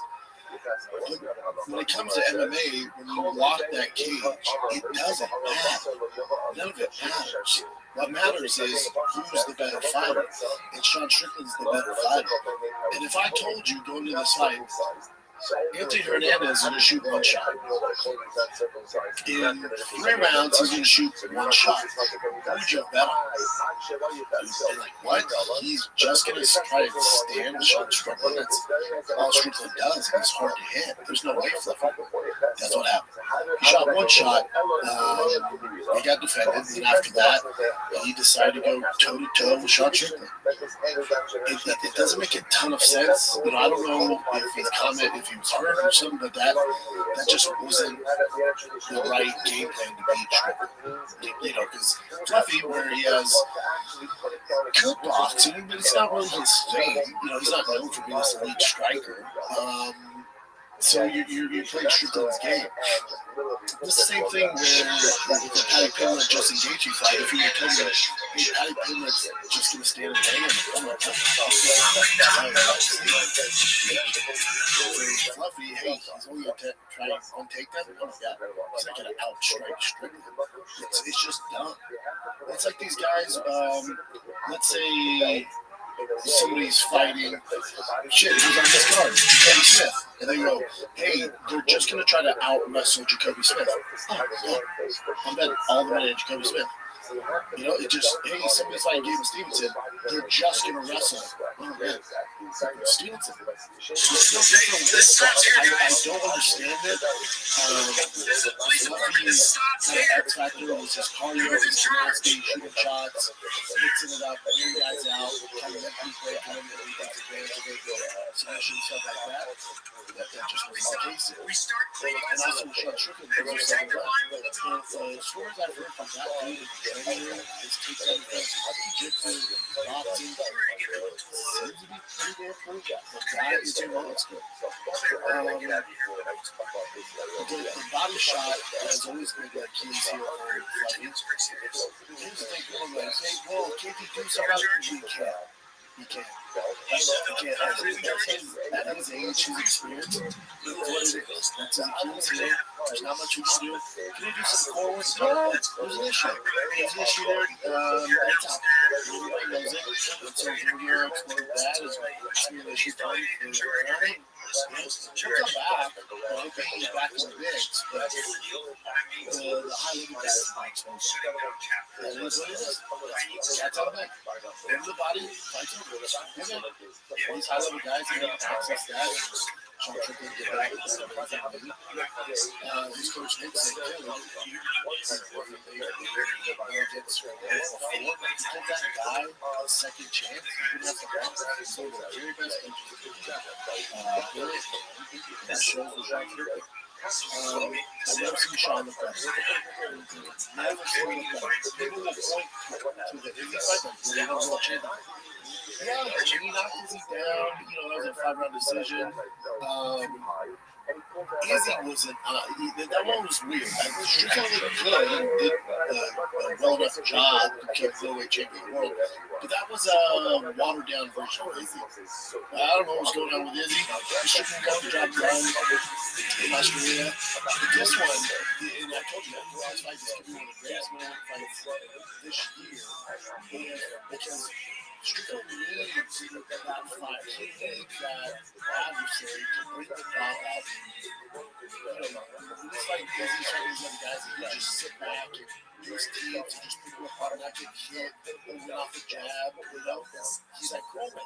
I'm great cardio. I can just sit back with my jab, defend with my jab, and output these guys. Until somebody really forces him to engage, or he smells blood in the water, which is lovely, he can finish guys. His opponents just going to bring it out of him. Sean looked so good. Going into the fight, obviously he says some outlandish shit. After the fight, says some outlandish shit. It's not like Paramount was watching this like, oh my, can you believe this? No. They know it. Like the UFC booked Strickland this early in the Paramount deal for a reason. He gets viewed. You love him or hate him, he gets viewed. Does Strickland believe everything he says? I don't know. I do think that when he does these press conferences, he's a hyper himself. And I think that's kind of true who he is. This might shock some people. I do think he's a good guy. What? Yeah, I think Strickland at the end of the day is a good dude. Yeah, oh my God. Who said that on backstage Jamaica things? Yeah, to tell you guys, Strickland's actually a good person. Yeah, from a horrific childhood. He's a prickly one. I've had him on the show, prickly as they come. At the end of the day, once you get through that tough, he's like an M&M. It's a tough shell. Once you get through there and he realizes you're not a threat to him, he's awesome. He's a good dude. He's a good dude. And the most important thing is he's one of the very best fighters in the world.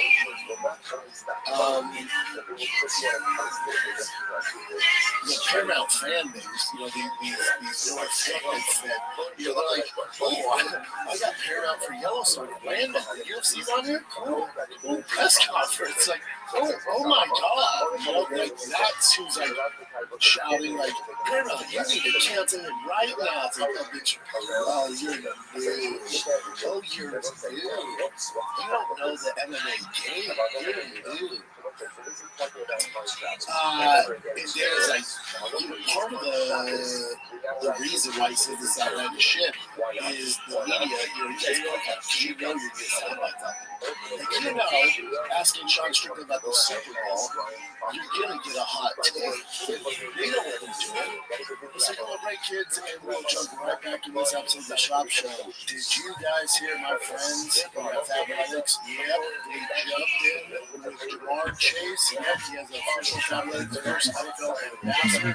Just dropped his first punch. Essentials, classic athletes tees, go-to oversized hoodies, and all the company pieces perfect for lounging and in the gym in the new year. Because I joined Athletics VIP program, I got first dibs on all the new gear. It's fantastic. When you sign up with the new VIP Athletics, you get 80% off everything. That's 80% off. 80% off. The quality is so damn good. The pieces feel fantastic, and the fit, it's dialed in, dude. It is dialed in. There's something reassuring about knowing that Fabletics isn't just an online brand floating the void. They've got over 2 million VIP members and more than 100 retail stores, brick and mortar, 100 retail stores. Feels like joining a community people genuinely count on. Fabletics already has incredible deals, and I've got an exclusive offer for the Shop Show listeners and viewers. You get 80% off everything. That's 80% off Athletics when you sign up as a VIP. And yes, that includes Jamar Chase's first drop. Just head on over to fabletics.com/shop, SHAB.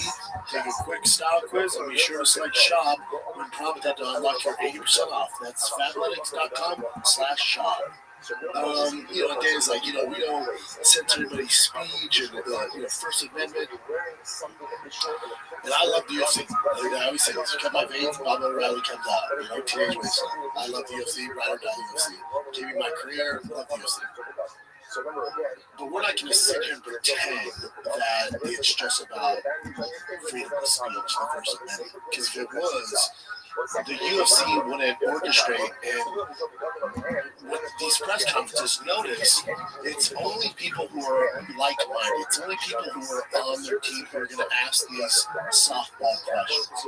There's a reason Ariel Hawani's not there, Pete Carroll, Chip Mendenhall, the boys, Thomas, the actual journalists. We're going to ask them hard-hitting questions that aren't going to, it's going to make you a little uncomfortable because there's a lot of stuff to ask. Like, this Zuffa boxing deal, how nobody at a press conference goes, quick question, Dana, have you ever thought about how makes the mixed martial art, the MMA fighters, the UFC fighters that you currently have on the roster, have you ever thought how it makes them feel that this boxer who's not, he's not the best boxer, he's not a well-known guy, he's making $15 million for one fight, and no UFC fighter in the history of the sport has ever made that? Because is it not weird to you, like, how are you going to handle this? When the fighters ask you questions, like, some of that would be, I would love his insight. I'm not saying he's doing it wrong. I would just love to hear from the horse's mouth, hey man, you're going to get backlash. And maybe he's like, I'm not though. That's the thing, I'm not. They're not going to do shit. They'll go, we have them under contract. They agreed to that price. They can go somewhere else. There's nowhere else to go. So, again, the UFC will say freedom of speech. I don't agree with him, but he can say what he wants.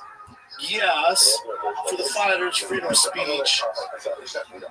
Obviously, Bryce Mitchell went down a different road. He said more horrific things that Sean Strickland did. And the owner of TKO happens to be George. So that's a different. But again, to Dana's point, he was like, if you don't like what he says, watch him get beat up. And they give him a hellacious fight. He got beat up. That's how the UFC deals with him. Cool, if you don't like it, when this put on fight, if you don't like it, tune in to watch him get beat up. The issue they're going to have with Sean Strickland, let's say, which I don't think the UFC is that upset at Sean Strickland. It's kind of expected, even though they quote-unquote cut his mic at the post-fight press conference. They're probably, Jesus Christ, because he was going down a weird road, right? With grooming and shit like that. Goat fucker, that's the one like that. Yeah, so they're like, okay, kill his mic. UFC, don't get it twisted, UFC likes this. Sean Strickland is one of their only stars. There's right 10 of them. He's one of the 10. They gains traction. UFC will use this as fuel for the next fight. If you think Imavov is getting the next title shot, oh my God, you don't know how this business works. A, Strickland beat him with a fucking 2-day notice, so that doesn't make much sense. B, Strickland's such a bigger star, which they're buying from. And him versus Hamza, it's right on a platter. It's fucking there. It's right there. And Strickland is the type of dude, I don't know if Imavov is, where he'll fight him next week. So as soon as Hamza's ready, which him being active is an issue, but as soon as he's ready, Strickland's ready to go, dude. He suffered 0 damage in that fight. But look at the copy strike numbers, it's wild how bad he whooped his ass.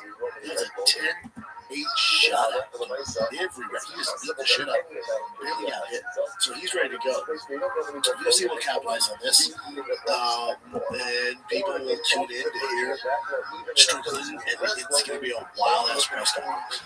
So if you thought what he said to Fluffy Hernandez was insulting, here's my thing, too, is... And I know the answer, but I'm just saying, have you ever been in a locker room? Like, this is how dudes talk. I hate to tell you, for those of you that have never been in a locker room, or you've never been on a lunch break around actual dudes, that's kind of how they talk. Are they racist? No. Do they feel the same? No. Are they trying to make their buddies laugh? Yes. Do they say the most offensive shit? Yes. So I think it doesn't bother me. Do I agree with all of Strickland's takes? No. Do I get upset over it? No. whether Strickland's on the left or right, I don't really care. Whether it's offensive, I don't really care. If people are like, you want your kids watch that? I don't let my kids watch a fucking Sean Strickland press conference. They're fucking 10 and 6. They're not gonna watch that. That's on me. To watch him fight though, that motherfucker's set a good example of how to fight. Don't get hit. Win fights. So I just think the UFC capitalized on this, and Sean Strickland doing this and being so outlandish and garnering all these views and all this hate, love, right? The right's like, oh, we found our guy. They're not watching the fight. And the left was like, oh, this guy, he should be canceled. They're not watching the fights. But he gains traction. It makes Sean Strickland a bigger star. And UFC knows this, and they'll capitalize on it. And if you think they're going to upset on a Hamzat versus Strickland matchup, buddy, I got news for you. That's not what the UFC really does, especially with something like this. Because the issue is Strickland, right? He hasn't fought basically a year. Hamzat's not that active. You kind of got to get it while it's hot. What's what Strickland fight? What else are you going to do? What else you do? And also, Imavov lost to Strickland. There's also that.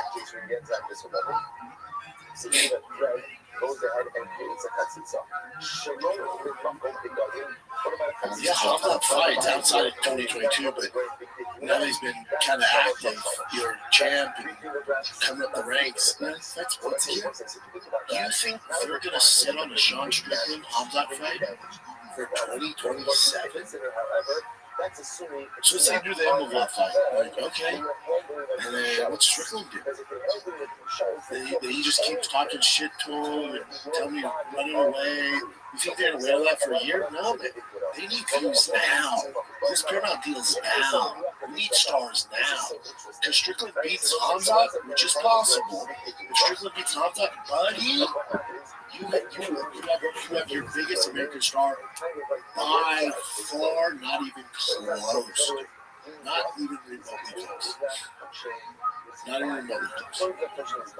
UFC knows this. They need American stars. They're pushing Americans. Joe Pyfer isn't making a ton of sense.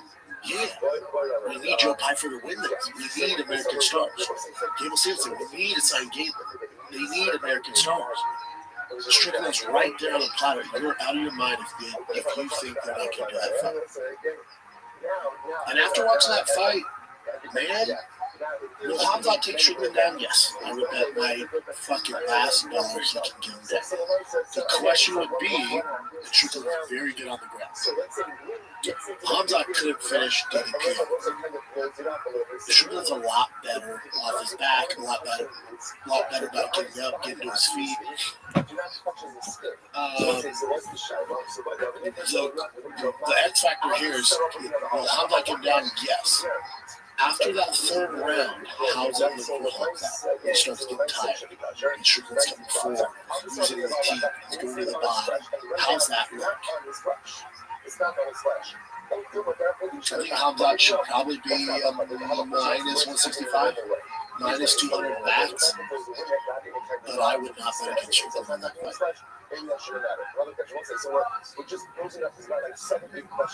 can't wait for that fight. You know what fight you want to see? White House attacked it. We did not for the White House is too crazy, right? Is it both of their mouths?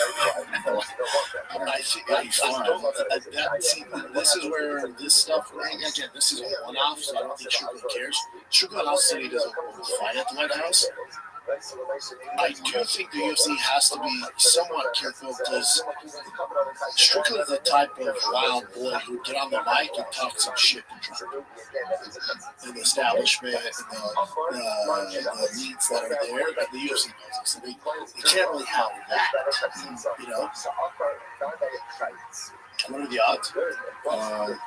Hamzat's favored by minus 325. Is that right?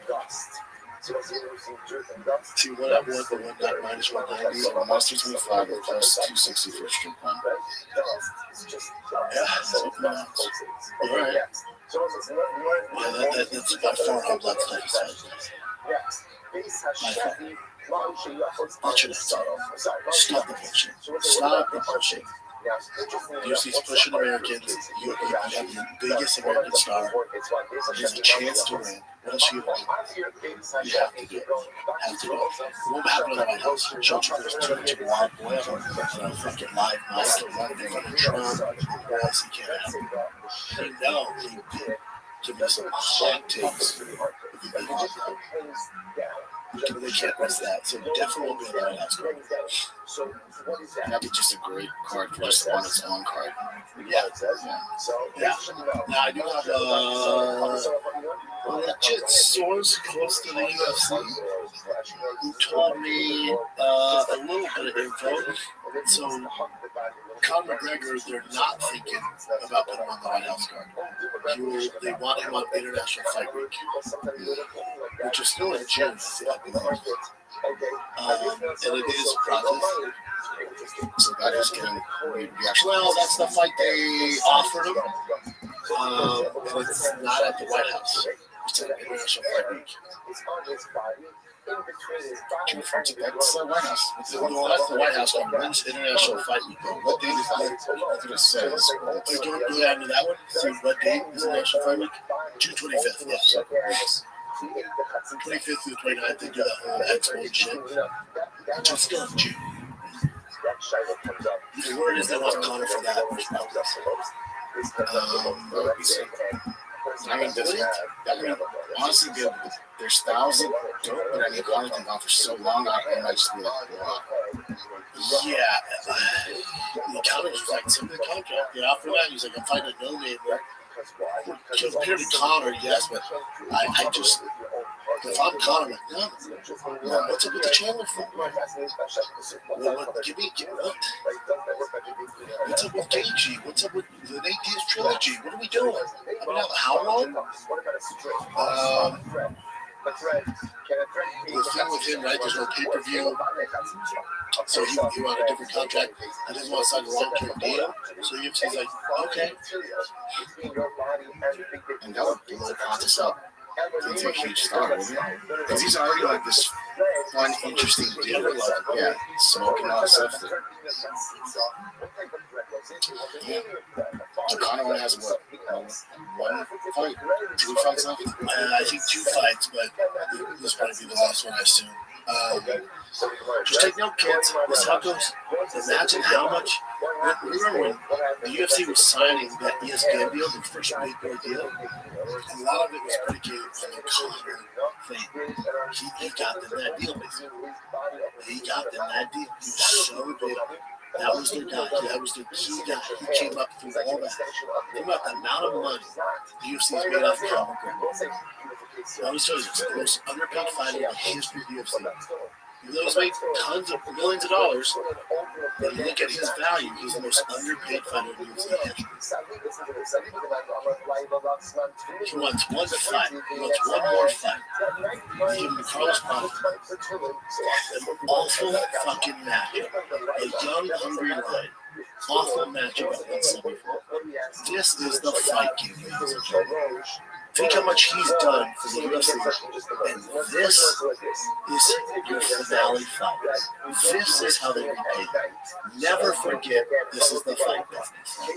It's a cold-hearted bitch, man. No matter who you are. No matter who you are. That's why with Tom Aspinall, he's realizing this little hard. Yeah, dude. It's a cold, dark world out there in professional sports. Nobody gives a fuck about it. So you gotta get your money when you can. You gotta capitalize on it. When he's realizing how dirty this game is, how cold and dark it is, he's going, it hurts your feelings. You're sensitive, which most fighters are, but hurts your feelings. That's the fight game. So all you young fighters out there, you guys in the UFC right now, listen to this. They do this to Conor McGregor, the guy who probably got you your interest in the UFC, your love for the UFC, Conor probably started for you. You're a hero. This is how they treat their hero. That's the game. So Dana's evil, none of that. This is professional sports. Let's take a little break here because listen, starting something new isn't just hard, it can be terrifying. So much work goes into this thing that you're not entirely sure will work out. It can be hard to make that leap of faith. Trust me, I know when I started this podcast, Drive Fast on Gas, all the other brands I've done, I wasn't even sure what I was doing. What if no one listens? What if I make a fool of myself? What if no one buys the product? And I know that I was right in believing in myself and launching this podcast despite all the fears and hesitations.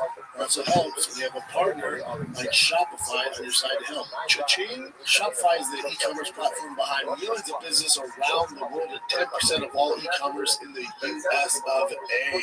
The big boy household names are involved. Get started with your own design studio with hundreds of ready-to-use templates. Shopify helps you build a beautiful online store that matches your brand style. Get the word out like you have your own marketing team behind you. Easy, create email and social media campaigns whenever your customers are scrolling or scrolling. What if people haven't heard about your brand? Well, Shopify helps you find customers with easy-to-run email and social campaigns. And if you get stuck, they have 24/7 customer support, right? They got you. They also have the iconic purple Shop Pay button that's used by millions of businesses around the world. That's why Shopify has the best converting checkout on the planet. It's time to turn those what ifs into cha-ching with Shopify today. Sign up for your $1 per month trial today at shopify.com/shop, all lowercase SHAP. Go to shopify.com/shop. That's shopify.com/shop, all lowercase. Cha-ching. Is there like a equivalent in like either NFL or NBA or any other major sports league where Connor's not like a Jordan where everyone thinks Jordan's the best or Kobe's the best. They just loved Connor. He was just the most famous, right? Is there anything like that in the NBA, like in the top major sports? Where they're not the best, but they're beloved. Yeah, but they love it. People love it, and then suddenly, organizations don't care about it anymore. I guess something similar, like Aaron Rodgers when he was at Green Bay, right? Like he was multiple-time MVP, Super Bowl champ, and then they used their first-round draft pick to draft a young quarterback. And Aaron's like, "What the fuck?" And I'm still here, like, "Yeah, man, we gotta move on." It's like, "What?" It's just pro sports. It's like, I mean, it's worse for God. That's what I'm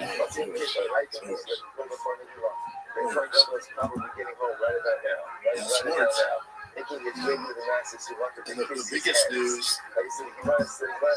would be obviously the Robin Rousey, Gina Carano stuff. We talked a little bit about it on Thursday's show.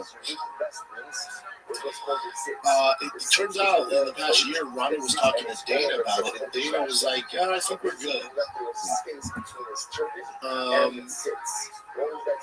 And I gotta agree with Dana on this too. This isn't the flex you think it is, because the UFC's at a different. They're just at a different. Their business model is different now, and they're not in the business. Now, the White House card is different. Take the White House card out of it. They're not really in the business of doing this is what Bellator did. This is what Bellator did. Y'all must have forgot, for those of you new to MMA, Bellator made their name off booking old UFC fighters or legends in the game. They'd be the main event. So you'd have a Ken Shamrock, you'd have a Kimber Slice, you'd have a Fedor, you'd have these old Brian Bader. You'd have these older fighters that had big names, Royce Gracie, these big names, and those would be the main event. But it was the reason why people tune in is because all their stardom and their career was built off the UFC. So their household names would be these one-offs. There's no longevity in them. So I'm sure when Ronda came to Dana, okay, me and Gina want to do this, he was kind of like, "Man, it's not really what we do. And how much do you want?" She probably wanted a truckload of money, He's like, we don't do pay-per-view. Like the amount of money she wanted guarantees like that, we're not going to set that standard. Because then other fighters, if we do it for you, then other fighters are like, "Hey, we want the guaranteed money too, like boxing." So you're probably like, "We're good. We're good. Yeah, go see if somebody else will do it." And Netflix is like, "Yeah, we just want the biggest events possible. We're not worried about forming a league or prospects. We just want big events." And so it made sense. That's why Dan was like, "I'm happy for them. They found a home. It's not with us. It's just it doesn't fit our business model." And I agree with Dan. This isn't the flex you think it is. This is a flash in the pan. This is a one-time thing. Like, you look at what Netflix is doing, right? They announced Manny Pacquiao for Mayweather. They did Mike Tyson, Jake Paul. Like, they're in the business of these one-offs. There's no longevity in that. It's just not what the UFC does. That's not what the biggest promotion, biggest sports organization in mixed martial arts does. It's just not. The White House is a little different, but that's trending even more towards real fights. You know, 2 weeks ago I told you, it's like the McDonald's, they just want these casual fights. We're talking like the Nate Diaz, Conor, the John Jones, like the kind of the weird mainstream fights everybody knows. And it's kind of trickling. No, they're not going to do that. They're not going to do that. Yeah, so the play around his ideas here. It shows a few sound bites from the interviews here. Giving me the guaranteed money that I deserve, because once I raise that tide, it lifts all the boats. And they just made a $7.7 billion deal at Paramount.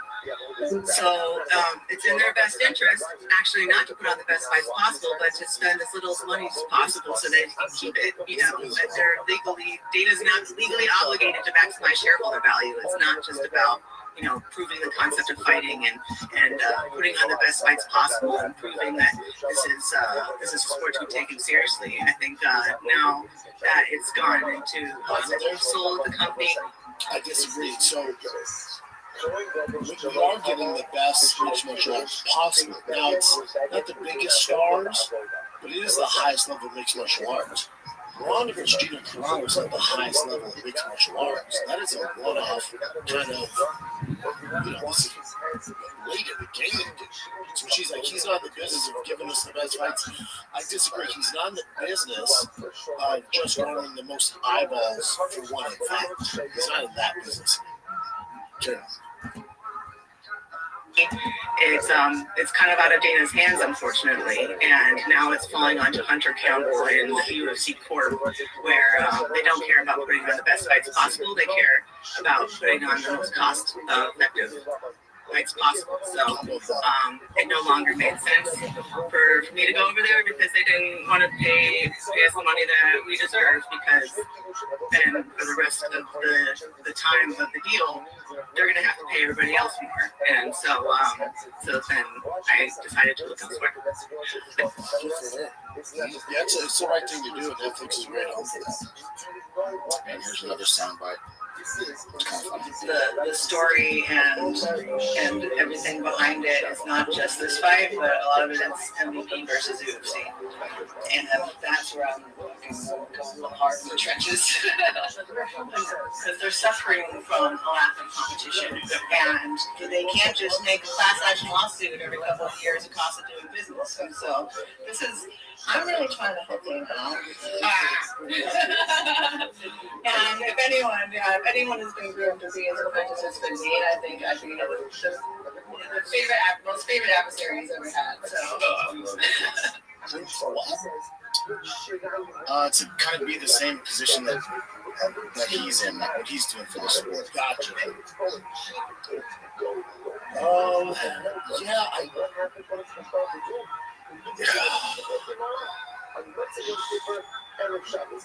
My thing is though, like, you know, I said this on previous shows, like what Ronda's doing, like what Netflix is doing, it's far and few between.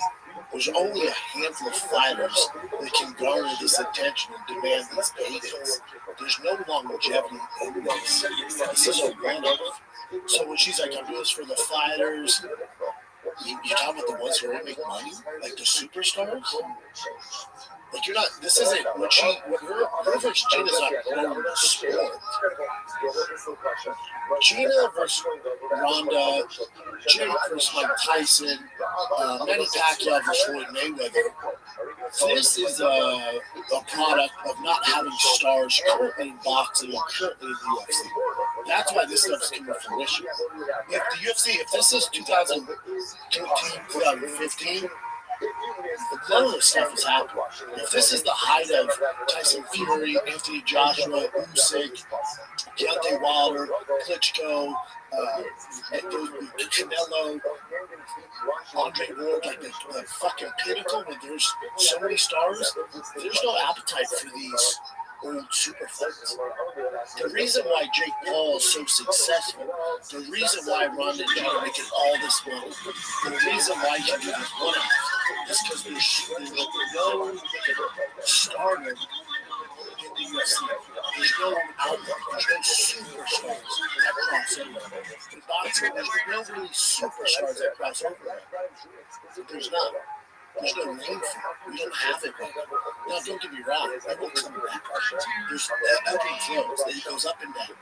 And right now, it's a down, so Ronda, Jake Paul are capitalizing on this. So everybody's capitalizing on this. Mike Tyson's capitalizing on this. But if things were popping, this is 10 years ago, the UFC has struck. You look at the heavyweight division, lightweight, middleweight, welterweight, 155. It was popping.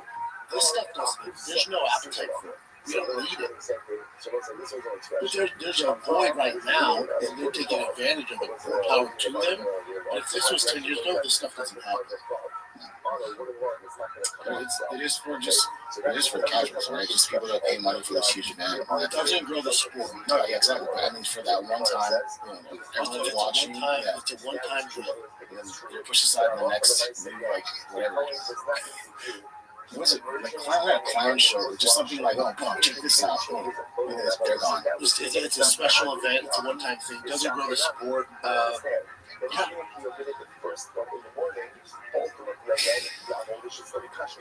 Yeah, it's going to be pretty huge. It'll be big. It's going to be massive. When you look at their subscription, yeah. And that's the main reason why. It's their platform. They have just people that would never even watch it in the first place. Like, well, it's on. There's that, the subscription, and the people keep going. Paramount only has 70 million subscribers. It's on CBS. It's going to be on CBS. You got to stop at the Paramount. It's on CBS. It's on Channel 4. Everyone has Channel 2 or 4. It's 4 now. Everybody has fucking Channel 2. Everybody has CBS. So I don't know what their reach is, but before someone who's very knowledgeable of what the UFC is doing in the White House, before I found out what their angle is on the White House card, I thought they were doing McDonald's, Big Diaz, Conor McGregor, John Jones, Peloton, stuff like that. As you go, MVP can't beat that. You know, I can compete, even though they have million subscribers, they can't compete with that on CBS. Now that I know it's going to be more of a real card, it's going to be tough for the UFC to beat MVP. It's just going to be tough. It's not tough. Because if you have Ilya and Joseph Gaethje, it's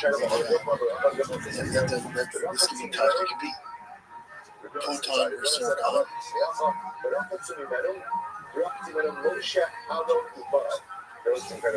Yeah, so that's not a big deal. See, that's the thing.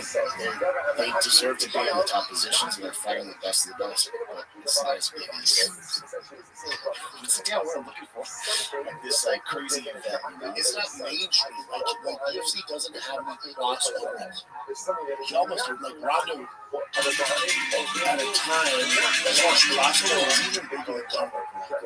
I'm just saying, as far as like access to media, she's on Good Morning America. She's crossing over little girls. Like you're talking about, like everyone watching her. Obviously, she's a pretty girl, so it's like that went beyond MMA. Conor, again, went beyond MMA, but still, he's a dude. We have a ton of dude fighters. Ronda was like the first female that doesn't look like a warlock, that could fight her ass off and was good on the mic, so she transcended. She's on Entourage, she's in movies like that. There's never been done before. Transcended bigger than the sport. she was special because, yeah, obviously she looks good. She's pretty, and she had this one technique that no one could ever freaking stop. The armbar just constantly. Boom, boom, boom, boom, boom. So everyone's like paying attention. Spectacles and wears. Yeah. Yeah. I don't know. It's going to be really interesting to see which one does better. Because if you listen to other people's podcasts, they'll say that the Ronda Rousey, Ronda one's going to say Ronda. Then other people will say the White House, like the White House type of thing's pretty good. It's on CBS. There's the White House, the influence of the fucking establishment, the data, Trump, the big boys involved. Regardless, MVP and Netflix will tell you that they could lose this, and Netflix, Netflix can make up whatever fucking number they want, that they want. There's no way to prove it. They don't release actual numbers. It's all fake. They'll tell you that all of this country, 36 million views.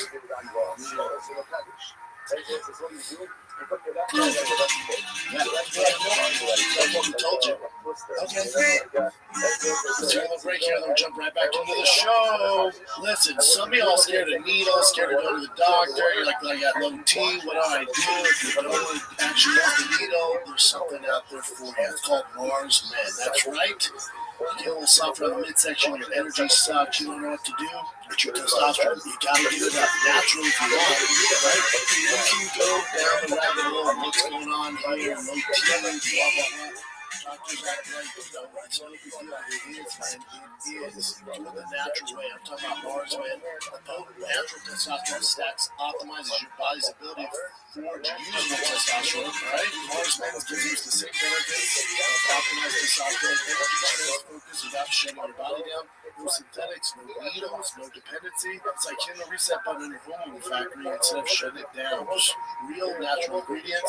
Gotcha, man. It's made in the US of A, third-party tested. Also, 90-day money-back guarantee, so there's no risk. If you don't love it, we'll send it on back, right? So for limited time, you guys get 50% off for life plus free shipping and 3 free gifts at mengotomars.com. That's mengotomars.com for 50% off and 3 free gifts when you check out. After your purchase, ask how you heard about them. Please support the show. Let me know your boy second. That's mengotomars.com for 50% off. But Dana will 100% do the same thing too. About like this figure here, from we gathered numbers here, and then boom. So let me ask you this: honestly, just be honest. If they told you could only watch one fight, right? Ronda versus Gina or Gaethje versus Taporia, you can only watch one. You can never watch the other one. You get just one chance. Not even close. Never close. Ronda versus Gina. Yeah, so Ronda should be a minus 5,000. That's not fun. It's fun. It's what we do. That's more of a gimmick than an actual competitor. No, definitely. I think everyone has a fun over decades.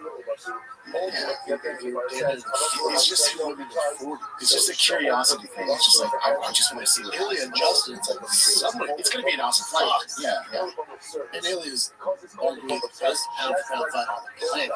Give me that.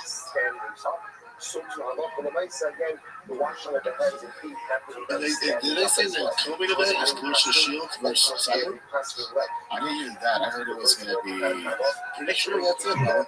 Okay, I also heard Jolton Almeida versus JD. That was Jolton Simon somebody else. He's not juniors or something, right? No, that's not happening. For MVP?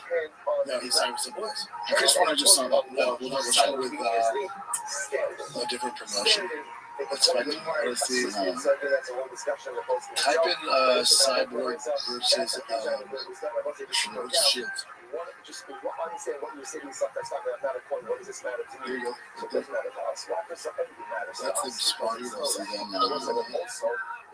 This is breaking. From Taiwan's post. Chris Alvarez coming in for Ronda versus Gina. Yeah, that's it. If that is the co-main event, That ain't a fight either. No, it's just an interesting story because the relationship is running. If it's just a boxing match, right? They're saying it's just a boxing match. If that's the case, I don't know how this thing's gonna work. Oh, it's MMA. Things is done, right? Yeah. Let me look Yeah, at I don't Johnson. know what they're gonna put on. Me aside with what's it? Signs with a Russian promotion. Yeah, it's a Russian promotion. ACA. Yep. Yeah. Hold on a second. Why do you see the G? So was the rumor he passed on the undercard against JDS? Oh, that's what happened. JDS would have fucked his word up too. No, this is this right. Offered Hamid own fighter. Oh yeah, you're right. So instead of doing that, he passed on and went to the ACA. I wonder how much they're paying us. Because I would imagine the MVP would be huge, right? Okay, but again, one fight MVP, he's not making money like the main event. They say they pay, of course, $500,000 to get knocked out by JDS. And then where do you go? Then you're damaged goods. He's lost how many fights now? And then ACA is like, dude, no. You fucking just got knocked out in front of 400 million people. So he's damaged goods. So this is kind of a smart thing.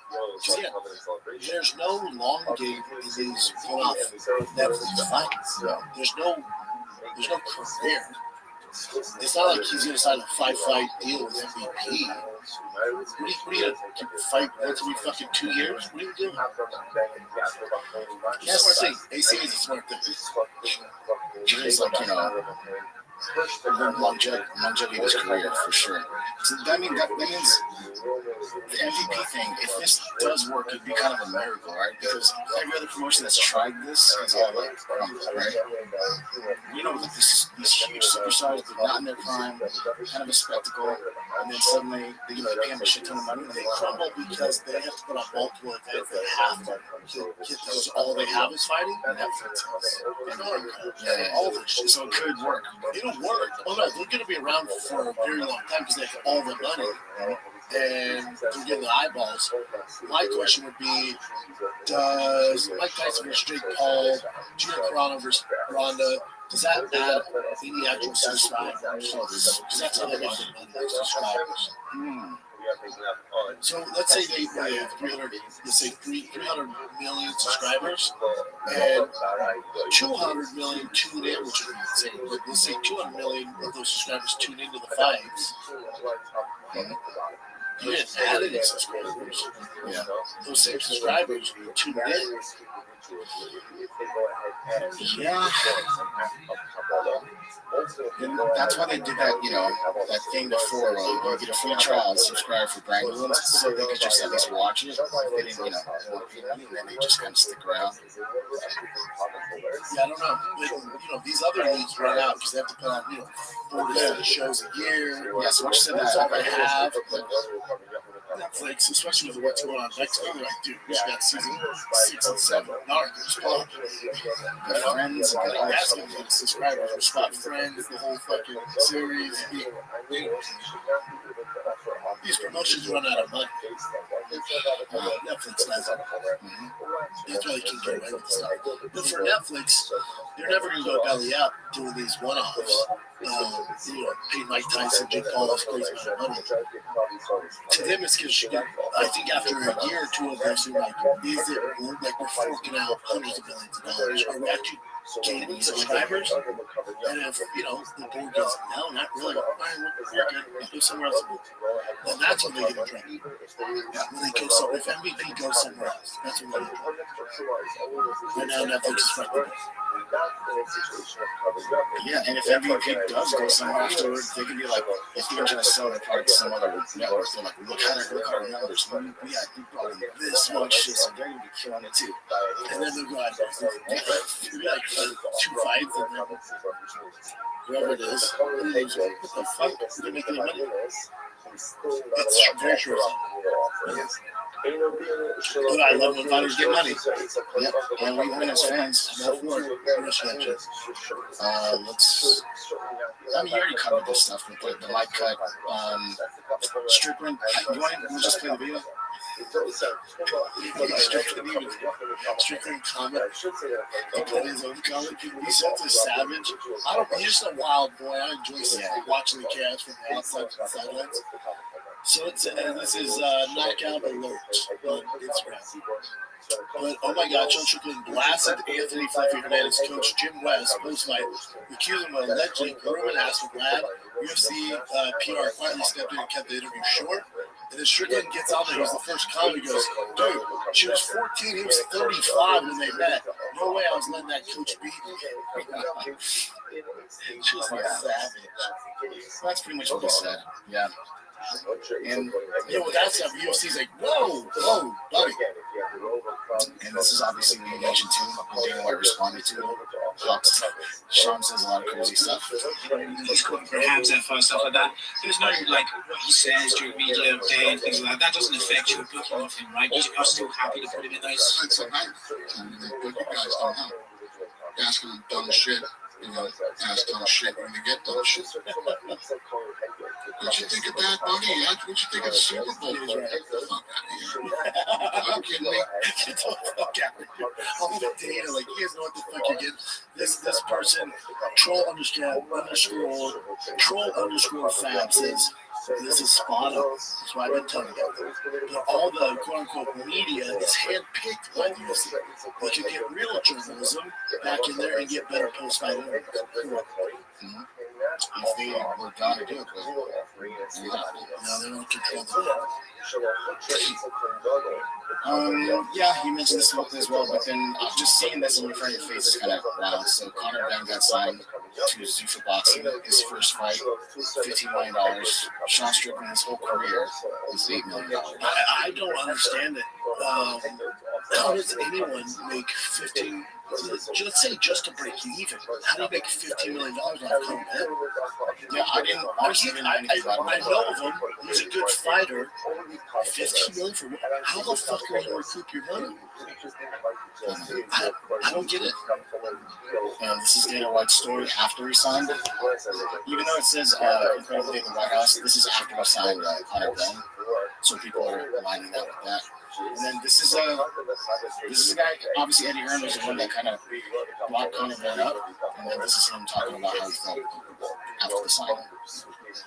From his lawyer, I texted him and said, I think we should have a call. I think everything I've done for you, I think you deserve.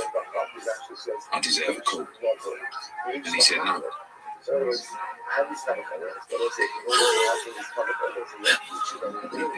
Very painful. It feels a little bit of a wasted few years. Very devastated.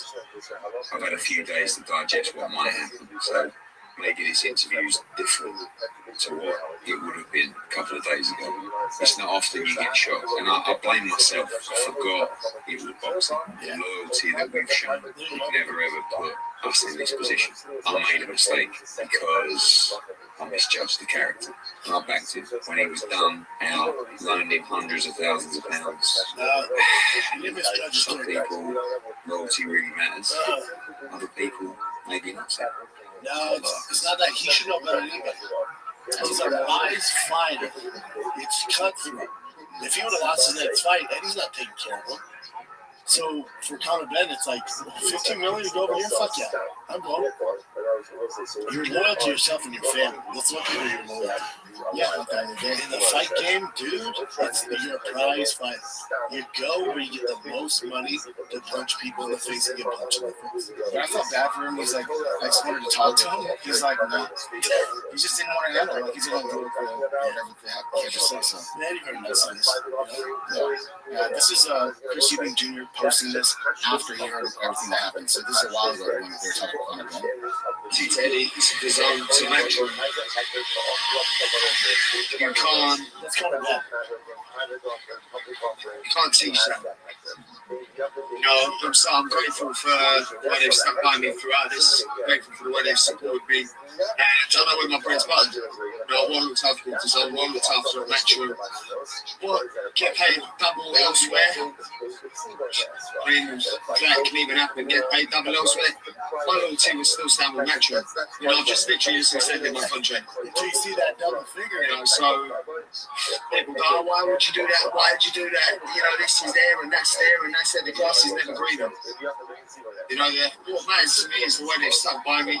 Eddie taking a beating for the past year. His own natural taking a beating, as much as I have as well on social. So, I look at that and I go, Joe, someone who can fight my corner. When really they didn't have to. Loyalty goes so far with me. My loyalty to. Yes, I would say Chris, you think you're posting this, but yeah, it's the whole world, dude. I like this professional sports. In a nutshell, like it's just as a fighter, you gotta be super selfish. The promoter's super selfish. No one's out for your best interest. So you gotta move that. That's what he's doing. I never get mad at fighters. Yeah, because he loses the next fight, it's not out cold. They're not gonna fucking pay his bills. Okay, next. I would say, like, have a conversation with the dude. And this is, understand what I talk about here. I also think, like, him get that money doesn't make a ton of sense, but it's just such a fuck you to any. That's what I'm thinking too. I was like, I'll pay that just to fuck you. Series number one. Did you know about it when you were saying beating up babies? Did I know about it when what? Did you know about it when you were saying you were beating up babies? I think you saw this week. I am really beating up babies. Is there a bigger pussy than Eddie Hearn? He was quite upset that would have been left. Is there a bigger pussy than Eddie Hearn? This guy's supposed to be a friend. He's fucking crying. He made more money. He's going to make more money, and he had the right to match it. I think he said he tried and Conor Ben wouldn't return his calls. What a crock of shit. Yeah. We're literally beating up babies. Yeah. It's interesting. I like seeing people forget Dana got the UFC to where it's at, having this competitive nature. He's kind of lost it because UFC is so billion, like they're at the top of that. But now boxing, that's his new baby. Not slap fight, right? There's no competition for slap fight. Just what it is. But boxing is like this old, historic, lane in sports, and he's getting involved. So these moves he's making. As a UFC fan for a long time, we've all been fans for a long time. This competitive Dana is the best. Yeah, is the best. Whatever it takes, That's why I like to see. Hopefully it bleeds back into MMA. There's more to it, but that's pretty much for now. Just take a little break here. Welcome to the Nowadays No Hangover Club. In the first rule of No Hangover Club, you don't get hungover. You're probably wondering, how is this even possible? Simple. You don't have to trade a fun night for a painful morning. Nowadays is zero-proof, THC-infused beverage that delivers a clean, balanced buzz. No hangover, no bloat, no regrets. Just smooth taste, social lift that actually feels good. A smarter way to drink, whether you're pouring over ice or cracking open and ready to sip. So whatever the vibe, pregame, party, low-key night in, nowadays is how you show up and wake up feeling your best. Because fun shouldn't come with a cost. Welcome to the upgrade we talk about nowadays. Visit trynowadays.com/shop, SHAB, to get 30% off your order. That's trynowadays.com/shop, or use shop at checkout. Drink responsibly as we turn over nowadays. And then also over the weekend, Ryan Garcia, they look damn good. Yeah, dude, Ryan's head is right, and he's firing all cylinders, and there's no outside drama. That might be the best in the world. Yeah, like he total domination, which is okay. And this is just Sean O'Malley talking about the whole Conor Ben deal. This is just a little snippet. What'd you say? I don't know who Conor Ben is. Yeah, he's supposedly a pretty big name in boxing. I've never fucking heard of him. It's crazy, bro. If they really paid this guy $50 million, I don't know. It's crazy how you put in so much work in the UFC, build this name, create this character, be a star. I'm not making fucking $50 million a fight. It's also business. Oh wow, this is it being a rumor. Backing off. It's also business. If they think it's a good move and the guy's going to bring them money, I get it. Business is business. Business is business. He hates Oscar De La Hoya, hates Eddie Hearn, so it's like, let's take their biggest star and pay them. I can see it being an ego thing. Again, I'm not really cool. Yes, I think UFC fighters will do shit. Because they can't. Yeah, we'll talk about it on podcasts. Yeah, that's it. This one's not a huge deal, but super boxing will have 8 divisions. Usually when I looked at it, it was like 17 divisions for regular boxing. But there's just 8, just like almost like the UFC. Yeah, first thing. And then this is now official, I believe. Nickel versus Colby Covington. That's official. I could have sworn I saw that on the UFC. Let me double check on this. This is what I found on Monday. So Low Nickel. I want to point out, we're going to circle back to this idea, right? Because you know, there's an interesting suggestion that perhaps the coin relates a gold stock, according to the I think this is the first announcement to make that Nickel versus Colby Covington. Let's see if it happens. I saw him. It's exciting. It makes sense. I mean, tough fucking fight for Colby, but it makes sense. This is pretty cool. Urosemitic, who was like destroyed in his last fight. I guess he had issues getting his visa. So Dana White took him to the back room, and then he was talking to Trump, and Trump like just let me give me your documents and I'll handle it for him. He's had trouble for years apparently. Damn, he just took care of it. Yeah. Yeah, must be nice to be friends with the president. That's cool. All right, this is official. Sean Brady versus Joaquin Buckley. Not bad, that fight. Yeah. Winner's right back in the line for a title shot. Like back in the queue. Yeah, and that's a very tough Buckley lost to Kamaru Usman. Sean Brady obviously lost. Yeah, like it makes sense. Do you think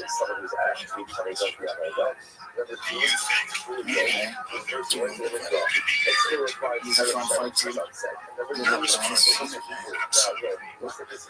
a main event. It's a good fight. Like Milwaukee. Good job, buddy. Thank you. It looks great. We covered all this, but yeah, Connor did say Thanks for your positive folks. As you know, I don't give a fuck. I accept, send the contract lads. They posted like 6 goddamn contract. I deleted it. it's the last one. No, to see this in the work in the White House, it's not. No. This is just It's international fight week. And they're going to do Alex versus Cyril Gane. What's this? If it were done and he had accepted, I would announce it. Okay, but I accepted. Send the contract. Yeah, who knows what's going on there. Yeah, so you mentioned Gable Stevenson earlier. He had a fight, I don't know when this was, last weekend or something, where he had a spinning wheel kick to his, I guess he had a spinning wheel kick to his head. And I'll just play it for you. Hands up, Gable. Hands up now. He's doing wild.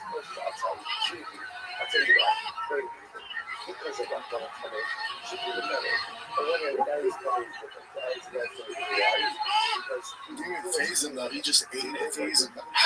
They showed you how to who you are, how come you are, who you train with. You just need experience. Yeah, but that's a fucked up way to get experience, to get a clean wheel kick to your head, because that's going to fuck. There's not many guys who are going to do that in the UFC. The guy fought before. The guy could do decent, especially in heavy division. He has some holes in his dish showing up. Yeah, during like, I can't imagine being, you've been there so many times, but I can't imagine them yelling, put your hands up, and you're not putting your hands up, you're so in the moment. You know, you're so in the moment, You're saying a lot of shit, especially that, like, his that's almost 2 of them. Yeah, they're screaming too. Oh, this is So this is Daniel Cormier saying why he never wanted to do like arm bars to break bones because it would just be too nasty for him. Or did you just not want to learn and take the time how to do a proper arm bar? That's Also because you didn't need to because your wrestling was so good. There's also that. Because I told my coach, don't teach me those moves. If it doesn't tap me, you gotta break it. I couldn't do it. Kimura, God. Yeah, but DC slammed Josh Barnett on his fucking spine and his neck, you know. Or DC, did you not want to take the time to properly learn your jiu-jitsu? There's also that, because you're so goddamn good at wrestling, you have to. There's also that. Could you? I mean, obviously in a fight, you can even win, but then if they're not tapping, you have a Kimura, and you could just, you do no problem. Oh, man. They win, you get half my pay, snapping that thing. Here's a quick one. Robert Whitaker says he wants to move to light heavyweight and he wants to do it in June. For whatever that means, I'm not sure what it seems like. I like it. I like it. I like it. I think it's a great move for him. Love it. Okay. 1 or 2 fights, fight for a title. This one just showed this one as the last one. There's a guy fighting. He looks like he's winning. Doesn't realize.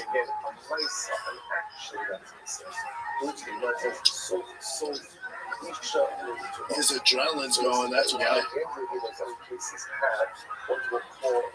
And then he kicks it. Yeah.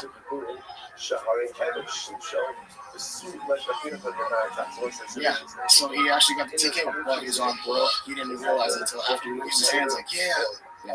That's decent. Sure, how does my hand there just like, nope. Yeah, how did they work on that? It's supposed to be insured, but these low-level organizations don't. Or will cover with a proper doctor. That's what happened to me. Is that it? One more. This is just awkward to me. This is Nick Diaz trying to promote some taco place, but then it's just very odd. Nick Diaz here. We're in San Diego Taco Shop.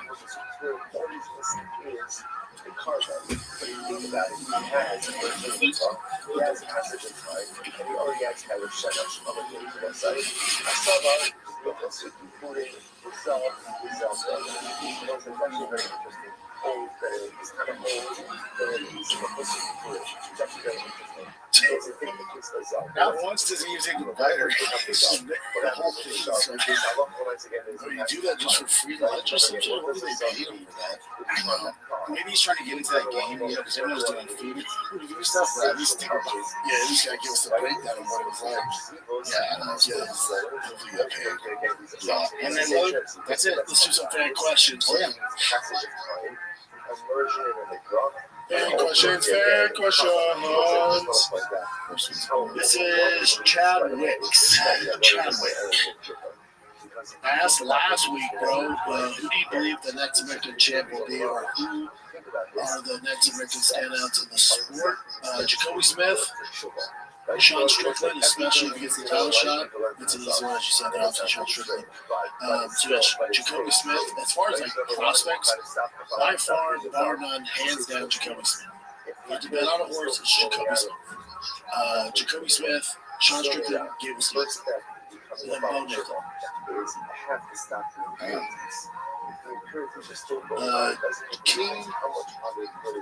King Jimmy, 1985. So why is Rampage show disrespect all time by MMA fans and the UFC? It belongs in the Hall of Fame, long for mostly current inductees, Hall of Fame, elite wins, historical impact, durability, first to cross in a major Hollywood film. He smashed Prime Chuck twice, first to unify Pride and UFC titles, went over Dan Henderson, and same run for Doug Wanderless. So he goes through all of his stuff. Yeah, he goes through all of Rampage's stuff. It's a great question. I mean, he had some issues with the UFC, which it shouldn't matter at this point, and he's such a great, love Rampage, and he's such a legend. He should be first ballot Hall of Famer. When you say disrespect my MMA fans, I don't know what's like online, right? I don't see the comments on Rampage of shit. I think one of the reasons, you see, if you saw, like, when he's doing these the live stream, Kick, or where the fuck he's on, and you see these young fans fucking up. I've had some experience with this too, because, right, like, you're fighting a kid, I was doing stand-up, people assume that you're joking around all the time, and you're just a silly all the time. So when that kid came up to Rampage, he was like, dude, what's your thoughts on John Jones? His loss, and that kid, what he doesn't realize, he doesn't know Rampage. He knows Rampage, especially probably from Kick or this other shit, or you see Rampage on a podcast talking about it. So he assumes he can talk to Rampage like his friends talk to him. But at the end of the day, you don't actually know Rampage Jackson. And you've kind of crossed the line. And Rampage, Rampage jokes around more than I do. Rampage is silly all the time. He's so much fun. He gives off that energy too. And then sometimes, especially on a Kick stream, I don't know how fucking long he's doing it, but he's not going to be that silly outgoing guy all the time. And maybe he's having a bad day or dealing with something personal, and you come up to him and you're like, hey, motherfucker. And he's like, what? Because that's the thing is, Rampage is still a fucking lion about sheep. Wherever he's at, I don't care where the fuck he's at. You're still dealing with a lion. But you guys forgot that it's a lion. And you see him on Kick, you see him messing around and slapping girls' booties and dancing and doing this silly stuff, and you're like, oh, he's one of us. Yes, but he's still a lion, and you have to treat him that way. And people are forgetting. When you're at the zoo and you see a lion that's this far from the glass and kids are hitting the glass and, oh, fuck this lion, throwing ice cream at him, that's still a lion. That's still a lion. And you're going to see some lion shit if you don't treat him with that respect. And that's what's happening with Rampage. I think people, especially this newer generation, are so used to the fourth wall being broken that the level of respect is gone. Why don't you fuck with him? You just met that. You don't know him. He doesn't know you. He's at this public function.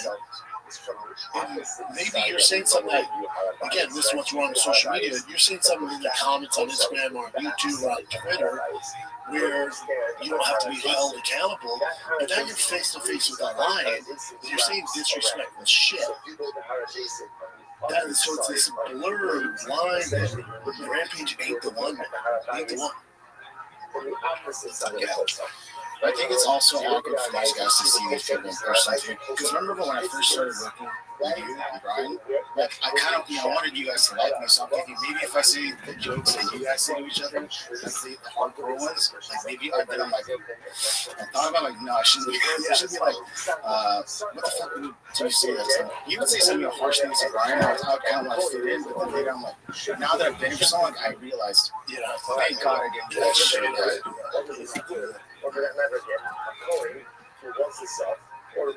Jacob _C89. Is it just me or is the UFC starting to feel like Texas Hold'em, and we're on the decline part of that popularity? It feels like this really needed a superstar.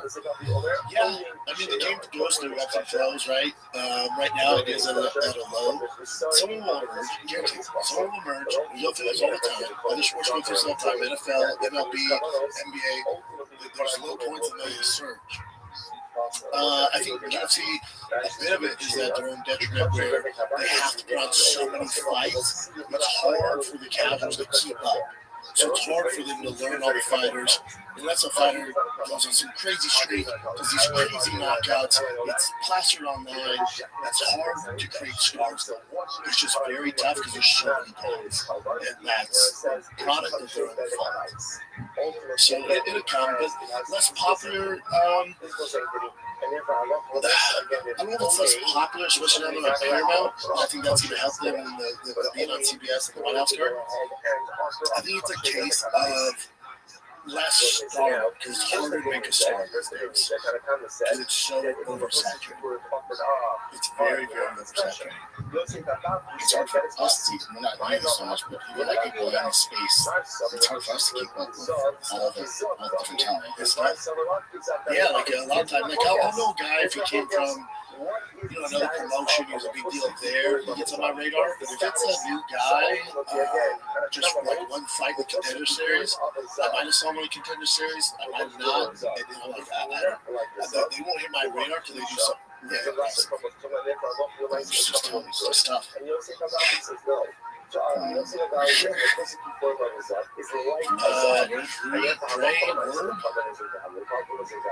His name was Sean, what up with these boxing matches they make nowadays?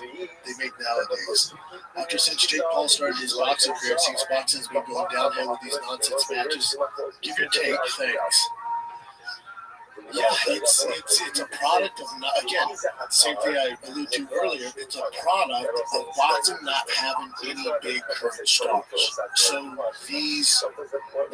Jake Paul created a lane and has access to these older fighters to create that demand and put on mega fights, even though they're older and they're not of age, they're not in their prime, but that lane was created due to the lack of boxing stars and boxing popularity.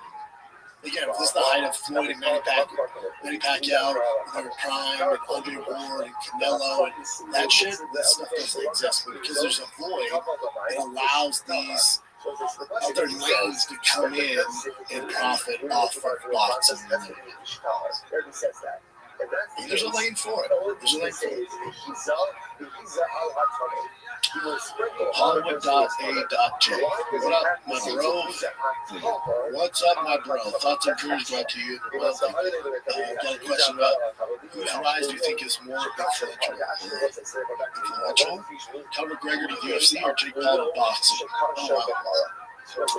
Do you think that boxing is a dying state, being that Tyson Mayweather are still having their exhibition? All right, so it's a two-headed question. Whose rise do you think is more influential, Conor McGregor or Jake Paul? Conor McGregor. Conor McGregor, just because Conor's rise, you just had to beat him. It was like nothing you've ever seen, and it was at the highest level.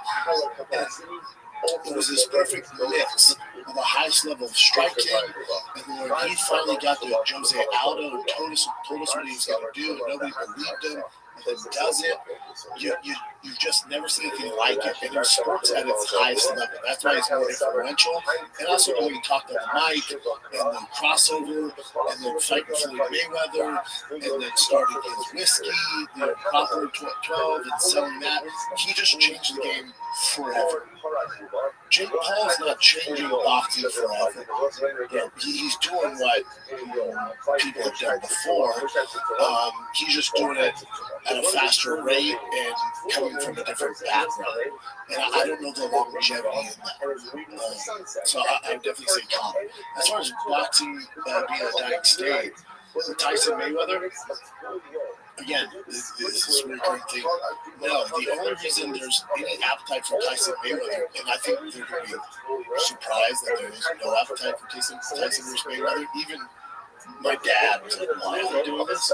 But it's because there's such a void in the space right now for actual good competitive boxing for casuals. There's some great boxers out there. You just don't know who they are. So people are paying attention. So there's this void, and you get Tyson Mayweather. Yeah, did you hear that it's Manny Pacquiao and Mayweather? It's actually sort of like it's on Netflix. Yeah, it's a professional bout. It's on Netflix. There she is. Everybody stop what you're doing right now. What up, girl? How you living?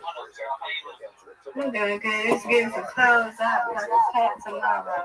Excellent. So, yeah, clothes I already got my. I told you I already got my outfit for the funeral. Absolutely. All right. Miss Aquarius, I'm about to send you an invitation, okay? Yep, I'm ready. So I'm going to take me back. Indeed. All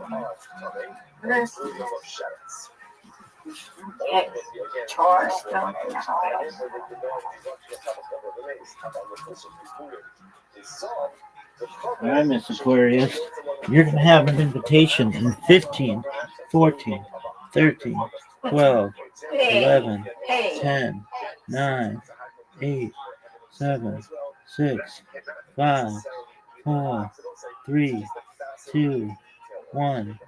Bingo. We live.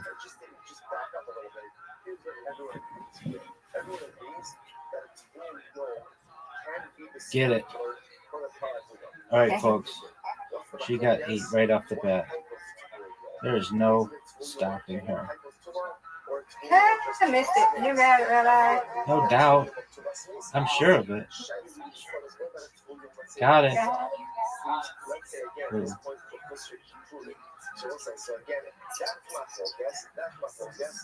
Fundamentally dependent on an earlier macro guess. What's the earlier macro guess? Early macro guess is what's the status of a self in the closer to cool? Is he still like a bona fide self? Or ultimately again, not like a bona fide self. So that macro guess, which is the focus that we started with, ultimately triples into part as well. Riveting and fascinating. But again, when we get my focus over that's not really our primary right now. So we get that. Here's the good news. Here's the good news. I took myself a mix and I'm going to do my water, okay? Now I'm clean. You do what you need to do, Miss Aquarius.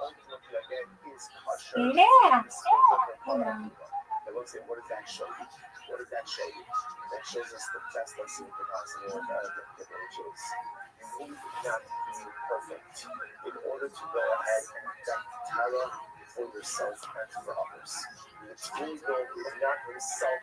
What a strike. An excellent strike. An excellent strike. The Chrono Shalom does not demand perfection. He does not demand completion. The only thing he does demand is effort. So I get myself to the status of a tool yard. Remember again, how do I get to the status of a tool yard? Step 1, stop being covered. Step 2, ultimately passage of time reinforce positive behaviors. Step 3, getting to the mikvah, a willingness to start again. All right, I still need to do my karbanos. I still need to build a track to a positive dynamic activity. And I'm almost there. I'm message of Shmuel who says, that's fantastic. But to a certain degree, that's good enough for them. You don't need to be perfect in order to go ahead and be calm and ultimately affect power for others. Incredible. Let's go back to the first figure. Good job. Thank you, madam.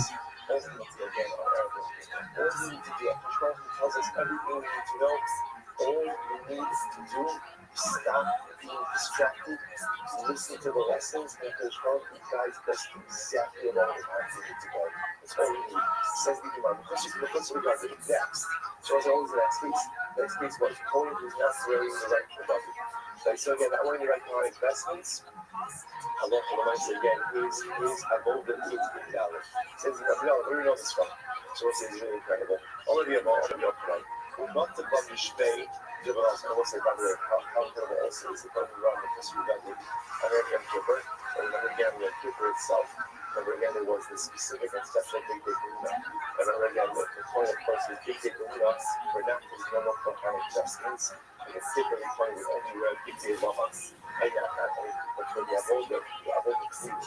The Avodah Tznius was wearing white garments. White garments. Incredible. Standing in the history of the Allah. And the Yabal, Amr of Yochanan, who wanted to be shown that there was Rabbi Shimon. The Pasuk says, וחגגת עושם אבני אבו זיברו, וחבשת להם בטוס, וישא להם תרועה וחוקס עולה. So let's say this is beautiful. So the Pasuk says like this, right? You'll put on them a belt iron. That was a tough split. Put on them big bows for their hats, and it will be for them No. it will be for them an everlasting statue. So let's say, so what is the reaction? This is so beautiful. It's not Shekikdehem Aleim, Kirunisam Aleim. When the clothing is on them, that's when the bris, that's when the Kohen ship is on them. Ain't Big Day of Aleim, but they're not wearing the clothing. Ain't Kunasam Aleim. Ultimately, again, the clothing is not upon them.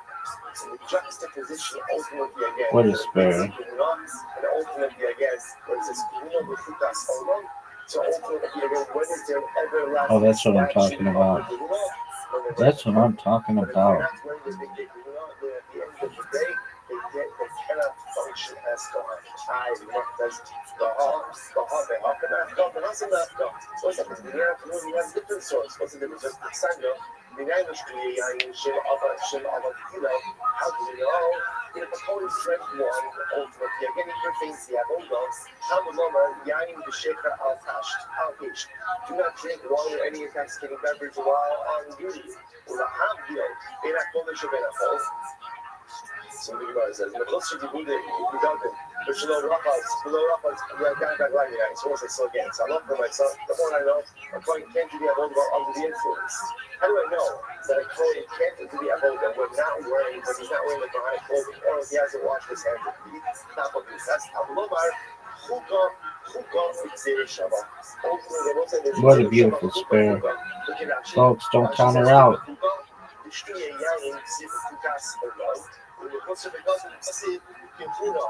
Look at that ball come back. Look at that ball come back. All right, folks, we're going to get these two. No doubt. Ultimately again by begotten, and it says ultimately again by washing hands and feet. Just like the coin just like the coin. Alrighty, here we go. So too, he can't do the avodah without washing his hands and feet, and so too he can't go ahead and do the avodah without wearing his clothing. So two different sources ultimately again for the fact that a coin can't do the avodah. It's okay. You got it, Rabbi. No doubt. No doubt, Miss Aquarius. No doubt. Not what we wanted. Get it. That's what I'm talking about. That's what I'm talking about. Yeah. I'll take it though. You win, I win, Miss Aquarius. I win, you win. Undefeated in bowling. I win, you win. Undefeated in friendship. Good job. Yes, good job, Rabbi. Thank you, madam. Sweet dreams to you, and best wishes with everything tomorrow.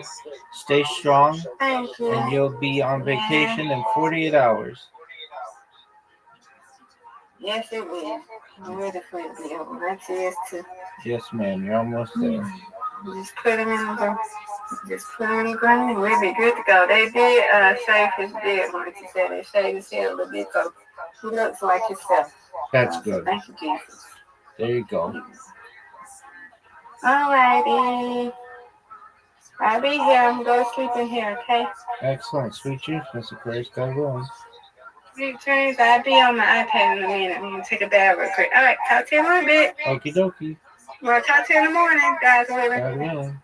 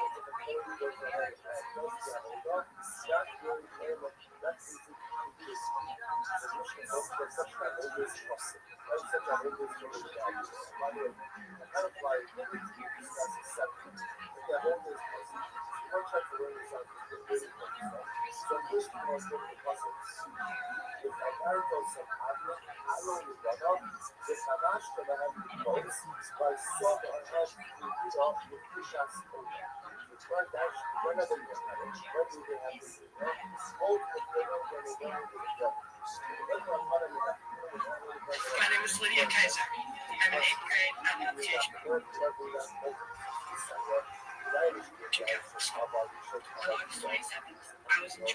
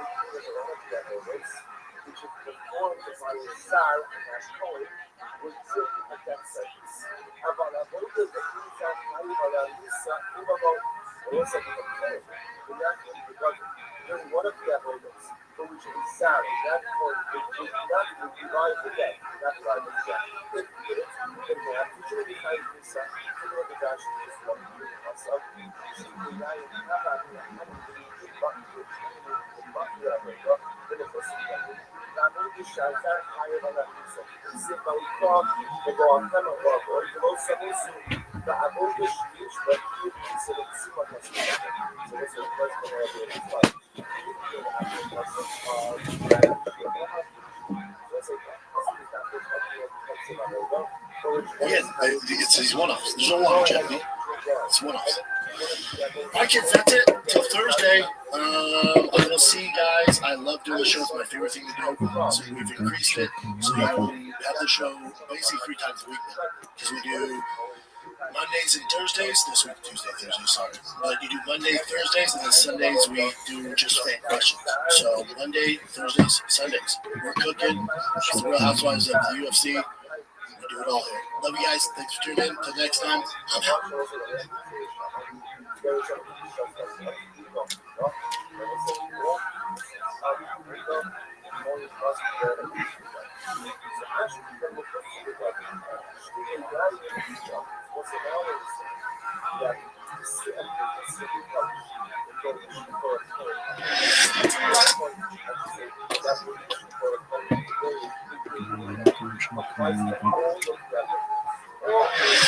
Run through the city like Brennan Shaw. I'm on a mission to get it all. Run through the city like Brennan Shaw. If you think we so get it.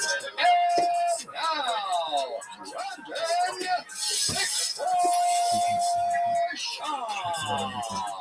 Yes, sir. Shop Show is back Nick, sorry it's a little late, fam. Sorry it's a little late. I was flying it.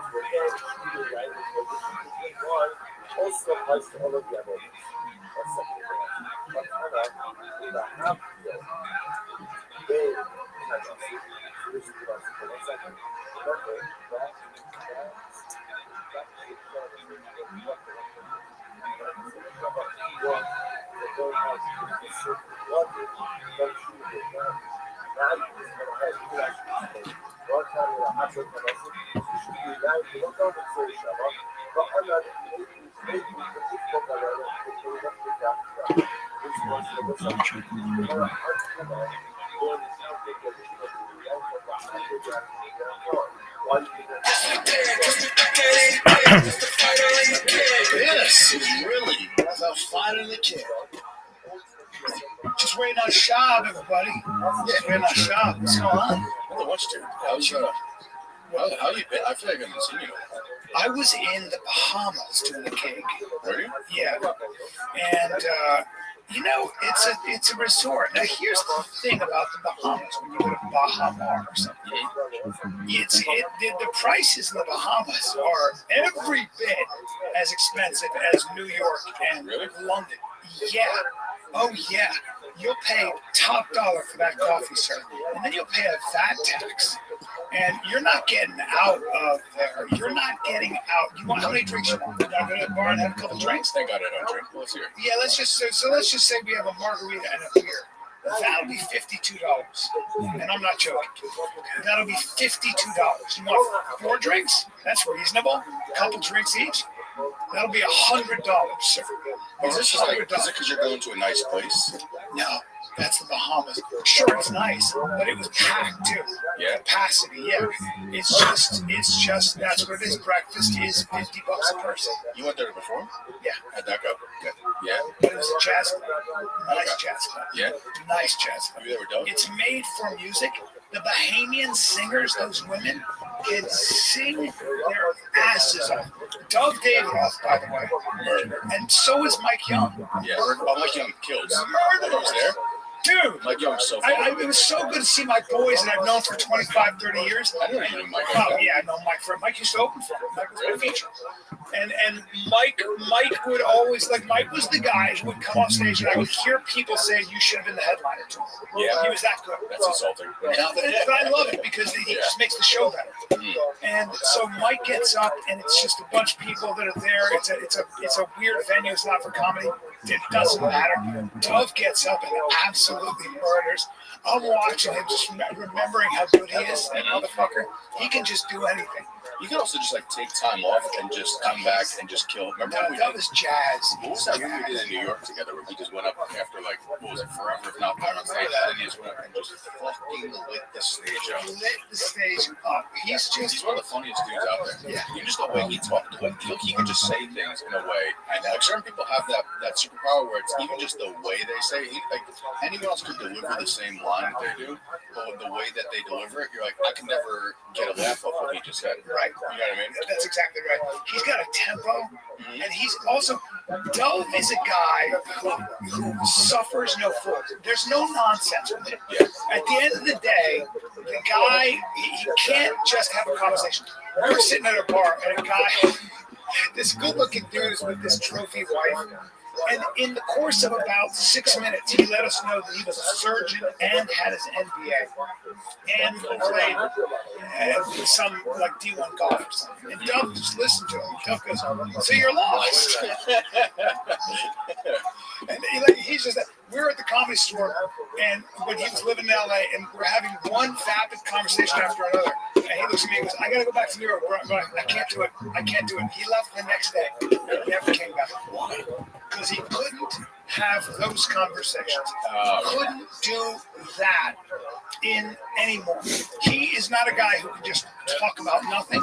And when he's in a place like, this resort we're in, He's going to break it down and explain to you why. You know, it's why he's so wealthy.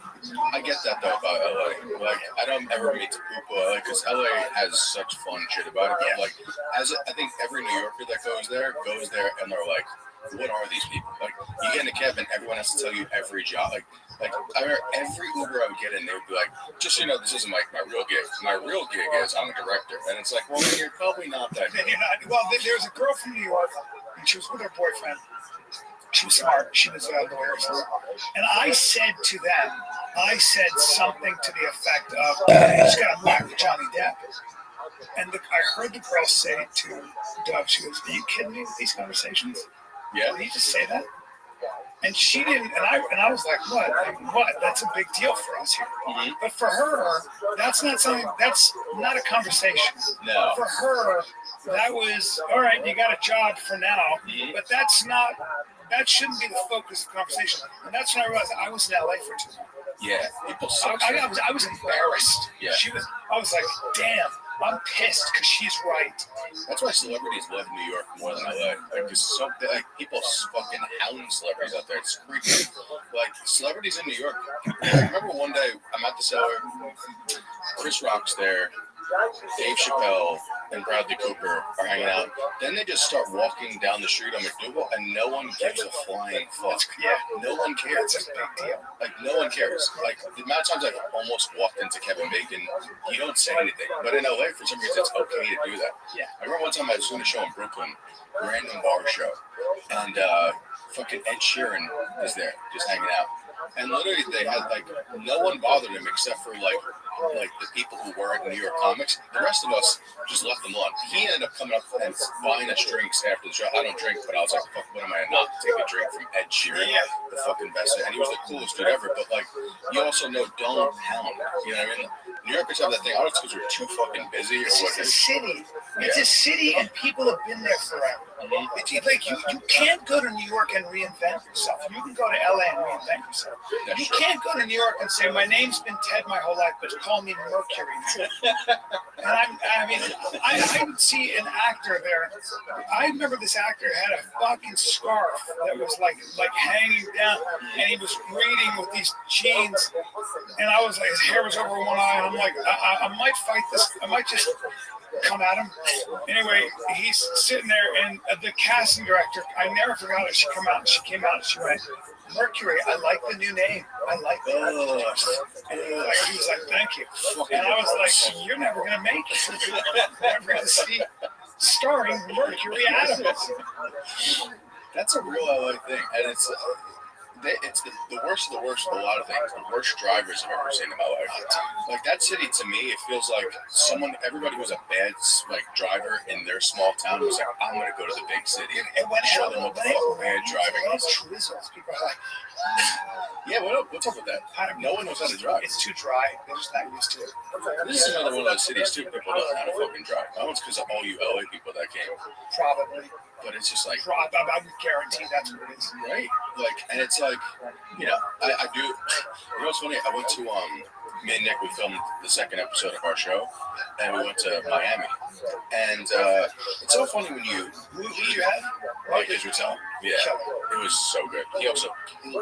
Like, yeah. Wait, think about it. So he trains the Mayo sense type of thing, which I don't know if this is. What is that? So it's basically just like getting the perfect form. Like, usually on incline bench, I can do 315 for reps, but I'm not like going till failure. Like, he made me do on the first set. It wasn't like there was a rep range. He goes, go.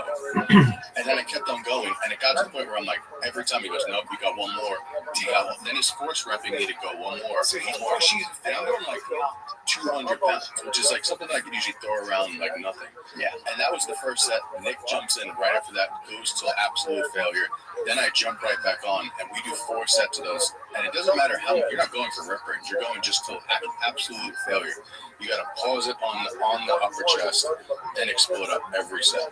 And then, like, everything was just about perfect form. Like, his form is just unbelievable. And like, I've been training for 15 years. Yeah. And he was showing me things in my form that I had way off to the point. Really? Doing one tricep push-down exercise after doing chest, me and Nick couldn't do push-ups on our knees at the end. We were failing doing push-ups on our knees. Yeah, dude. So Homeboy's gonna he's gonna break you down. Yeah, man. Yeah. And so is he doing body parts that you're breaking up? So he now just that I'm on testosterone. He just did it was 3 sets of 3 exercises. It was incline bench, then it was tricep push downs, then we did incline push-ups on a machine, like hands up on a machine, and then we did like the on the knees push-ups right after that. And my triceps were sore for a week. And triceps like my strong, I could close grip bench press 275 pretty easily. Yeah. But like with his shit, I was fucked up. But like, for people don't know, like me and the other Nick are putting out a show, and it's like the best part is like it's so funny, and like we're comics, we're not professional bodybuilders, but we have fun in the gym, and that's kind of the whole idea of the show. It's just like us having, it's like instead of doing a podcast where we're sitting on the couch, we're actually going to the gym with these people and having fun, making it funny with like these professional athletes. And Brendan was on an episode; he was fucking hilarious. Brendan is he's stronger. Like you'd think that he's gonna be strong, but then when he threw up 365 on bench, I was like, oh, we're pushing some big boy numbers. Dude, my buddy Griffin though just sent me a video of him benching 405 5 times, and he's not that big. He played pro baseball, but he's not that. It's not like he's that big. He's like, if you saw him, he's probably 200 pounds. Dude, there's like gymflation nowadays. People like 315 is nothing. That's why, like, I don't know if you saw people giving Pete Hegseth shit. They're like, that's not really 315. That's fake weights. I'm like, 315 is like almost. I know this sounds crazy to say, but it's like almost common in gym bros nowadays. It's a lot of weight. I mean, that's Shaq in great shape. But like, I did that at 16 years old. Like, I don't not believe that the people who don't think it's real obviously have. Hegseth's a big boy. Is he? I've never seen him. He's a big. Bring up Hegseth. He's huge. Hegseth is a strapping, large military man. Yeah, dude. Hegseth is every bit of at least 6'3". He's a big boy. See what he looks like standing next to Donald Trump. Oh, he's small. No, he's been working out his whole life too. Like he was in the military. He's like, look at him. Trump is 6'3". Oh, he's he's leaning and he's bigger than him. Yeah, dude, he's a big boy. Hegseth is every bit of 6'3", 6'4". And he's probably 220. I guarantee. I want to see his height and weight. Yeah, just take a look. Height and weight. Oh yeah. Oh yeah. I was that guy's putting up 315. Yeah, Homeboy's big, man. Homeboy is a big boy. And it's not like he even just threw it. Like he struggled with it, but he's a tall guy. Yeah, no, he was he a Green Beret or he was a 82nd Airborne? Don't quote me on that. See how much he weighs, height and weight. Who's this military background? Infantry officer. All right, National Guard, infantry platoon leader. So if you're infantry, that's like a big deal, man. He had deployments in Iraq, Afghanistan, and Guantanamo Bay. Yeah. He's real deal. Yeah. Yeah. I don't know if you saw the bench press video. People who hate on it, I feel like have a political reason for why they're hating on it. He's also handsome. Yeah. He's also. You think he's a good-looking guy? Yeah. Yeah. If you saw him in person, he's a handsome dude. I promise you. Oh yeah. Yeah. Girls are all over that. He would love me. Dude, that's my favorite thing. Dude, he's mogging. I'm loving this new thing. He looks Maxim. Look at him right there. He's mogging you, bro. He's got Chad face. Dude, Chad face. Before. He's a Giga Chad. Bro, he's a Giga Chad. He's a mogger, bro. Look at those. Yeah. If I'm with Hegseth, I'm like, bro, you're mogging me right. Let's take a little break here. Let me tell you about my friends at Good Chop, delivering high-quality American meat and seafood straight to your freaking door. Vacuum sealed and frozen at peak freshness. It's fantastic. When your freezer stays stocked, you cook when you want. You never have to gamble on grocery store quality. Again, restaurants, forget about it. Right? It's American sourcing. Unlike many other companies, Good Chop sources its meat and seafood exclusively from American farms and fisheries. By choosing Good Chop, you support local family farms, independent ranchers right here in the U.S. of A. Customize your box from over 100 menu items including USDA choice and prime steaks, 100% grass-fed beef, wild-caught seafood, organic chicken, responsibly raised pork, and so much more. Good Chop sources only the good stuff, which is why they feel confident about their 100% money-back guarantee. Love Good Chop or get your money back. Period. So if you're digging this, you want some meat, you're on that carnivore diet like your boy here, go to Good Chop. That's GOODchop.com/podcast. Use the code 50FIGHTER to get $50 off plus free shipping on your first order. That's 50 off plus free shipping at goodchop.com/podcast. Code 50FIGHTER. I love that mogging shit. That's been around forever, I think. That particular guy, like getting famous, promoting the one thing you shouldn't do, like promoting the one thing that anybody older will say is a dead end. Yes. No, don't be. Yeah, it's all about looks. What? Yes. No, dude, you missed the memo. It's not all about looks. That's incredible. But you know what? In all fairness, like he's a handsome autistic kid. He's a handsome autistic kid, and he's autistic. He's admittedly autistic. That's a lot of weight. That's a lot of weight. Okay. Yeah. Look, these guys work out, man. This is what they do. Deadlifting. They're military guys. I've worked out with these guys. Why are people shocked that a military guy I know. could bench 315? I know. What I like about having military If Cash Patel put up 315, then I'd be like, okay, these weights are fake. Yeah. Cash is somewhat athletic. I think he's a hockey player. Like he played men's league or something like that. Yeah, Cash is he's pretty dumb. He might roll. I think he does a little jiu-jitsu. Does he? I think so. Is that what he does when he's not solving crime? Yeah, well, his lifelong hockey player. There you go. There you go. Coach Euclid. Speaking of hockey, did you watch the U.S.-Canada game? I did not watch the U.S.-Canada games, but I do know that the U.S. won. Can I tell you something about that? I don't give a fuck about hockey. I just like to see America win shit, and I just get proud. You know what I mean? Like, I will, if we're winning fucking cricket, the girl who won the gold medal in ice skating, I was like, woo, I'm nervous. I don't care. Whatever the sport is, if it's American, I want them to win. That's so good.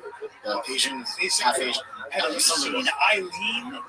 Cool, yeah, they're all pretty. She's so hot. Have you seen her? No. She's the best female free skier and snowboarder ever. Take a look at her for a second. Take a look at her. She's a supermodel. She's from San Francisco. She's an athlete. She's a gold medalist, right? Straight up supermodel. Like my wife, my mother-in-law, and myself, we were watching her, and all of us were like, Jesus, she put makeup on. And was it Jake Paul's girlfriend's the one that? There you go. Look at her right there. Like she's just like unbelievable. She's half Chinese. Yeah. Gorgeous. A lot of them are just half Asian. They're just half incredible. Yeah, it's awesome. People do get it really. Are you into Winter Olympics though?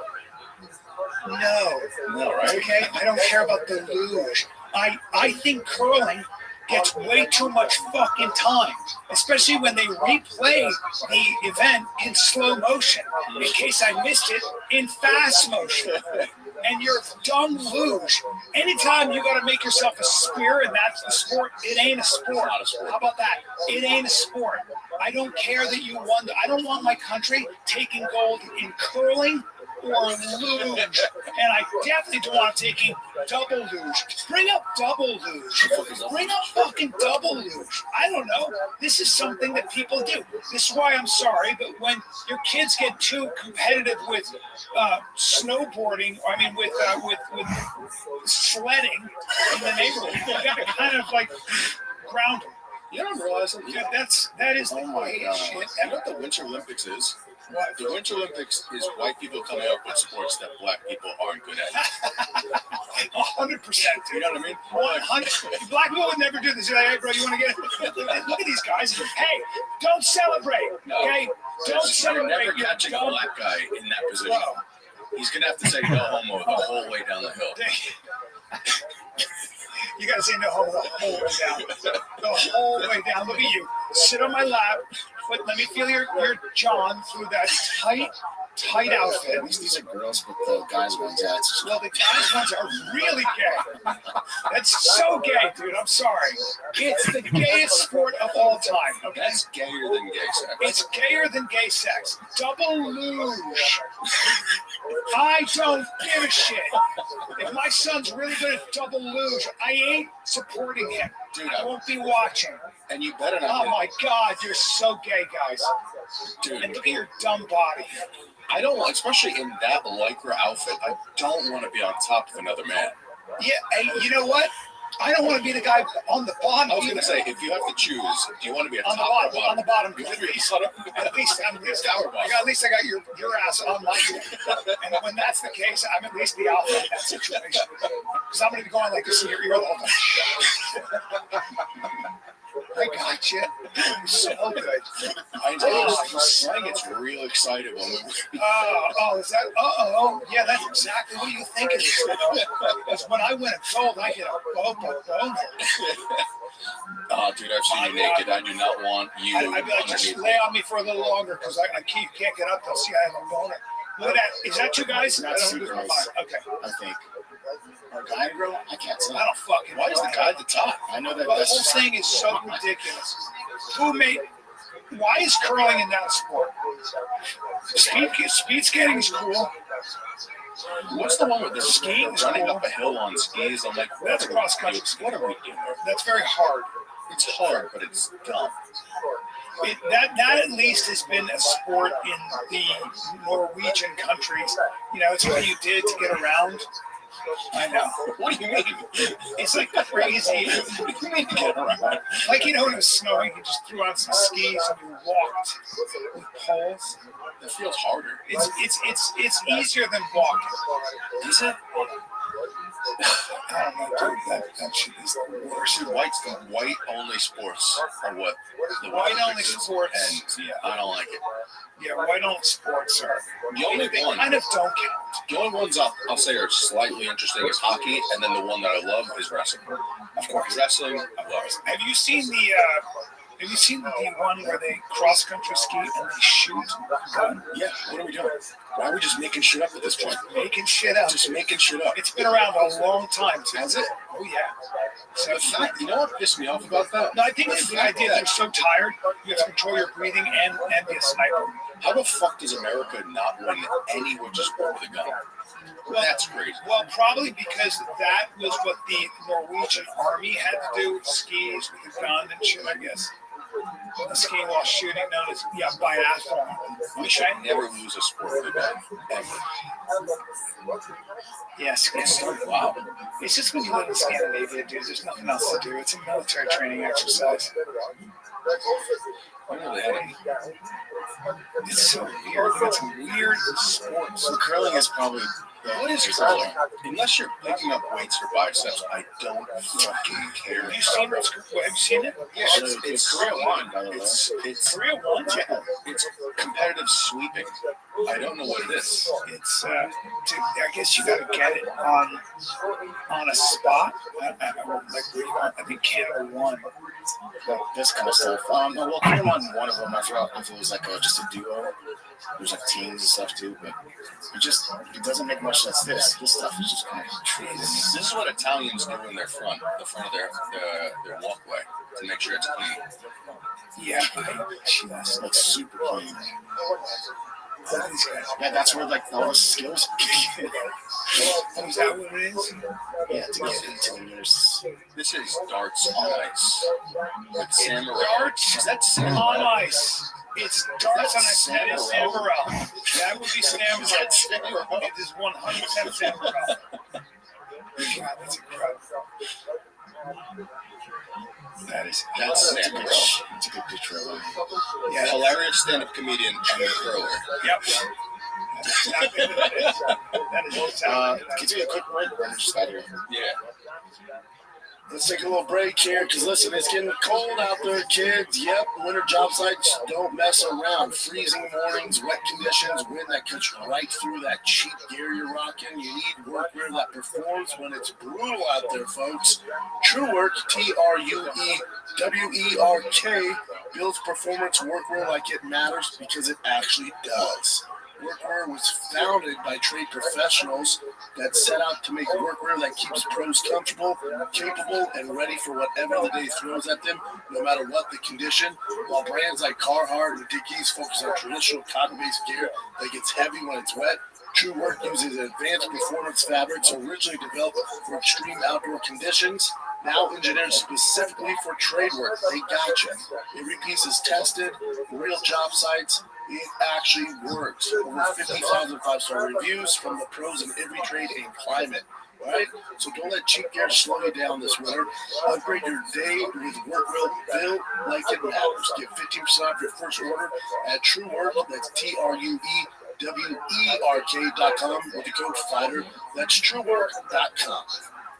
Hey, buddy, clean shaving. I mean, clean. What happened? The Florida humidity, man. You decided, fucking, I'm gonna shave. Man, I was dying at that. Damn, I haven't seen you clean in a long time. You look surprisingly young. Really? Yeah. My wife hates it. I shave it because out there it's just humid. I'm here out in the sun all the goddamn day. I shave it. I walked out. You can't have fish in Florida. South Florida? You're in South Florida, right? It's hot, bro. You're out there for a while. Oh, yeah. We're outside all the time. But it makes your body feel good, doesn't it? Like that humidity. Yeah, I don't mind. It's good for your skin, good for your hair. So much, then all the dry shit. I'll tell you what, though. We have to stay at, like, proper Disney World. Yeah. 4 days of that. Buddy, after 2, I was like, it's just tough, man. You're not a Disney adult? No. I mean, the kids dig it. But even after 2 days, like you're on trams, because you can't rent a car, so you're waiting on trams. The kids are like, dude. So I did this gig with Dove Day Off in Bahamas. Dove was amazing, Mike Young. And the thing is, we're in the Bahamas, so I bring my wife down. I'm doing a gig, you may as well come along. And she's like, okay. And here's the thing about the Bahamas, though. If you're on a resort, first of all, you're not going anywhere. You're on a resort. Yeah. And when it's windy and rainy, the weather was bad? Yeah, it wasn't sunny. It was mostly cloudy and blowy. It was super windy. How far is Bahamas from Florida? Isn't it similar weather? You get there in 40-minute flight. Yeah. Like ours was nice, except for Saturday. Were you talking about Saturday? Yeah, it got a little better. No, I was there Tuesday, Wednesday, Thursday. And it was blustery. The sky was gray, so then now you're inside. Yes, yeah, it's hurricane season too in Florida. No. Hurricane season on Saturday. That Florida proper rain came down. And I was like, because it was a tournament, it was 75 teams just at 10U. Yeah. So 75 10U teams. What is 10U? 10 and under? 10 and under. Yeah. 75, 11, 79, 75, 12. There's, I think, 400 some teams at the World Championship, so everybody comes in. On Saturday, baseball or football? On Saturday, the fields are packed. There's like 30 fields. They're packed. It's pouring rain. Like Lieutenant Dan, like in Forrest Gump, where he's like side rain, it's fucking dumping. I was like, there's no way. And everyone's like, yeah, they are. And they're like, look at the field. You look down, the little kids, like 8, 7 years old, playing in the rain. They didn't stop. I'm like, I look at Tim, like, better have some fun out there. It's not cold. No. It's not cold rain. It's just the kids can't see, but they don't give a fuck. No, on the East Coast, we play in the rain, we play in the snow. We don't. It doesn't. I'm with you. Especially in football, they do your thing. Man, you couldn't see a foot in front of your face. I mean, how these kids didn't play? They're like, is that to figure it out? Yeah, it chilled out. But. Yeah, I got going python hunting, and we were on a boat, and we were in the Everglades, and he said we should get back. Python cowboy said we should get back because it's about to blow, and we got caught in one of those as we were boating, and it was actually painful. The rain was actually painful on the body. Yeah. Sopping wet is not even like I've never been that wet in my life. In high school, we they call them the Disney duels for wrestling, so it's the same tournament they're in, but it's for high school wrestling tournament. It's that wide world of sports. Yeah, and it's fucking so much fun. But like, you know, the weather, and you get to like, we had to like, remember when you were a kid, you had to sell chocolate. To, Yeah. we had to sell. We Hell yeah. for this weird pyramid scheme where we sell chocolate to fund our. That's right. McDonald's chocolate? Yeah. I used to buy it. Yeah, we do door-to-door chocolate sales to fucking to raise fund enough money. See, that makes sense. That's what you think about the pyramid scheme, the whole thing. But we went there, and it was like the fucked up part is everybody on my team. We were a good team from upstate New York, so all of us are actually cutting weight. And they said you could have all the food you want in the park. So the only person eating is our fucking fat heavyweight who's eating churros in front of us on every fucking because he had to gain 15 pounds because he just couldn't beat our light heavyweight, so he had to bump up. And the worst part was one day because Florida gets hail. And one day we went on you ever seen the Hulk ride in Disney? Or it's Orlando. Orlando, it's Universal. And it has the fastest takeoff of any roller coaster. And we didn't know that it started hailing while we were in there. So our wrestling coach and our two wrestling coaches took the front seat. And you know when you go through the thing and they take a picture of you, there's this picture of them just getting fucking tilted. How about Fabio? Remember Fabio? Oh, he got hit in the nose with the thing. He got bro. I thought that was Iron Man. Fabio's on a roller coaster and a fucking kamikaze goose. I'm surprised that didn't happen more. Bro, flies right into his nose, breaks his nose. A goose just was like, "Fuck you, Fabio, Kagoosh." Oh yeah, there we go. Florida AI. Dude, he got crushed. Some goose. Why are they filming him on a roller coaster to begin with? It's Fabio. It's like, I think that's I got the reenactment right in my face. And, you know, me. Oh, shit. Raised in life, Fabio had no. Now, Fabio, I don't know if you know, he comes from a very, very wealthy family. That's right. And my buddy, was he Italian? Yeah, my buddy knew him. Jimmy Burke knew him. And they would work out, and Fabio would take a straight razor to his chest and take a good 45 minutes. I mean, a good 40. He took his time. And it was all about looks. He wasn't really like, he was an actor, right? Like, he was more of like a heartthrob for like middle-aged women. Like guys were like, show me, where is Fabio like Michael now? I want to know where Fabio is. Michael Hearn and this guy are like the most common romance novel covers. Dude, Michael Hearn's a romance novel cover. He is? Yeah. He should be. He's a Michael Hearn was an American Gladiator. I know that. Michael Hearn was like the man. Mm-hmm. But is there was Fabio ever in that? I'm pretty sure he was a on the cover of romance. No, I know, but was he ever a gladiator? Like, what would just say Fabio does? Not a model. Especially back in the day. Oh, look at him. 15 hours of Fabio. He's still good. Pass. Is that him now? Pass. That's him now? This is the most recent one I've seen. Look, Michael Hearn has clearly had some work done. There's a lot of Hearn's awesome. Fabio, I can't. Oh, there he is. He looks like my mom. You know what? You know what? Arts teacher. Yeah. You're like, look at that. Look at him. Fabio's almost the opposite. Yeah, I was saying, like, we have all dudes. He is just all middle-aged women. No, don't kid yourself. Big boy, though. Big. I don't know. No. Joey, go to his side. Jimmy's a small guy, though, so don't run. No, he's every bit of Go see what he is. I think he's... Yeah, he's a big boy. Yeah, chest. He's a very big guy. He's a big boy. There's 6'2".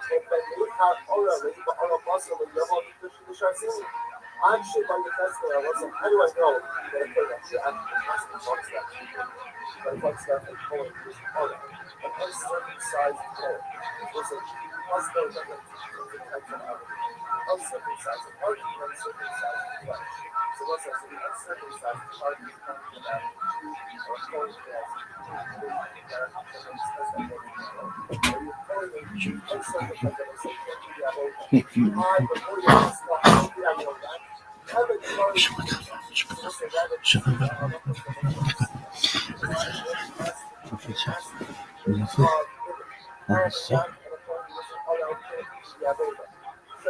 46'3", very big guy.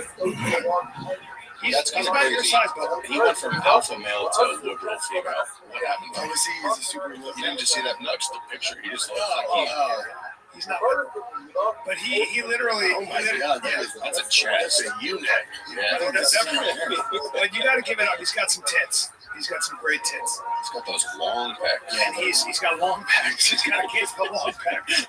He's got a case of the long pecs. They go down to his belly button. And he's great genetically, handsome guy. He's those long tits. He's got those blue eyes. His blue eyes. He's from northern Italy, I think. There's just certain things that people have that are just when you see it, you're like, you ever seen John Stamos' belly button? Is it weird? No. I know John. You ever seen his belly button in person? Oh shit. Is it weird? Oh, is it Audi? That's like a. It's its own thing. Oh, weird. It's like a ward.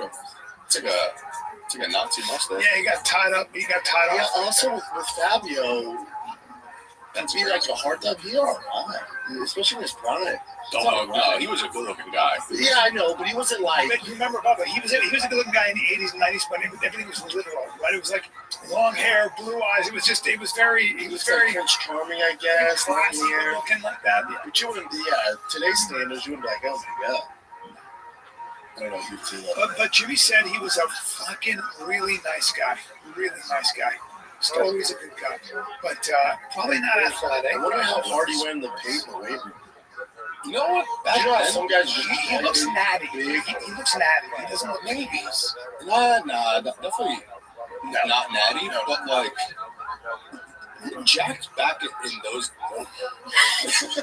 Me and Brian both lost our breath. Case of the long. Hey, fellas, you're crazy. I feel like Fabio has sucked a dick here or there. No, he's very straight. Very straight. I know. So is Arnold. Listen, you in order to make in that business, you're gonna have to do some weird stuff. Oh no, these are facts. No, Bubba, please. Male model. I'm begging you not to talk about that. No, I don't care. You gotta get yours. No, Bubba, wait, bring him up in that vest over there. Bring down that vest. No, the other one. You tell me he's not straight as shit. This vest right here? Yeah, right there. There you go, Bubba. Bubba, that's a straight. I mean, that's some cleavage. Dude, I think he was probably natty though. He We was talked natty. about this before. Jim Fleischer. This is so jacked back in the day. Very jacked. This is crazy jacked. But it's also pretty happy. Shit. Like even like he was like Brad Pitt in Fight Club, like fucking jacked. 138 pounds. He's so tight. 138 pounds. Yeah. No. Bring it up, Jed. I think he might have been 141. Look at that. That was. I remember being back then, seeing him or seeing Tobey Maguire. Because guys, when they ask him like, "What's your like prototypical body that you dream of?" they say Brad Pitt. Even he was like, "Dude, I starved myself." I think he was 140-some pounds now. Yeah, that's just dry. Alma Louise was like 135. But him and Troy is a sick physique. Yeah, 160. Wow. Yeah. So it's 155 and 60. And when they say body fat 5%, I believe that. Yeah. You don't think That's so hard? That's 11%. Dude, hey, do you remember when? Did you ever listen to Riley Coleman on Rogan? He said he was. What did he say? 1.5%. That's not true. You would die. Well, 5% Coleman. is I'm like surprised Rogan was like you can't. But it's Ronnie Coleman. he was the freak of all freaks, though. He was the freak of all freaks before he got into steroids. He is one of the only people to ever compete at Michigan Olympia natural his first year. Are you kidding? He is the genetic freak of genetics. But you play football with certain freaks, right? Like guys. I don't know how good athletically Ronnie Coleman was. I don't know. So look, we had Urban Meyer on. He said the best athlete I ever saw was Percy Harmon, I think. And he said Percy Harmon was like when he got up, and I think you told me this, like he didn't know what a bench was. He was watching these guys do 225. He goes, "What is that?" He did it like 30 times or something. But that's like, remember we hung up Brian Shaw. He wasn't even a lifter. He was just a basketball player that we asked him how he found out he was strong.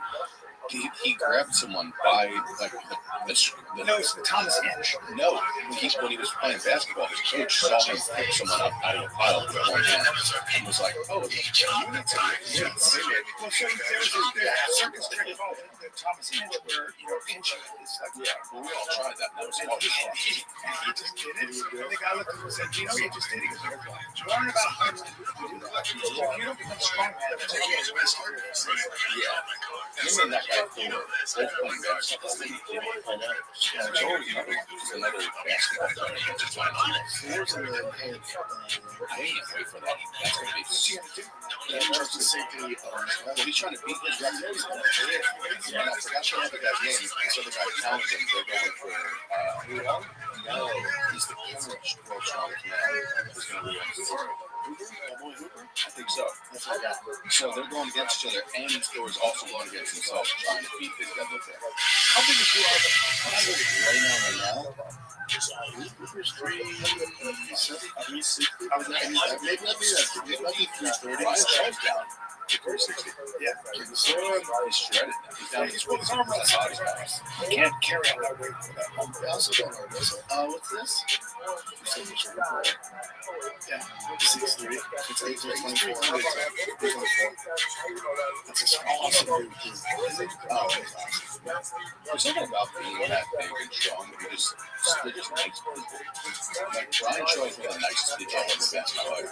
You know what's weird to me? Yeah, they're a little mean. No, but I brought Brian to the mothership. I brought Brian to the mothership, and I kind of was like watching him, and literally every person, all of us in that room, all of us, were asking questions, looking at him, taking pictures, putting their body against his, and it was constant. And then we went outside, and that was going on there too. And I was like, you must deal with that shit. They were putting him up on the thing. And I go, that must be so exhausting. He's a circus. And he goes, I'm so used to it, dude. Yeah. When he has to fly, he has to call ahead and make sure the airline is a certain plane because he's not going to fit in those first rows. Yeah.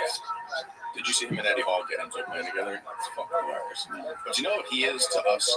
Like just regular dudes. You ever seen the video of there's like this tall black guy named King something that just stands around Miami and girls just walk by and stare? And that guy is a good looking fucking muscular in shape dude.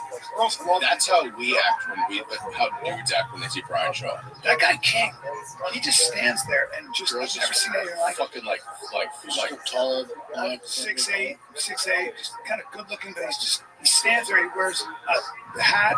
He's got kind of like cornrows, dreads. And what's his name? King. 66 something. Yeah, 68. He'll just give you. I'm sure he's just pulling snow bunnies. Nothing else. Miami snow everything. No, he just goes like this. Here, put your number in my phone. I don't know what it is. No, he's not a weightlifter. Oh, what is he? He's just a black guy. I don't know. King 6 is a saxophone player. Or saxophone player. It's right. King 16 is great. I breaks all my girls. It is kind of nuts to see how they look at him. Is he good? Is it just because he's tall? He's a handsome guy too. Yeah, he's just like yeah. But if you go to his videos as well, and literally, I think he just hangs. He just stands in front of nightclubs and the girls just flock to him. I mean, it's a dick. Well, yeah, I would imagine that. I would imagine he's probably got a hunk of 9X king. I hear crazy girl think King 68 the great. Dick doesn't fucking slap. Yeah, he just goes, what, this? How disappointing if he has How disappointing if he has a regular dick? That's a disaster. Right? It's not acceptable. You can't be that big. You can't be that big and then just go, Look, he just goes around the world just standing in front of places. Thank you. Appreciate you. Yeah, he doesn't move. He doesn't talk, he just stands. He just stands. The girls just fly up to him. And they just take pictures of girls looking at him. It's crazy. Right there. Does he have an OnlyFans or anything? How you doing, Lala? Sitting in the house, represent. You know, Bob. Yeah. Do they think he's like a professional athlete? They just literally do this. They just walk by and they go, you see them go. They just walk up to him. How often do you get that look walking down the street? I've never gotten that look. And if a guy like me gets that look, it's because they are looking for money or something. Yeah, Girl that just walked up and was like, here's my number. Yeah, they just want to have sex with him, okay? Good for him. Yeah, right. Just keep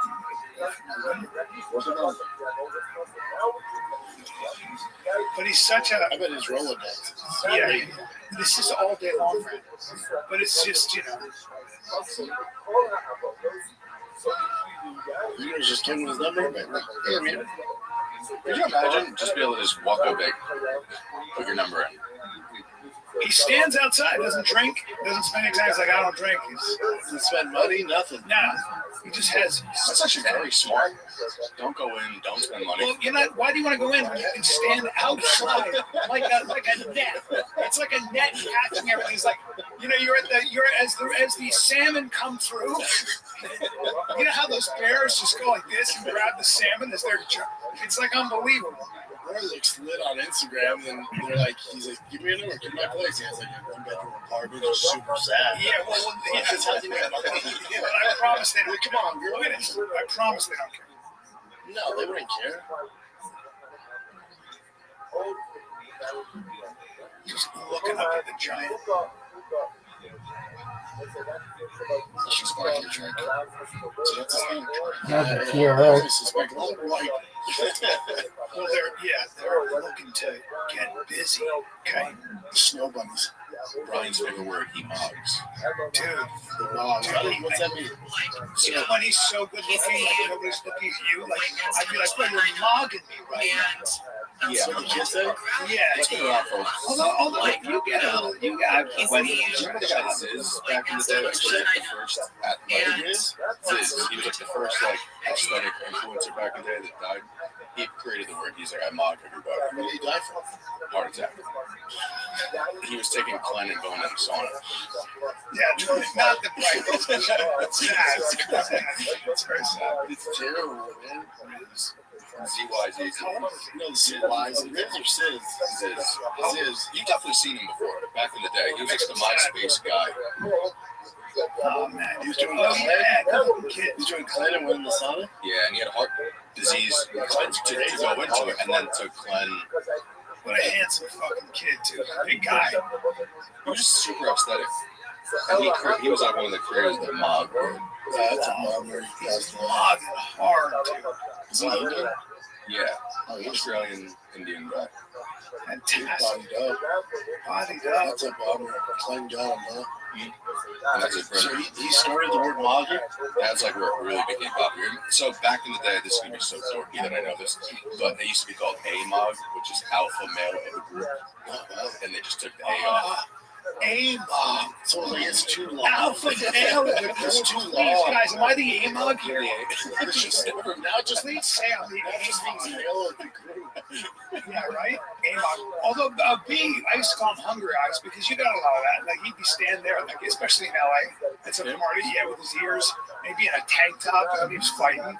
And girls, famous girl, they'd all just, it was so funny because I was like, Hungry Eyes, Hungry Eyes. Yeah, I would say It was like pretty a crazy. in there, but yeah. Yeah. No, you weren't black guy 6'8". That's a whole different thing. But you were just like that questionable, I don't know what race this guy is. Yeah. And I was also around a bunch of actors, so it's not hard to You were mogging. Yeah, I was with my hey, I was with my boy in Kentucky, and my boy in Kentucky, he was there with his girl, and he's short and thick, and she goes, yeah, my last boyfriend was 6'10", he played golf, and I was with my wife, and I go, God, that's way too tall, right? And my wife goes, no, it's not. Hey, take it easy. Fuck, 6'10" is way too tall. There's a certain height that is too tall. Imagine that Cooper for that guy. That guy is ridiculous. Yeah. He's a baller. Even Barron Trump might be too tall. if you just taking that, No. You have to, if you're discussing, you can't drive a cool car, you don't customize them, you don't live long on this planet. No, you have a great day. And then shaves, you really look just cool. The average 7-footer it's really sad. Take a look at what the average 7-footers are like. There's something about one dude where I feel like that guy will walk. No, dude, you just have fucking red boxes. Did it? Oh, never mind. That's so funny. Is it? Yeah, it's like half the season. They get like, because they're so big, they get like red boxes. Fat. They have higher rates of cancer because they have more cells in their body, which is a weird thing. They always have knee problems. Their foot, you like think about Well, John Solly was saying like all my friends, almost all of them, died before they hit 60. Let's take a little break here because this episode of the Fire Kid is brought to you by O'Reilly Auto Parts. O'Reilly Auto Parts offers friendly, helpful service and parts knowledge you'll need for all your maintenance and repairs. They got thousands of parts online, in stock. They got it. If they don't have it, they call a shop up the road. If they don't have it, they'll get it to you the next day. I'm constantly messing with O'Reilly. I'm always doing projects on my trucks. They have everything in stock, or it can show up the next freaking day. So whether you're a car expert or you're a rookie, you'll find the employees at O'Reilly Auto Parts are your one-stop shop for everything auto. Stop by O'Reilly Auto Parts today or visit them at O'ReillyAuto.com/fighter. That's O'ReillyAuto.com/fighter. Pluto TV has thousands of free movies and TV shows. I'm lying, I'm dying.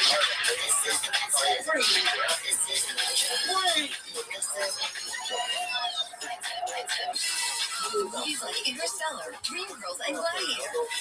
And TV shows like Survivor, SpongeBob SquarePants, The Fairly Odd Parents, and Ghost. Pluto TV is always free. Pluto TV. Stream now, pay never. Yeah, he said all my friends were 7 feet. Yeah, he was talking about it. He was like, it's just a bummer.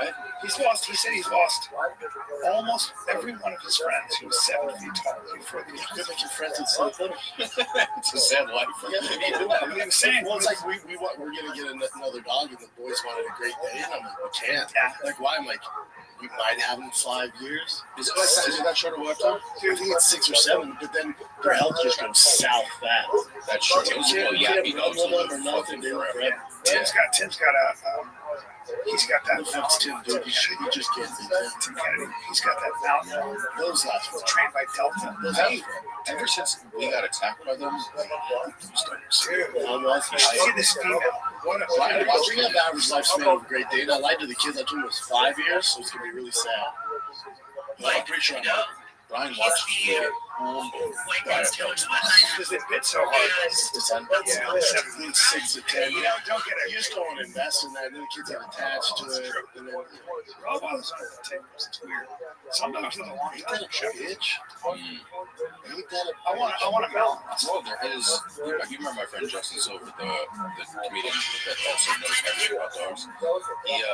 He said that there's a peptide that should be coming out in the next couple years. It's already finished the clinical trials. That's going to double dogs' lifetimes. God, that thing's going to fucking sound like hotcakes. Oh my god, yeah. That's my other thing. When I was at Disney World, I'm like, dude, if Disney, because they have all the money, if they came up with a Disney Ozempic and sold it at the park, they would make so much money. How many fatties are at the park? When we got there, we're like, oh, this one's wrong. Yeah. It's all fried food. It's just all the shit. You know, but then at the park, I don't know if they were there that long, but we were there, we averaged like 10, 12 miles walking a day. I'm like, how? Because they have orange tongues from all the but it's Slurpee. But still, if they just did, there's no Slurpees at Disney, but if they just did, he's like, from all the fucking, yeah, but if they just did like a Mickey Ozempic on the side, buddy, the amount of money they you'd need it's a home. Well, you know what's funny? So I never understood, because I always hear people talk shit about Americans being fat. Mind you, I've only lived in New York City, Los Angeles, Miami, and now Austin. And I'm always like, all shoot up like top 5 health. I didn't realize until I started, when I first started touring with you back in the day, and we went to, I think it was Omaha the first time, and we went to the zoo, and we were the only two not on hover around scooters. That's right. I remember, do you remember the little kid that goes, he asked the guy, he goes, what do you think is the most deadly thing in this zoo? And I was like, diabetes. 100% true. 100%. Yeah, it is wild. You get out of like our bubble. But also nowadays, it's like, just go on a There's so many. Retatrutide. Yeah, or whatever. Yeah. Literally, any GLP. What is retatrutide? It's better, right? The GLP-3. So it has the glucogenesis. It doesn't just curb your appetite. Andrew Huberman's been talking about it, so he's gonna fucking raise the prices. It actually has effects in the clinical studies on the third trial.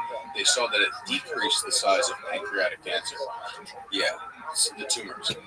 So it doesn't just starve you. So it makes it triggers the hypothalamus, and the hypothalamus is like also used for addiction and stuff like that.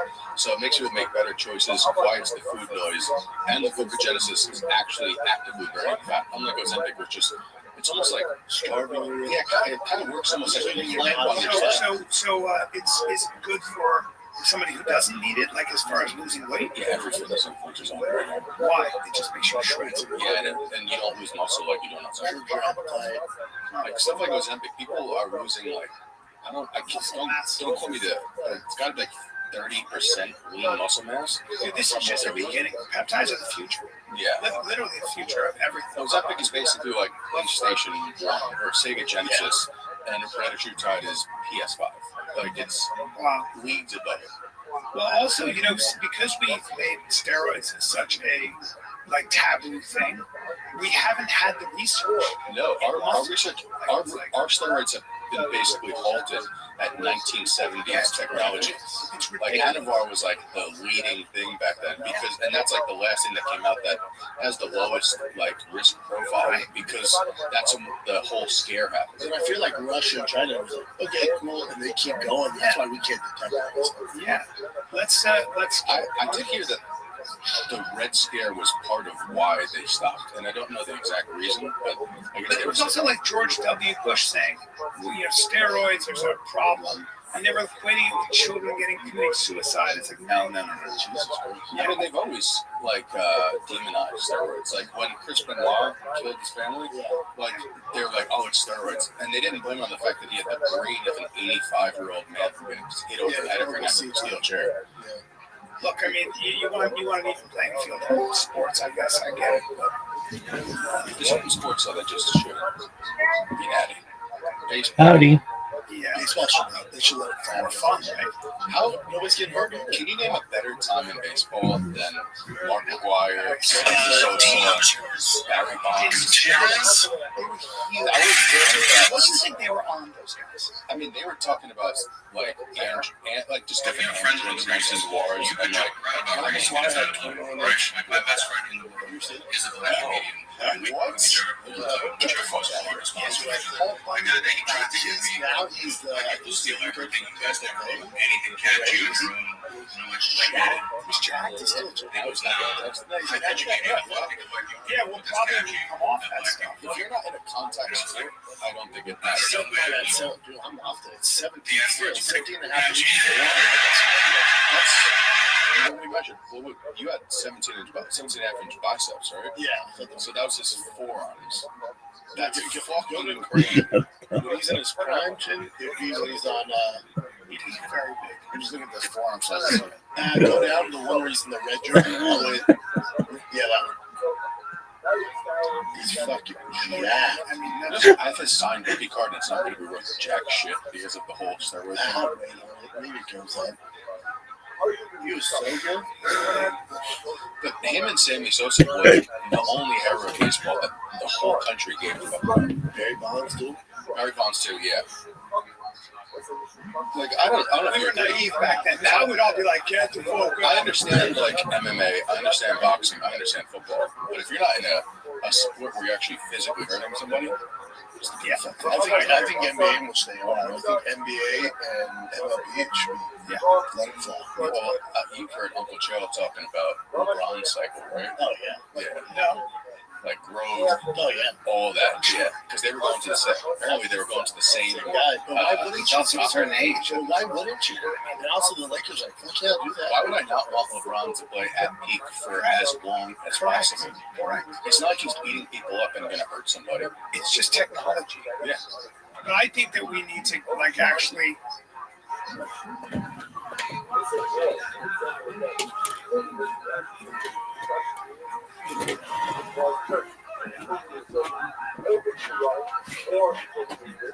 But how about us?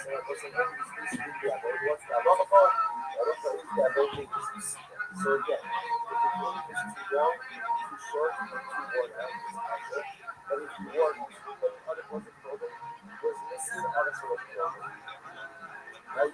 Or had a something or the was arrested on his or the clothing was dirty, or the clothing was torn, and it could be a logo, ultimately again you have a little bit of space. I'm ready to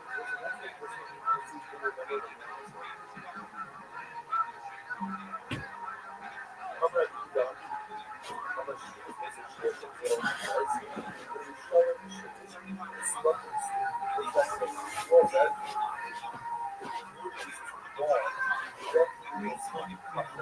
if the clothing was too short, it would be possible. I get this lucky just said it was a part of the text. Said that one was too long.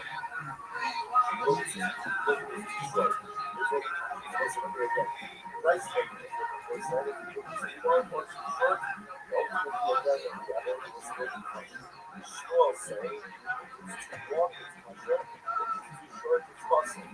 I got time to have this fucking shit. We said for the rice that it was too short, it's too short.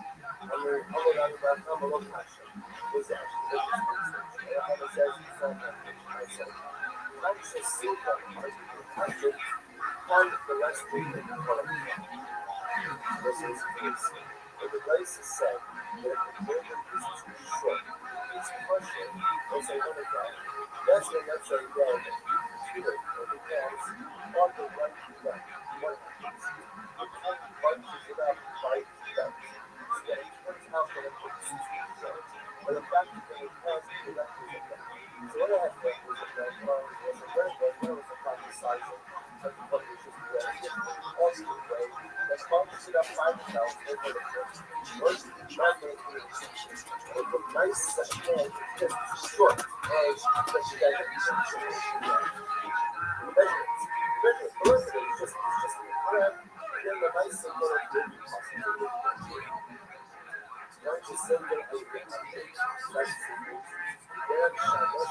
So like the way that really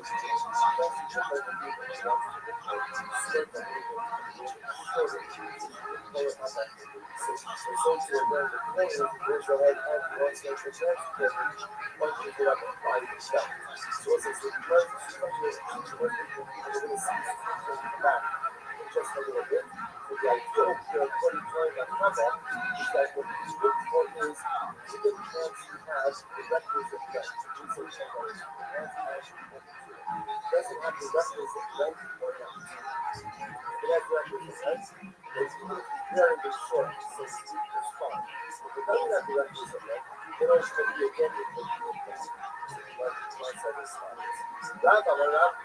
Rab says,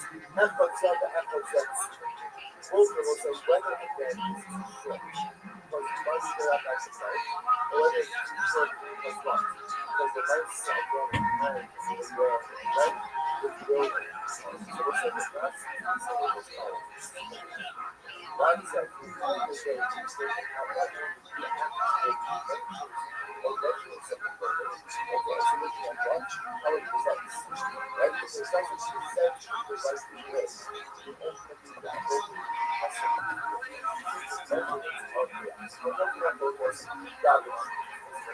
the river that is the really slow that I said. So we're going to wait to some people to get to the result. Rarely parties see was like some of the coast saying a franchise. And some of the source has the following question. How much will the showing should expect? Shmuel really said that if people haven't been it's too long to touch it, it is too short as possible. But whatever place it is, see what we should do. If the place is too long, it's too long to short discussion. So I will let find you later. So it's a really said that this is someone don't worry about the place so hard. Shine it down about that. Right up from the old man to that. Like the rest of the stuff that you can see on the measure. Sorry, short structure. That's the area where you button it up by the way. but the length of the left. Whereas normally considered muscle, that is referred to us with a pulse of the tube itself lands to that specific line. And without what's the word that? Remember again, Rice says that the body only is right, still like that said, right? Awesome. So what is that? Which is finding structure, how you get actually what is it mean? Talk about this is how that is about the object because guidance. This is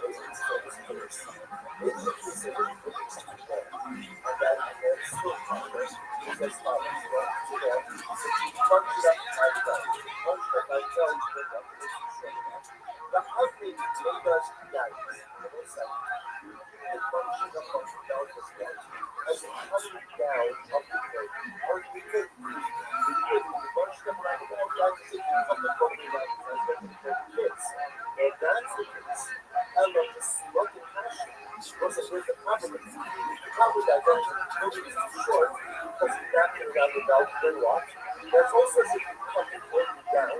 There's a country broken down. It's also not having down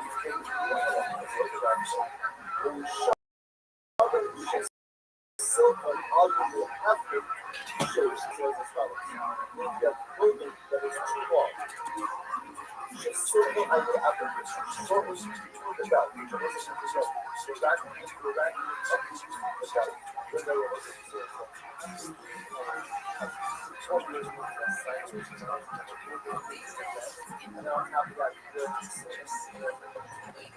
on top of that, you're not saying that that's not the same as before. What happened? That's the act of the belt is and as a result of the structure that's not on the right side, should only get that